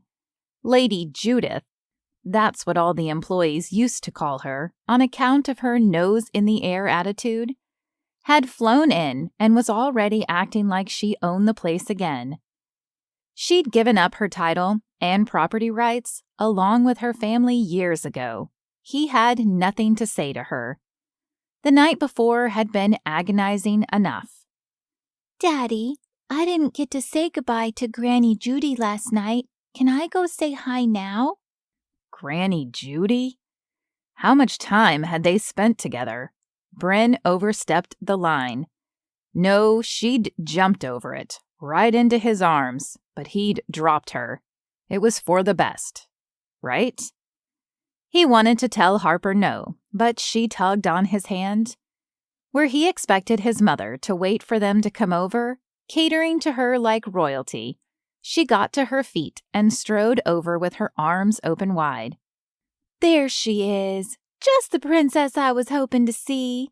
Granny Judy has been waiting here all morning, waiting for you. If I'm a princess, does that make Daddy a king? Judith straightened and looked at her son. No, I'm not sure he wants to take the throne.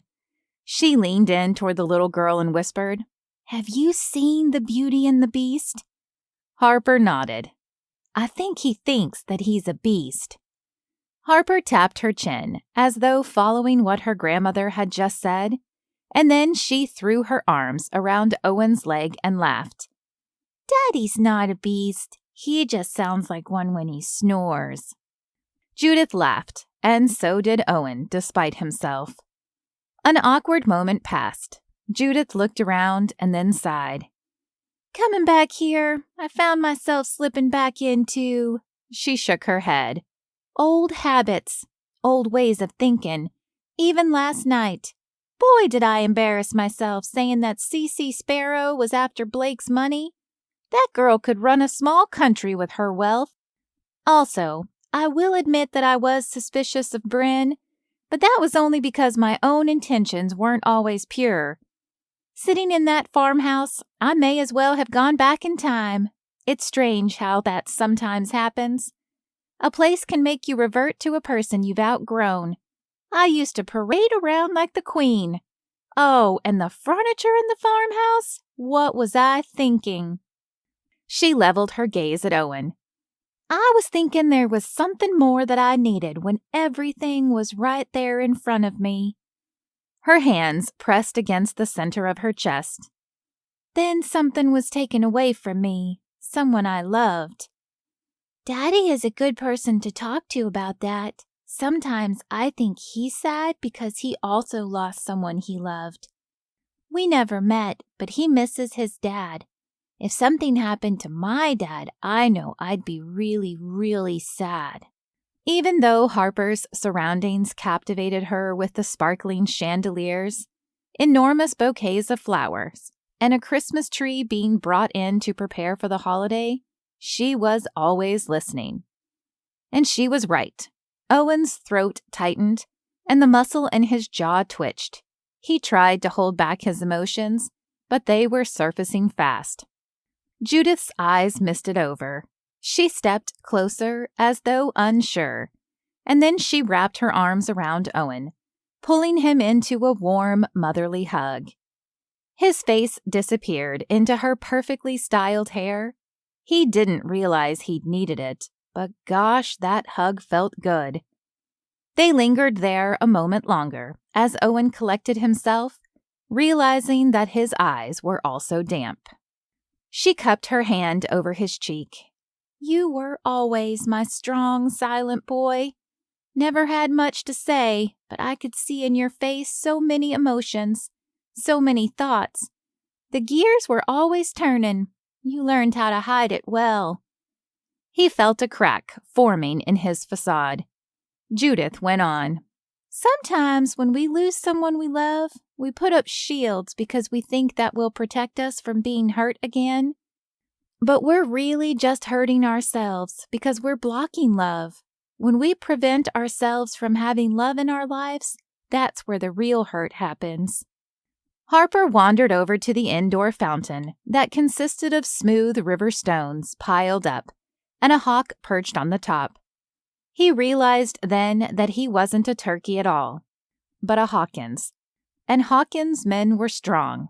They did the right thing. They didn't give up. Owen exhaled then, and another fissure formed in the wall he'd built to protect himself.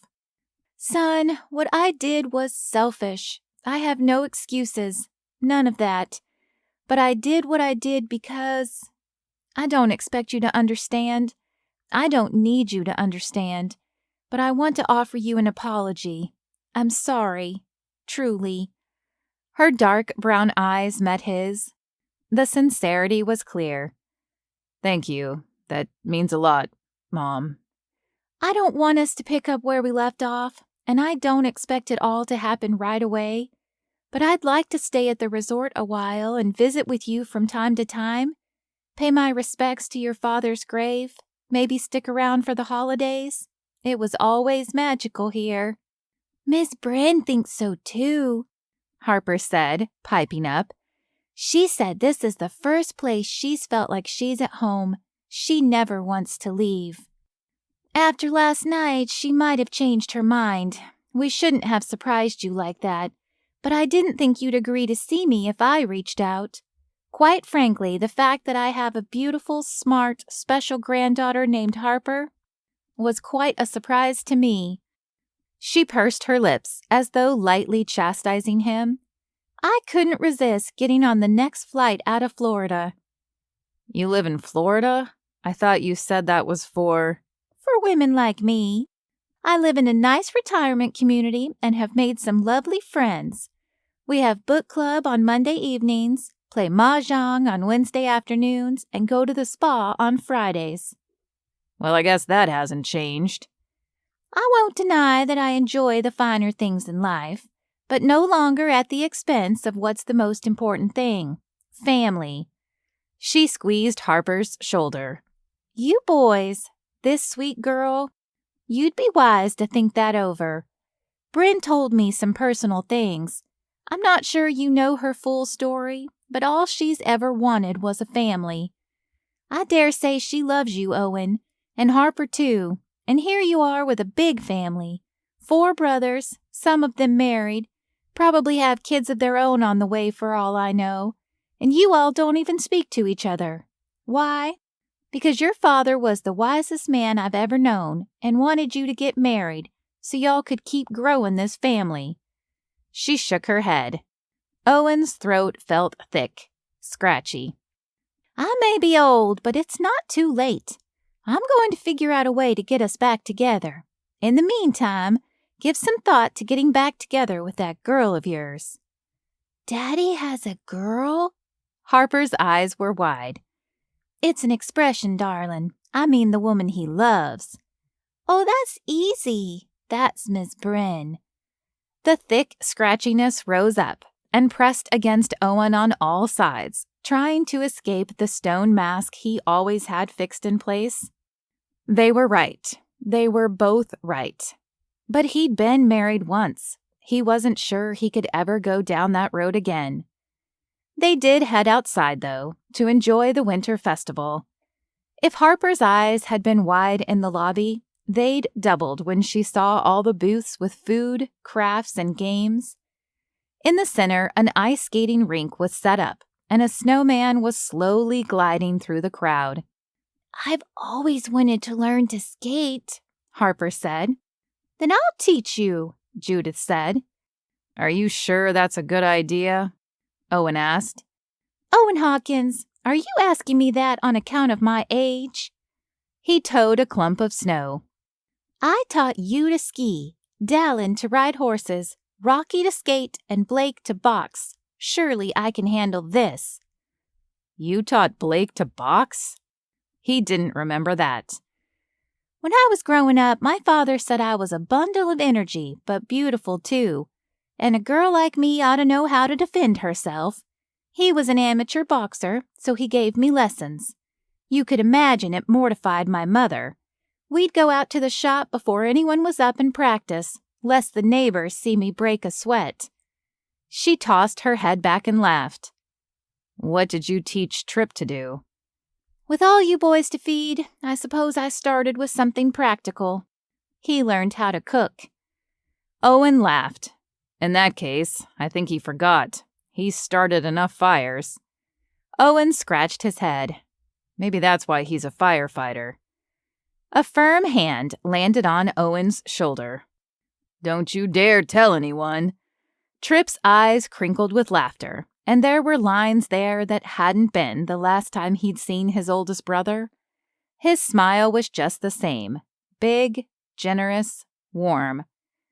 Owen stood speechless a moment, and then it was like he was being attacked by a bear as his brother hugged him tightly. Sadie, Trip's high school sweetheart, stood next to him, with her hand on her belly, and gave him a polite wave. Then she hugged him too, while Trip and his mother exchanged a hug. I knew this day would come sooner or later, Trip said in his deep voice, but I didn't realize it would involve a princess. Owen introduced Harper. This is my daughter.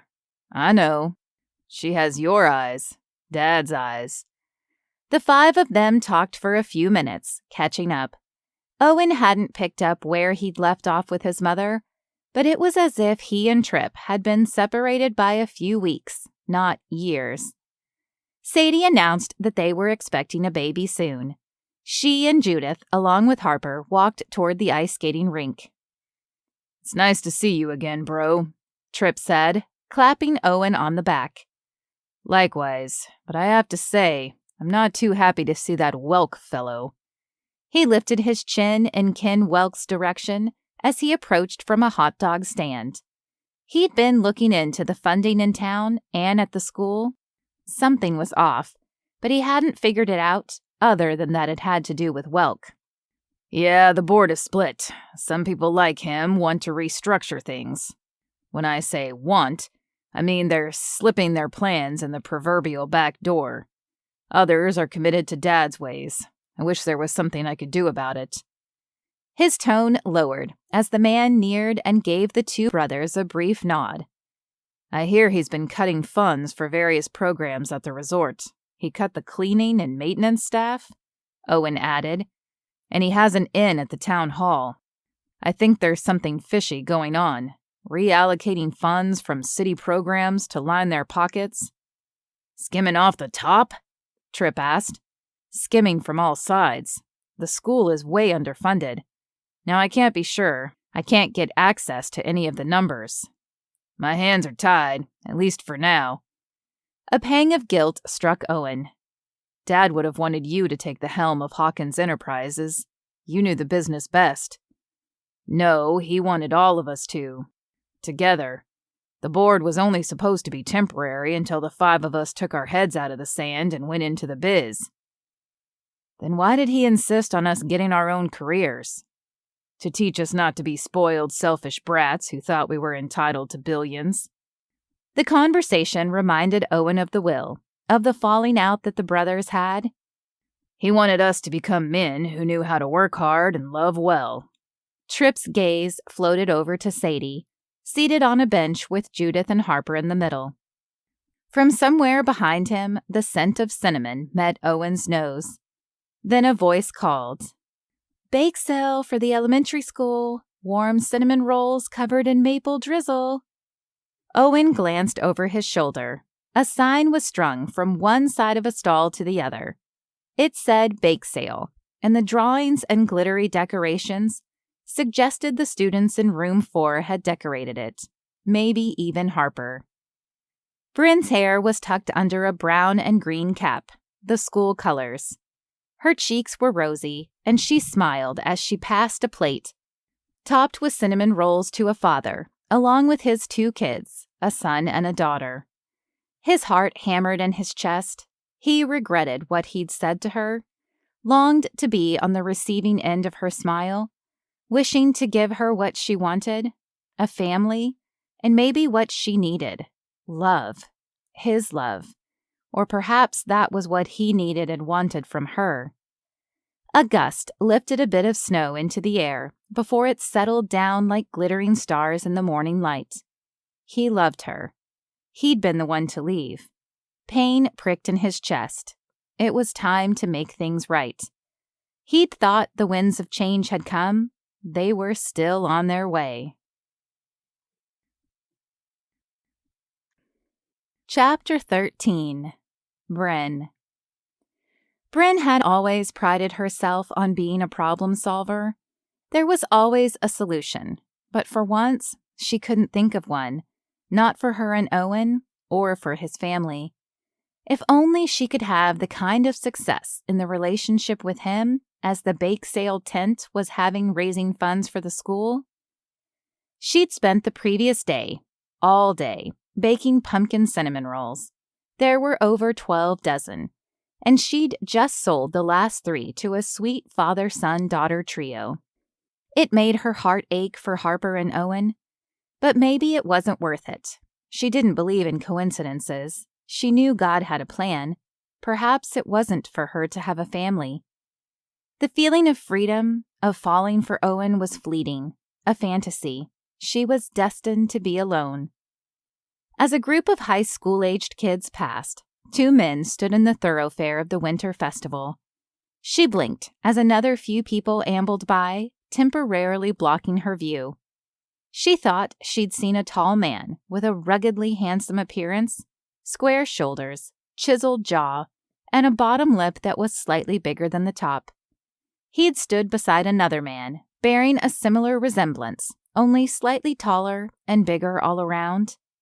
She craned her head, trying to get a glimpse through the throngs of people. Sure enough, Owen stood there and parted ways with the other man. "I'll be right back," she said to Phoebe, who was helping with the booth. She dodged a few people and a girl being led by a team of sled dogs. "Hi," she said to Owen, nearly out of breath, even though she'd only taken a few long strides. "Hi." His breath clouded in the air. The other man had disappeared. She lengthened her spine and swallowed back her trepidation. That was it. She and Phoebe had talked late into the night about everything. She'd always wanted a family, but didn't realize it would also be nice to have a sister. Phoebe, for all of her bold silliness, was an amazing listener and also gave some great advice.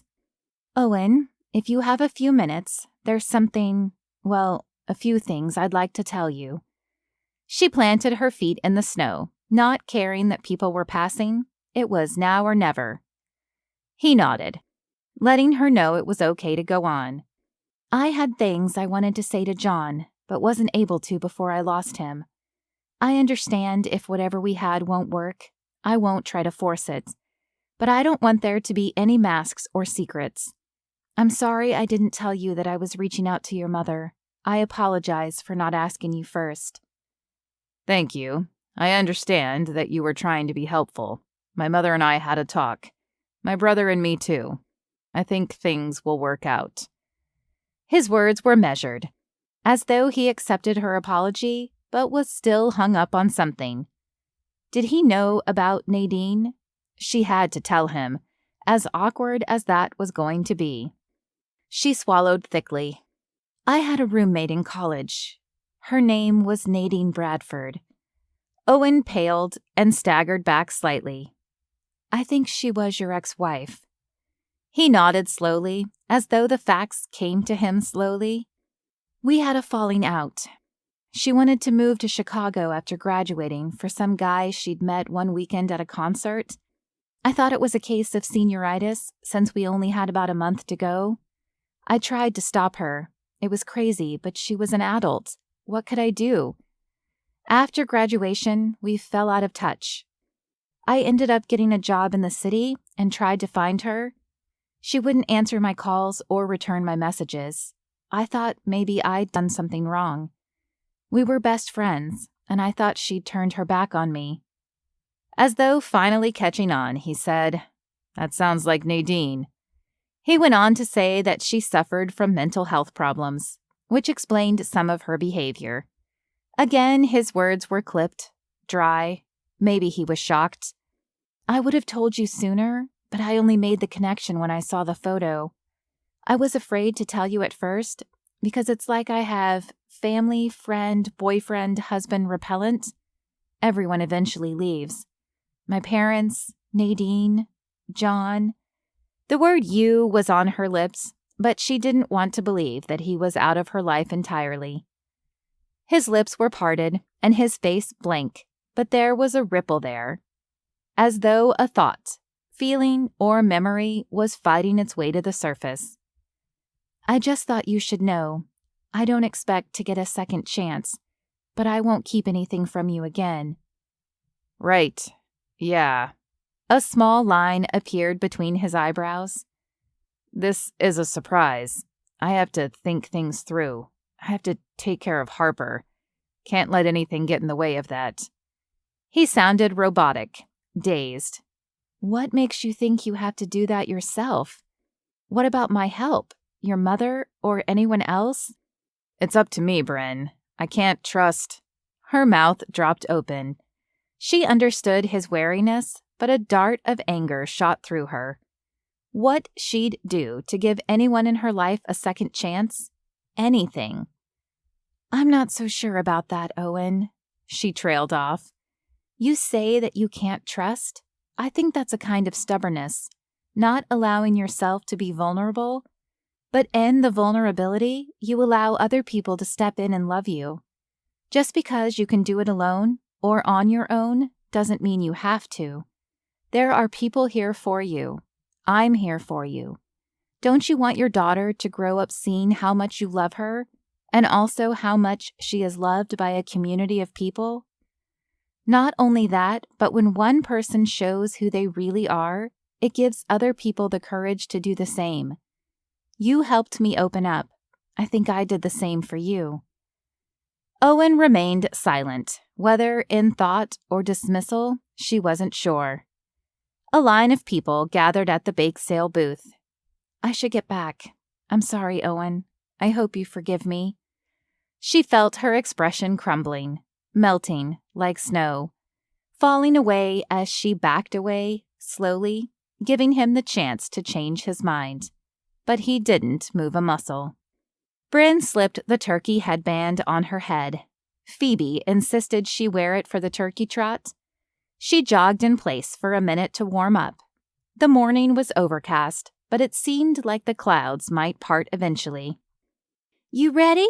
Let's show everyone what two women in their 30s who ate way too much ice cream the other day are made of." Phoebe pumped the air. Since the one-sided talk with Owen at the winter festival, Bryn hadn't been able to muster up much enthusiasm. The minute her feet hit the paved path, she intended to outrun her sadness. She was going to let it go and cross the finish line ready to return to room 4 on Monday with a smile. She may not ever have the family she'd always wanted, but she had her students, and she'd only give them the best version of herself. The organizers of the charity run said a few words, thanking everyone for coming out. "We also want to encourage you to stick around at the end of the race for a turkey-rific surprise." From the crowd, someone said, "If they give us turkey sandwiches, you better believe I'm going to take a nap." Phoebe punched the air a few times again. "Don't hate me if I leave you in the dust, pal." Getting competitive? Phoebe smiled. "I just want to see that special surprise at the end." She winked at the same time her student, Daisy, blew the starting whistle. Bryn waved as she passed. Soon, someone raced up beside her, but didn't pass. She pushed the headband back, and a man in a turkey suit, complete with feathers and a felt waddle, turned in her direction. "I might be wearing this silly costume. You can blame Harper, but I don't want to hide anything from you. No more mask."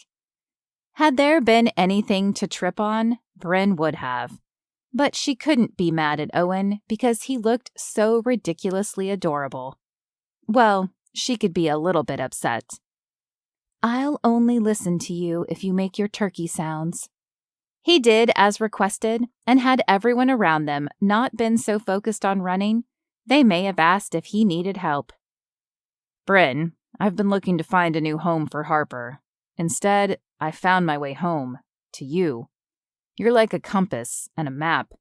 I'm sorry if you felt like you did something wrong. You've only done everything right. I was going through some old stuff, boxes that I hadn't unpacked, because when you were telling me about Nadine yesterday, it was like I had a vague memory, but couldn't bring it into focus." She slowed her pace a little to let everything he was saying catch up to her and sink in. "I found an old t-shirt that Nadine had given me to use as a rag. It said, 'Need help? Ask her,' with an arrow pointing in one direction. I figured it was from a college orientation day or something. She told me that she'd made it because her roommate always had an answer and knew how to fix everything. She was always saying that I had to meet her college roommate. She would go on and on about how she was the best, that I'd love her." Owen went quiet a moment as the other runners around them jostled and waved as they passed a crowd of people cheering them on. Bryn's face fell slack with surprise. "I'm sorry that I walked away from you. The first time, at Thanksgiving, I was upset. The second time, at the winter festival, was because when you told me about Nadine, I was in shock. There won't be a third time. If you forgive me. Please forgive me." Her heart swelled, and her eyes filled, but a smile grew on her lips. "Listen, I know a thing or two about regrets, like what you were saying about not being able to tell John everything." He softened the words like he understood that it was about her not being able to conceive. "I also know about secrets. I've been afraid to let you in, to get closer. I've wanted to focus on being a father, but also didn't want to risk hurting someone again. Being a cop is a hard life. I didn't want to ask anyone ever to have to live with that again. Then when I found out about your husband, I told myself that was another reason it wouldn't work between us. They started up a hill. I realized this might have made you think or be afraid that I wouldn't want you. That's not true. You have and you are everything I want, everything I need. We can be a family together, whatever that looks like. We could always adopt, foster kids. She felt like stopping to process what he was saying, but didn't want to lose momentum. They reached the top of the hill. The sweeping vista of the snow-capped mountains and valleys, dotted with houses, was beautiful, but she couldn't take her eyes off Owen, afraid that if she did, he'd disappear, run away, leave her. I regret not letting you in, not telling you more about myself. I love to sing in the shower. I snore. Someday I'd like to have a dog. I like spicy foods, hot sauce, salsa, chili, but I'm also a sucker for cinnamon pumpkin anything. His turkey-costumed wing reached for Bryn's hand. But mostly, my biggest secret is that I love you. They paused as runners pushed past them. He took her hands, tucking their arms between them and drawing her close. His chest rose and fell from running. Her pulse pounded. Their eyes met, held. Bryn, you make me gobble and wobble. But I'm no turkey or chicken. I'm just going to say it. I want you in my life. He leaned in and planted a kiss on her lips. He lingered as though he was making a promise not to leave her again. Tingles moved from her mouth to her chest to her belly. Then, as though the turkey feathers tickled her, that loving feeling lifted up inside of her, flying up, up, up, as she returned the kiss, a promise to him to be brave. Their knees bumped, but they held each other up as the runners went by, some whistling and others hooting. The reminder of where they were and what they were doing sent his hand around hers, and he pulled her forward as they returned to the race.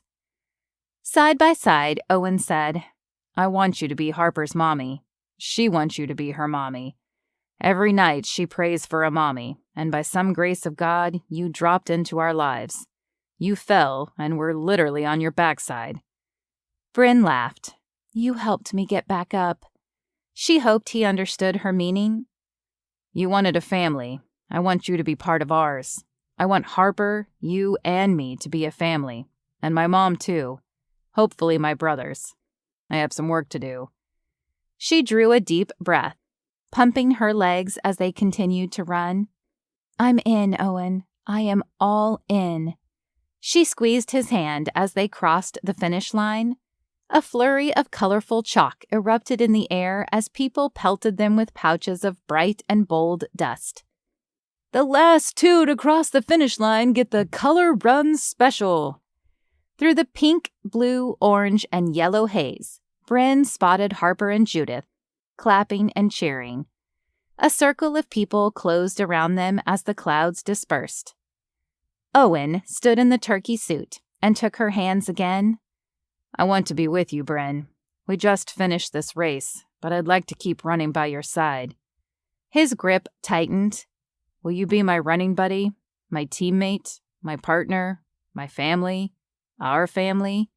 He nodded at Harper, who stood nearby smiling. Will you be my wife? I thought you didn't want to get married again, she said.